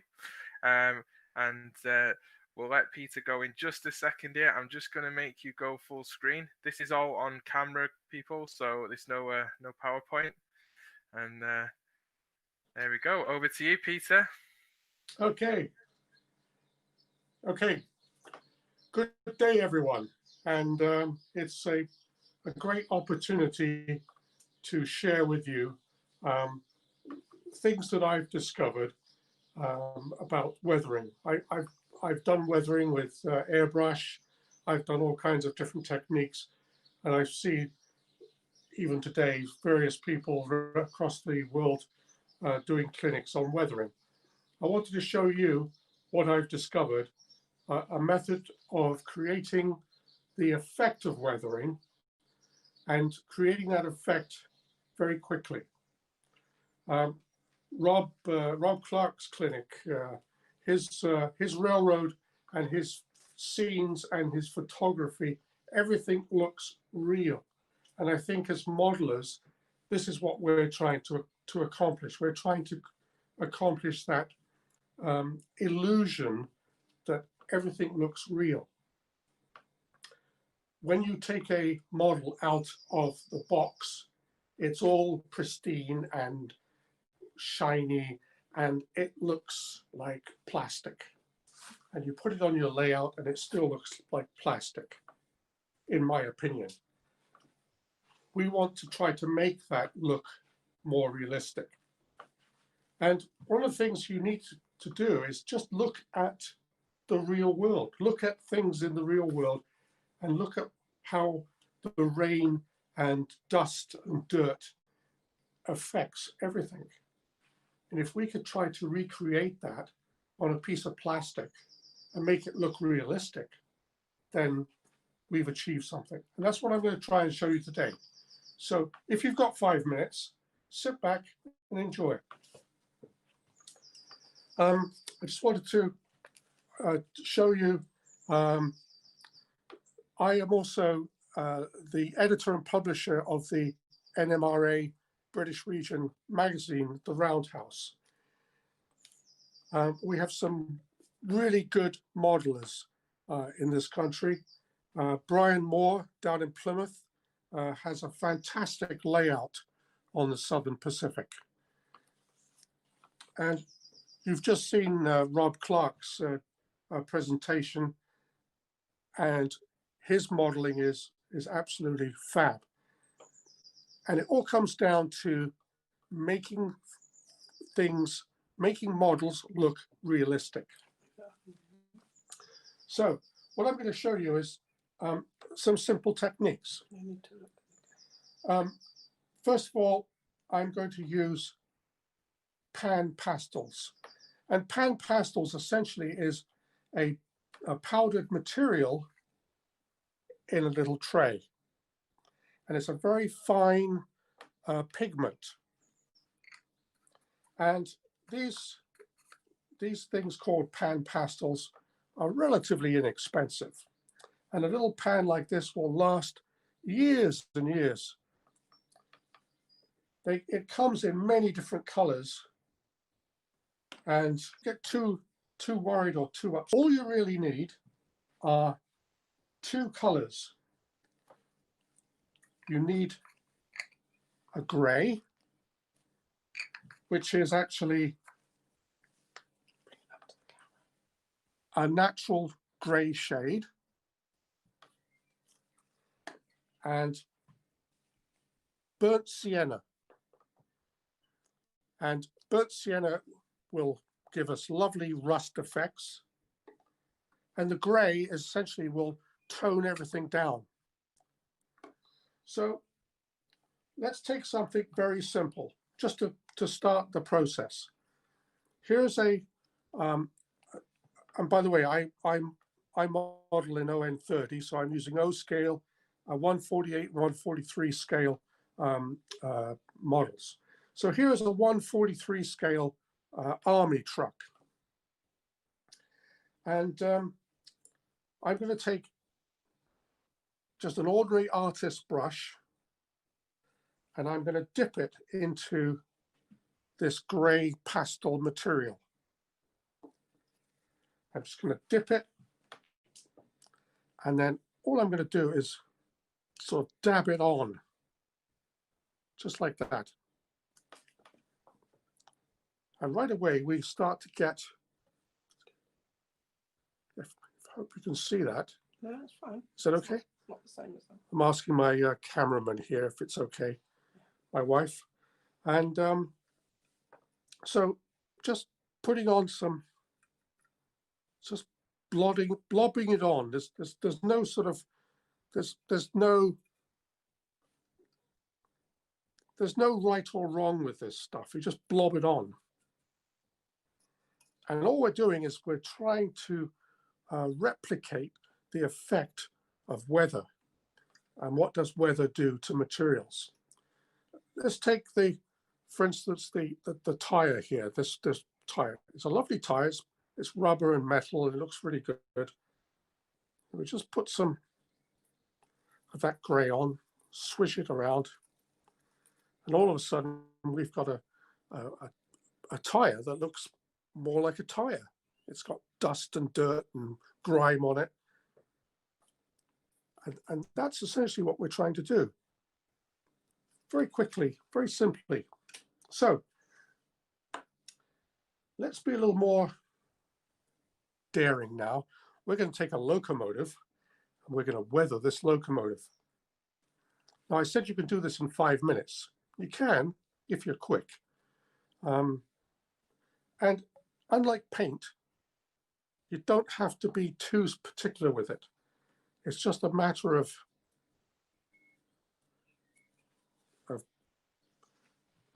applying this powder. I hope you can see that. It's difficult to see because I'm looking at this sort of sideways and also looking at a computer screen that's got a time delay lag on it. And I can't really tell if that's fine. If that's doing the job. But I think you get the sort of idea that all we're doing is we're just blobbing this fine powder on, and it's toning it down. When it comes to, let me just take this for a minute. When it comes to weathering, you have to remember that grime and dust comes up from the bottom up, and the rain comes from the top down. So when you're applying any type of weathering, it's always downstrokes. I don't go up, I always go down. And you can see I'm just applying this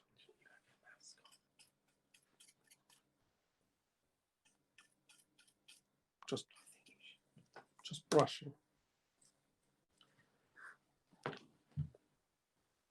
So I've used a brush. I'm now going to use a piece of sponge, just a piece of sponge rubber. Doesn't have to be anything special. And wiping that over what we've applied, this tends to smudge the powder on the surface, and it almost blends it into the surface. So if you sort of compare a before and an after, you get some idea of what we're trying to achieve here. Okay, so now I'm going to use some burnt sienna. It's it's a powder. It's a very fine powder, and just use the same brush. You don't have to clean or wash the brushes. And we just apply it on a downward motion like that. And rust tends to collect in the corners of metal. So in the corners of the struts going down the side of the car.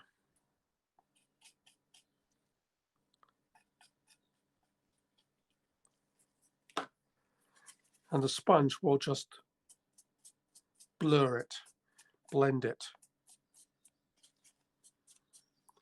And the rust collects at the bottom, which is good. We just kind of blend that in there like that. And take a little more of the gray. And with weathering is, it doesn't follow any pattern. It's very random. So whatever you do looks fairly good. And as Rob said in his clinic before this, it's your interpretation. So Tester's dull coat. Yes, you can use this and it will fix spray. It's completely dull. It won't add any shine to it at all. Now, you can use Testers. In England, this is about £6 for a little tiny can like this. I found this stuff, which the war gamers and the people that are in military modeling use. It's called Army Painter. This is £10. A few years ago, I did a test. I wanted to see what the difference was between Tester's dull coat, Army Painter, and pound store or dollar store matte spray. And as you can see, the cheap matte sprays aren't matte at all. They're still shiny. Ordinary hairspray, while it will fix the material, it still is shiny. It's not dull. So dull coat or Army Painter will fix everything and make it nice and dull. Okay, so you look at that and you say, oh, it's all very nice, but I don't like it. I made a mistake. What do? How can I get it off? If I try to rub it off with a paper towel, all it does is smudge. It smudges it and makes it worse. I can't, I'm stuck. I've just spoiled a rather expensive model. So take a brush and some water and just wash. And this is to try to get it back to what it was like before we started to weather it. So if you make a mistake, you can fix it. Just wash it off. Once you're happy with, so as you want to see weathering a locomotive. And the process is the same. We just continue on with the applying the pan pastel in downward motions, some thicker than others areas, some quite light, some quite heavy, and just applying, dull those down a bit too. And because it's not paint, it's not going to bugger up all the gears and everything. So here we go. And she's standing right here too. Okay, so here we go. There.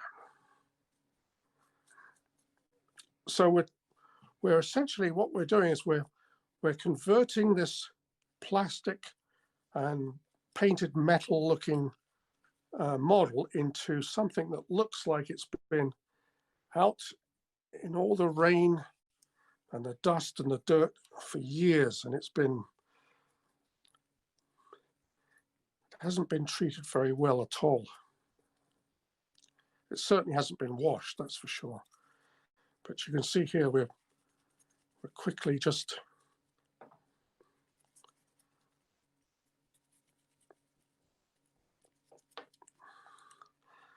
dusting it over with the pan pastel stuff. And that's essentially it. Now we want to get some detail. We want to get some rusting, stains and things. I use a finer brush and just dip it into the burnt sienna pan pastel. And then I apply it where I want the rust to appear. So in this case, I want it to appear at the bottoms of the railings. Put some in here. And we just start to splodge it on like this.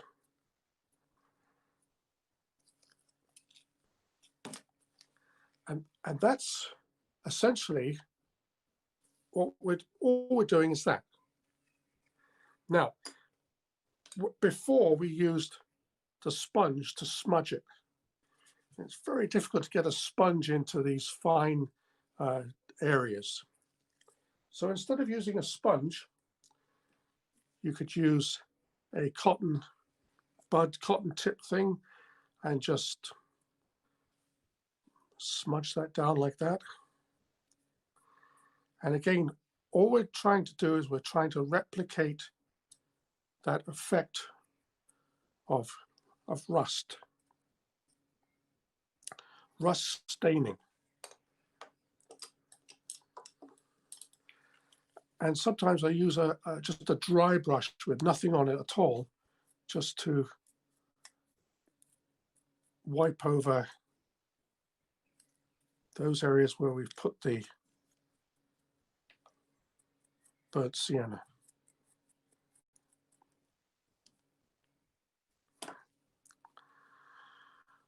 So what we've got here then is we've got in a very short space of time we've turned the model from something that looks plastic and brand new to something that's looking weathered and old.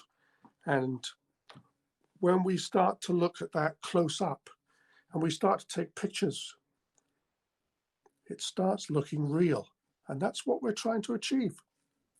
It's something which looks real and not like a plastic model out of a box. And you can continue on with this, just picking up little areas and just giving a little splodge like that.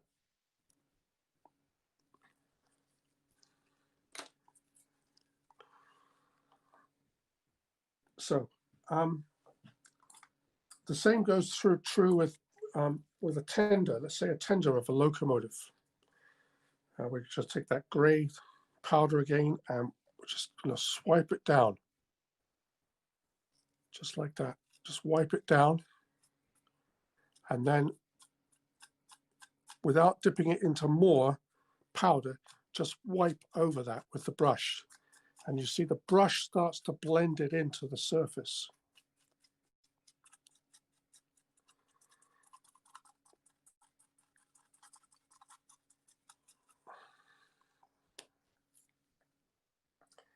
And you can get aggressive and use a toothbrush, which will put vertical streaks, or use the sponge to blend it. There's no right or wrong with this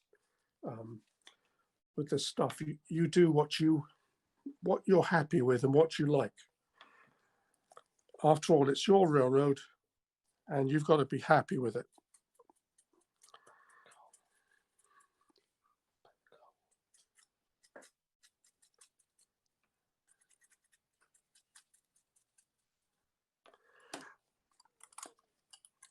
Now, this tender has a load of plastic coal in it, which doesn't look really good at all. Again, some of the grey powder, just wiped over the top. And we'll take that shine right off.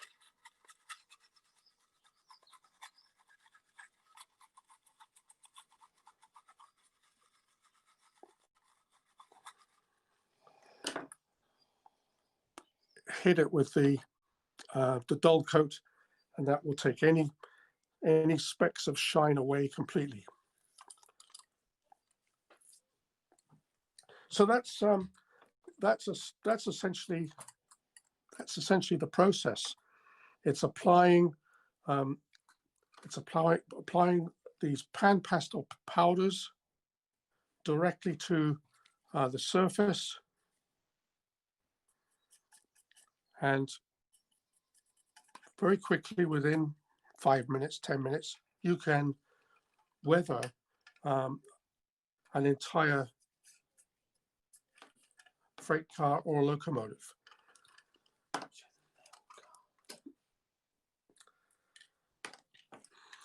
So you can apply this process to anything, even a model car. So here's a car which I weathered up using a method that uses salt, which you then you spray the whole car with red oxide. You put salt onto the surface while it's still wet, and then you overspray it with the color that is going to be the final color. And then when it's dry, you take a toothbrush and you scrub the surface, and it rubs off all the salt, and you're left with the original red oxide underneath the top coat, and that simulates the rust. And of course, some of the salt sticks to the surface and it looks like rust blisters. So if we go back to the pan pastel powder, we pick up some of that powder and we apply it over the top. And all we're doing here is we're blending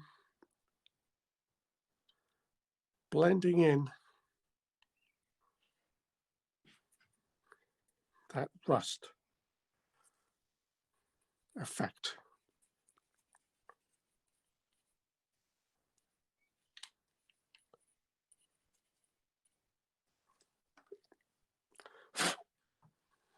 So that's what we're trying to achieve here, is that sort of worn out, rusty look. This particular model has some weathered wood, which I stained with shoe dye and alcohol, and lined the bed of the truck with some weathered wood. And then I took some acetate. This window's half down. That one's wound up all the way, and then just took some very fine emery paper and scrubbed it on the surface to make the glass look old and worn too. You can also apply the same grey to the wheels, the tires, to tone those down as well. And what the heck, just apply some more of that over the top to blend that down, blend it down a bit.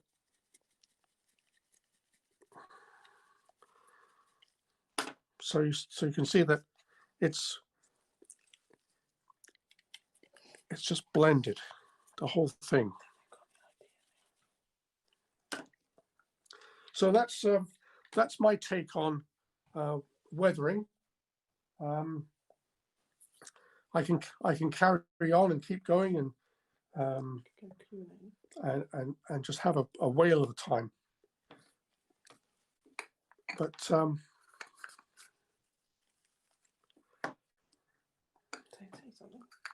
I wanted to mention that it's a good idea to wear gloves, surgical gloves, because this powder, it gets into everything.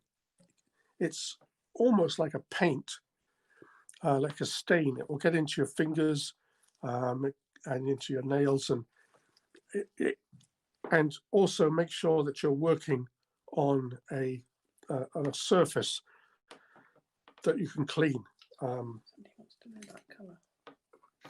So yeah, Peter, I've got some questions from the chat for you.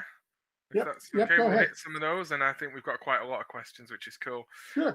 So I'm just going to run down I've been capturing them as we've gone. So first question was from Perry Lamb. Perry asks, do you apply a flat finish before you apply your pan pastels? No, you can apply the pan pastel to any surface, even a glossy surface. In the case of a locomotive that's pre-painted and quite glossy in its finish, as soon as you hit it with the pan pastel, it will start to dull it down. It's an immediate thing. Okay, and then Perry asked another question. He said, have you ever used a wash before adding pan pastels to provide shadows in places like truck side frames and underbodies? I haven't used that method at all, no. But you could. In fact, if you did that to start with, applying the pan pastel over the top will dull it down and make the effect much more subtle. So actually, yes, that's a good idea.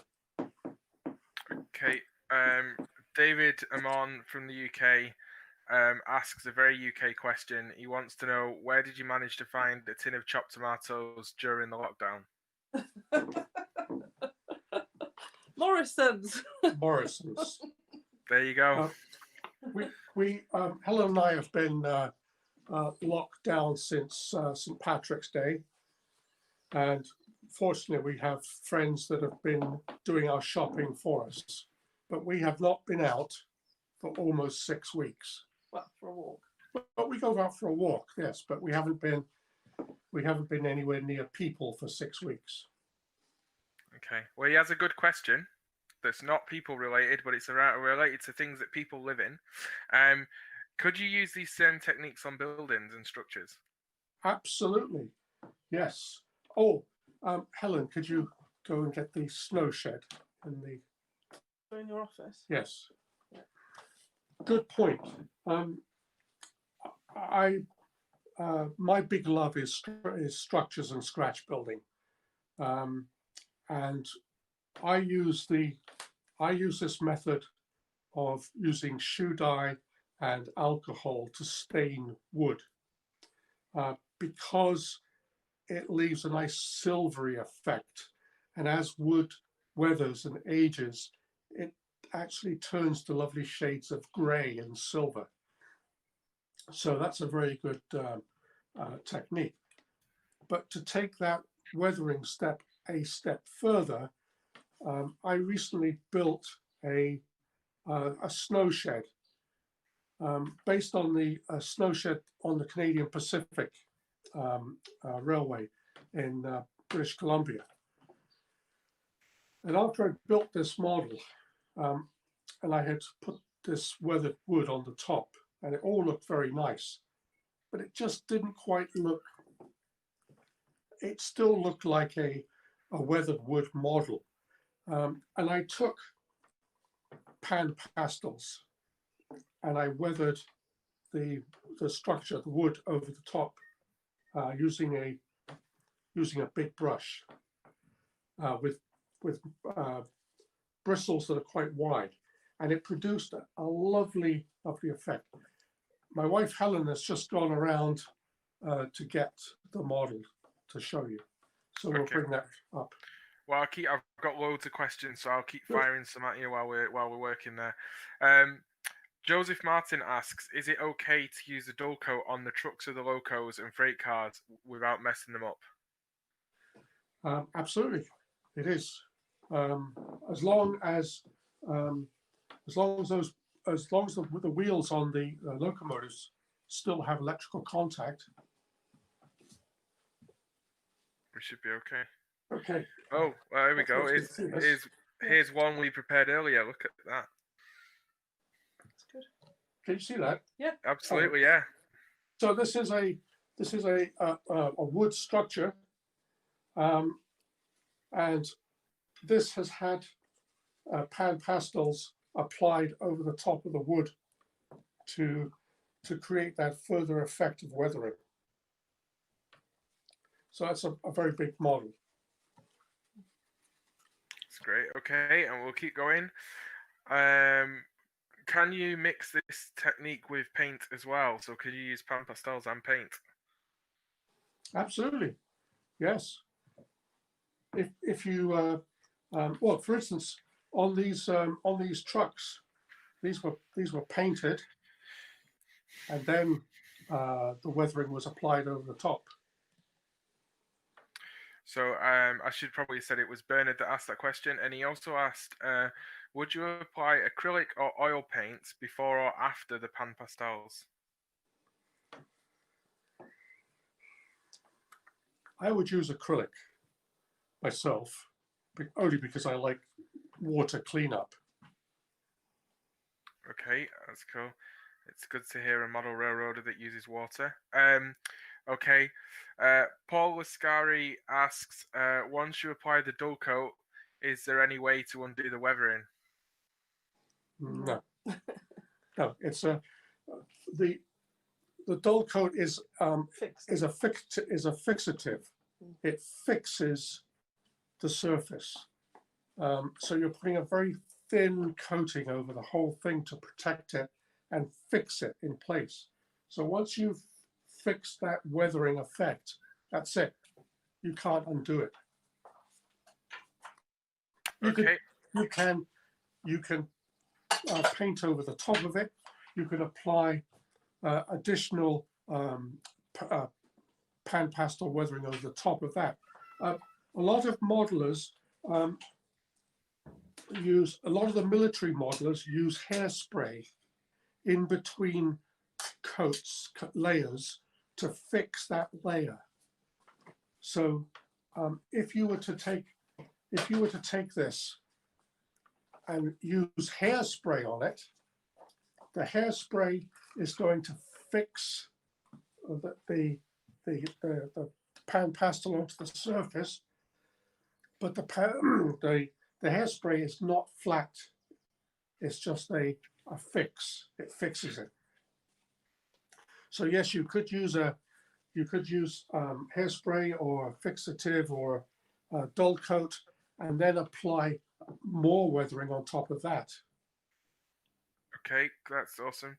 And then I guess dull coat is your final coat, just to flatten off the finish. Yes, that's right. The dull coat will take the shine off anything. It just dulls it, and it's putting down a thin layer of matte protective spray. It's great, but this is my real pal, this stuff.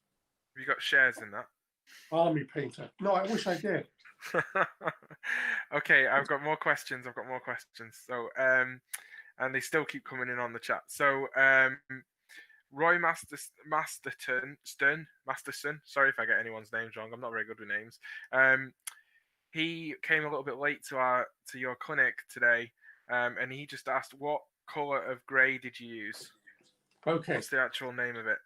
So, this material, it's called pan pastels. Artist pastels. This particular one I'm using is. See that? Okay. And then the other one is burnt sienna. Okay. Okay, and What do you use some of these for? and yes, there are other colours and other shades of colour which I do use. What do you use that Which, violet for? strangely enough, some of these colours you'd say, well, surely you would never use that on a model. Violet. Well, again, it adds layers of subtle color variations. So if you apply it and you blend it, it starts to add. It's much like weathering the wood. You get different levels of different shades of grey. So to get Not those, 50 though. not 50 shades of grey. No. No. I've already got 2 shades of grey. I'm sorry. Okay, we'll keep going on that note. Is it preferable to remove the wheels from rolling stock before spraying the dull coat? No, I don't. That's just another step which I can't be bothered with, to be honest. Now, something like this, which has steel wheels, yes, I would probably take the wheels off and I will paint those. I will spray them. Probably spray them with Tamiya boxcar red or something, just to dull them down, and then apply some pan pastels. Apply the grey over the top just to dull that down as well. But for the most part, no, I don't bother. Okay. We are getting through a few of our questions, and we're going to end up having to break while we bring the next person in the studio. So we should be good here. Okay, so Pete Steinmetz asked about the rest of the colours on your workbench. Your pretty pinks, but I think you just answered that question. He was wondering if they were just for show, because pan pastels can be quite expensive, and he was just, seeing if you were flashing the model railroad in cash. But no, I actually bought all of these on eBay, and I got, somebody was selling all of these colours for a ridiculous price. I think they just wanted to get rid of them. So they didn't really cost me anything. Would I use these? I probably would, but would I go and buy them? No, probably. You don't need them. The only colours you need are the grey and the rust. That's it. So it's the natural grey shade and the burnt sienna. That's all you need. Okay. Okay, so you might not know the answer to this, because I know that these materials are not available in the UK.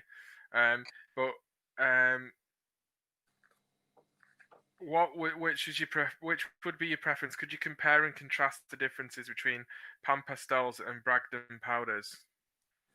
I've never used Bragdon powders, but I'm sure they're probably the same thing. It's like the AIM powders. The only reason I use this is because these are available at every art store in the country, and they're not expensive.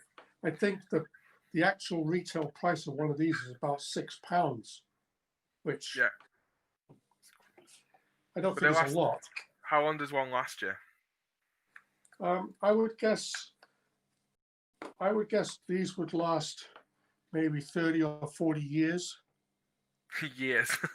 Years. not number of cars. We're talking the lifetime of your modelling. Once you get the models out of the blue boxes. Well, because you're not using much. No. It's a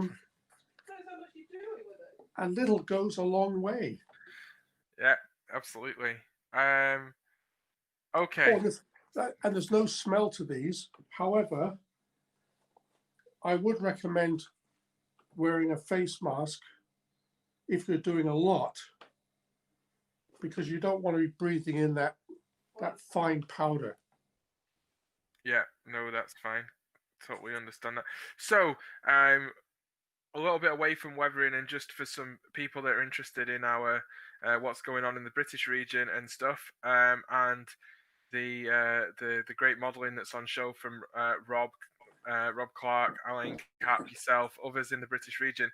I know that we've just launched a new website this morning, and we have a special little offer for people if they want to go and check out the digital version of our magazine. Is that right? That's correct, yes. We've essentially taken, I think, the last 10 years of Roundhouse, and we've made a digital version of it. We've put it on our website. Until the 30th of May, you have access to all of the Roundhouse magazines, and you can look through them all online for free. And after the 30th of May, if you still like what you're seeing, you could subscribe to this magazine. It's produced every other month, and it's fantastic. It's fabulous. There's 32 pages of stuff on modeling. It's amazing. It's incredible. And how much does it cost for somebody who wants to subscribe to our magazine? It's £45 per year, postage included, worldwide. What if you want a digital version? Because we have the magazine available digitally. It's £35 a year for the digital version. Excellent, fantastic. So there you go, people. Digital NMRA magazine. One day maybe other places will catch up. But there we go. We got a digital magazine. Our new website. You can find us. Is it the old web address or is it a new one? The same web address. Same web address. So it's www.nmrabr.org.uk. So that's all the W's. .nmrabr.org.uk. So I think that is our contribution from the British region, apart from me staying up all day and driving computers. So we've been to Australia, we've been to the United Kingdom on our whistle stop tour of the NMRA, and we'll soon, in about 15 minutes, we'll be going back to Georgia, to Perry Lamb, and we will stay in the United States for the rest of our day. I hope everybody's enjoying what they're seeing, and keep listening, keep watching, keep commenting on the stream. And Mr. John Bono or Bonner, I can't remember which way to say your surname, John. So you're gonna just have to slap me, and that's fine. We will let you go and open your parcel from Lombard Hobbies. Enjoy. I expect to find out what was in there in the comments. So thanks everybody. Thanks a lot there, Peter. Enjoy the beer. We'll catch you later. Thank you. Bye-bye.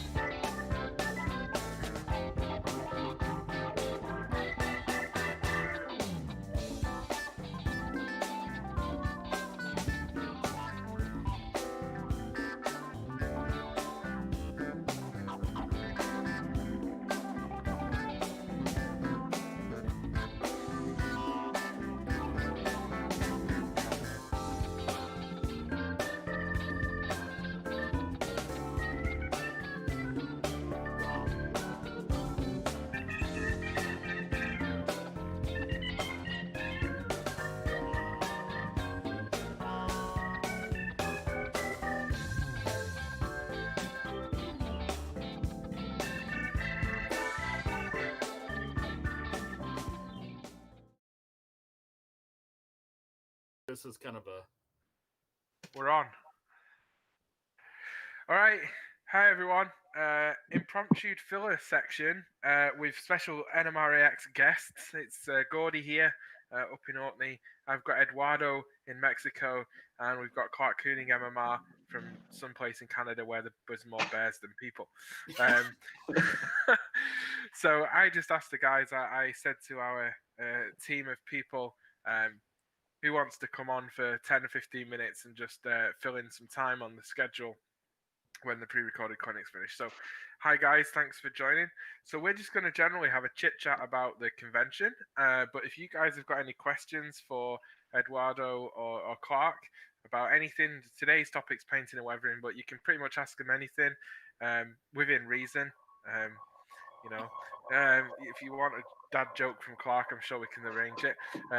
But ask away in the chat. I'm watching the comments on both streams on YouTube and on Facebook, and we've got quite a lot of viewers.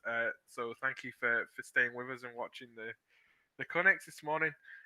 So guys, what do you think of the convention so far? Go ahead, Eduardo. Thank you. Oh, for me, this is great because actually it's my first convention. Even it's virtual, but it's my first convention because in Mexico we have a convention, but it's totally different from this. And I just love the clinics. I have my notes right here. I watched Cover Hopper by Dave Burman. I love that clinic. And also 86 Foot by Tony Cook, also great. And yesterday in the night, I saw Joe Fugate. They talk about Toma. That is a new concept. Well, not a new concept. It's maybe 1 or 2 years ago, the concept. But Joe Fugate is a great figure with the magazine and the show. Yeah, I just love it. And today, well, in the morning, I believe it was Joe something. He talked about Rust for beginners. That was something that I really enjoyed because this gives the opportunity to everybody to practice. So I believe this is the best of the convention. Everybody can have different levels if you are a beginner or if you are a master model. But this is the great thing for the convention. It's for everybody. Thanks, Eduardo. Clark? Yeah, it's been terrific, and again, Gordy and your crew deserve a huge pat on the back. Having been the vice chairman for 2003 in Toronto, it is a hard, even though it's a virtual convention, it is a hard go. And as you and I were talking with Eduardo previously, it's only been a year since Salt Lake, but it seems such a long time ago because we haven't been able to associate with all our friends and modelers where you live. We've been unable to really get together personally, and you and your group have done a fantastic job. And some of the clinics, as Eduardo said, has been just super. Dave Berman, who I know quite well, does those excellent clinics on the grain business and so forth. Just fantastic. And again, Joe, I know because of my association with Crane Masters TV. He did a great explanation of Toma, and I've actually seen the original Toma layout several times with Barry and that. And so it's, model railroading. A lot of people say, oh, I don't have the space, or I don't have, I think we're proving in these clinics that you don't need a lot of space. You can actually just work on a structure, or you can work on a car, or you can, for your future layout. And, or if you go T-track, you can have, an N scale is fantastic because you can basically set it up on your tabletop, put it away, and still continue to build excellent model railroads. So I think it's been a fantastic week so far, and looking forward to the future. Yeah, we got 2.5 more days to go. I actually had to ask the guys. No. I know. That's how I feel. I was actually talking to the guys before we came on air, and I actually asked the guys, how many days have we done now? What day is this? Yeah. I'm like, I've missed my... Yeah, if it was like Salt Lake City by now, I think I would have yesterday spent most of the day drinking beers and eating tacos and doing layout tours. So like now it's... The good thing about this virtual tour is you don't have to stay up till 1 or 2 in the morning waiting for a bus to come back because you can't figure out where it is. Yeah, exactly. I mean, that's it. It's sofa to kitchen. It's perfect for a lockdown situation. You can feel like you've. I mean, it's been weird because I was like, "Oh, how's it going to feel this week?" And I think it's kind of had enough of the flavor of having a national convention just because of the characters and the faces and the conversations. And it's been nice to see in the chat. And in the Facebook group and on social media, different people interacting, which has been nice because that's one of the key things. I guess it's difficult for us to replicate the sidebar conversations, that you get at a convention. And it's really Yeah. important, the people that you meet, Yeah, I think Eduardo was saying about his conventions, being, even though they're small, but you still get to interact with all the fellas and even women who are interested in the hobby. So, you said you might go see a prototype tour, but you're always talking about, hey, did you see that? Or what are you modeling or whatever? And just as at the real conventions, in the hallways, when the clinics all get out, people are standing around going, hey, what clinic did you see? Where are you from? Oh, Gordy, you're from where? Orkey? Orkey. So it's funny you should say that. So Kurt Laidlaw has just asked whereabouts in Orkney do I live. Well, actually, if you download the convention guide, which is I'll admit it's in the Facebook group, but it was emailed out to all NMRA members.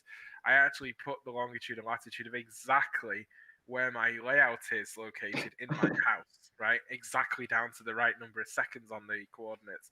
But it's actually, I live on an island called Bury, Burray. And through the NMRX, actually, somebody in the village was watching the convention, a guy called Terry, who contacted me the other day and said, hey, I'm a model railroader in Orkney. I happen to live in your village. Now, to give you an idea, his phone number ends. So in the UK, our phone numbers, the first 4 digits of our local phone number are the exchange, and then the last 2 digits in Orkney are the number that was connected in the order in which you were connected to the exchange. So 731, which is the 6-digit number, 731 means it's on the island of Bury. Yeah. 6 means it's in the village of Bury Village. His number is 15, and his house is about 300 years old. My house is about 3 months old, and mine's 58. So to give you the an idea of how many. So there's only been 43 more phones added. Yeah. Yeah. And then there you go. There's a model railroader just down literally 100 meters from the house. So no, it's been just for doing the NMRX thing and just being able to meet another model railroader who can come and operate the layout or help conduct in our remote operating sessions will be a useful thing when we're allowed to all meet again. So we've had a few things. Next year, people would like to see more virtual conventions, and will we be repeating it next year? Possibly, but we are hoping to do smaller conventions like we have been doing on a quarterly basis. Just not really conventions, but events. Let's call them events.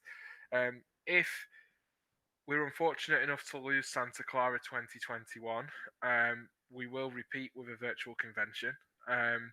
But we are not planning to compete with the national convention because our NMRA policy is that we have a face-to-face national convention once a year. That's really important. We're getting experience of the clinics, but there is hundreds of things that happen at a national convention that it's impossible for me to replicate at the moment through a live stream. So unless the technology I can replicate drinking beer. I can replicate drinking beer. I can do that. But but I can't. It's having a beer with your mates. You can't have a beer with me. I can't replicate that you are buying it for Eduardo and I. Exactly. Well, there are beers in my fridge for you anytime you want to come and get one. There's beers in the fridge. There's a very good selection.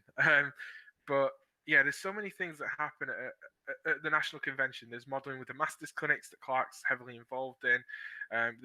We talked about the tours, the opportunities to meet people and interact with people, the silent auction, the opportunity to talk to people who are organizing upcoming conventions. There's way more clinics than we can put on. There's the contest room or the celebration room and everything that goes on there. There's forums, seminars. There's so much stuff that we can't at the Yeah. moment all replicate. Yeah, Gordy, but Go I ahead. believe that. Thank you. I believe that this moment will change how we see the model, how we see the hobby, because now that we are in a virtual mode, we can share different things. For example, yesterday it's the first time that I saw Joe Faraca, and I saw the basement, and saw all the layout, because I'm a big fan of John Faraca. He published a lot of pictures in Facebook, but this convention allowed me to see the basement and the real layout. So this is something different, and I believe for the next year we're gonna have a mix. We're gonna have a real convention, perhaps not as big as we used to, at least for 1 or 2 years, but we're gonna still have a virtual convention. And as you say, we have many topics, we have many clinics. Today I was thinking that we need a clinic for the kids, because we need to get involved the family, to share the hobby with our son, with our grandson, or every kid. So I think this is going to change everything, and I think that we must see the good thing about this hard time around the world, and the next year is going to be better. So uh, I'm just looking forward to see next year. We have many surprise, and I met many people in virtual mode, and maybe the next year we're gonna meet one to one, face to face, and we're gonna drink together, and we're gonna talk. Remember that year? Remember that? And that's gonna be funny. So this is the best of the convention and the hobby. And Clark's planning to empty my wallet. Yeah. But anyway, that's all we've really got time for. Thanks, Eduardo. That was great. And there's loads more to come from the NMRAX team. The team grows all the time. There's obviously a core group of folk that put these things together, but there's over 140 clinicians now on the books to do multiple clinics. There's people who've got other skills that we're building around the world. So more is coming. It's just a case of feeding it in at the right time. But yeah, there will be more to come. And what we're going to do right now is I really appreciate everybody that's viewing and watching. But the stream's been going for 6 hours, so I'm going to kill the stream and restart it. So if you're on the YouTube channel, you'll need to go back to the NMRA channel, which is NMRA.org. In about 2 or 3 minutes, the stream will start again, and it'll be the video that says live. And if you're on Facebook, I will pin the new video to the Facebook group, but if you're on the NMRA Facebook page, it'll be the video that says live. And if by the time you found it we've started, you can always rewind on both YouTube and Facebook. But thank you everybody for watching. Stick with us. I'm just going to turn the stream off now, and we'll be right back with our first live clinic of day 5.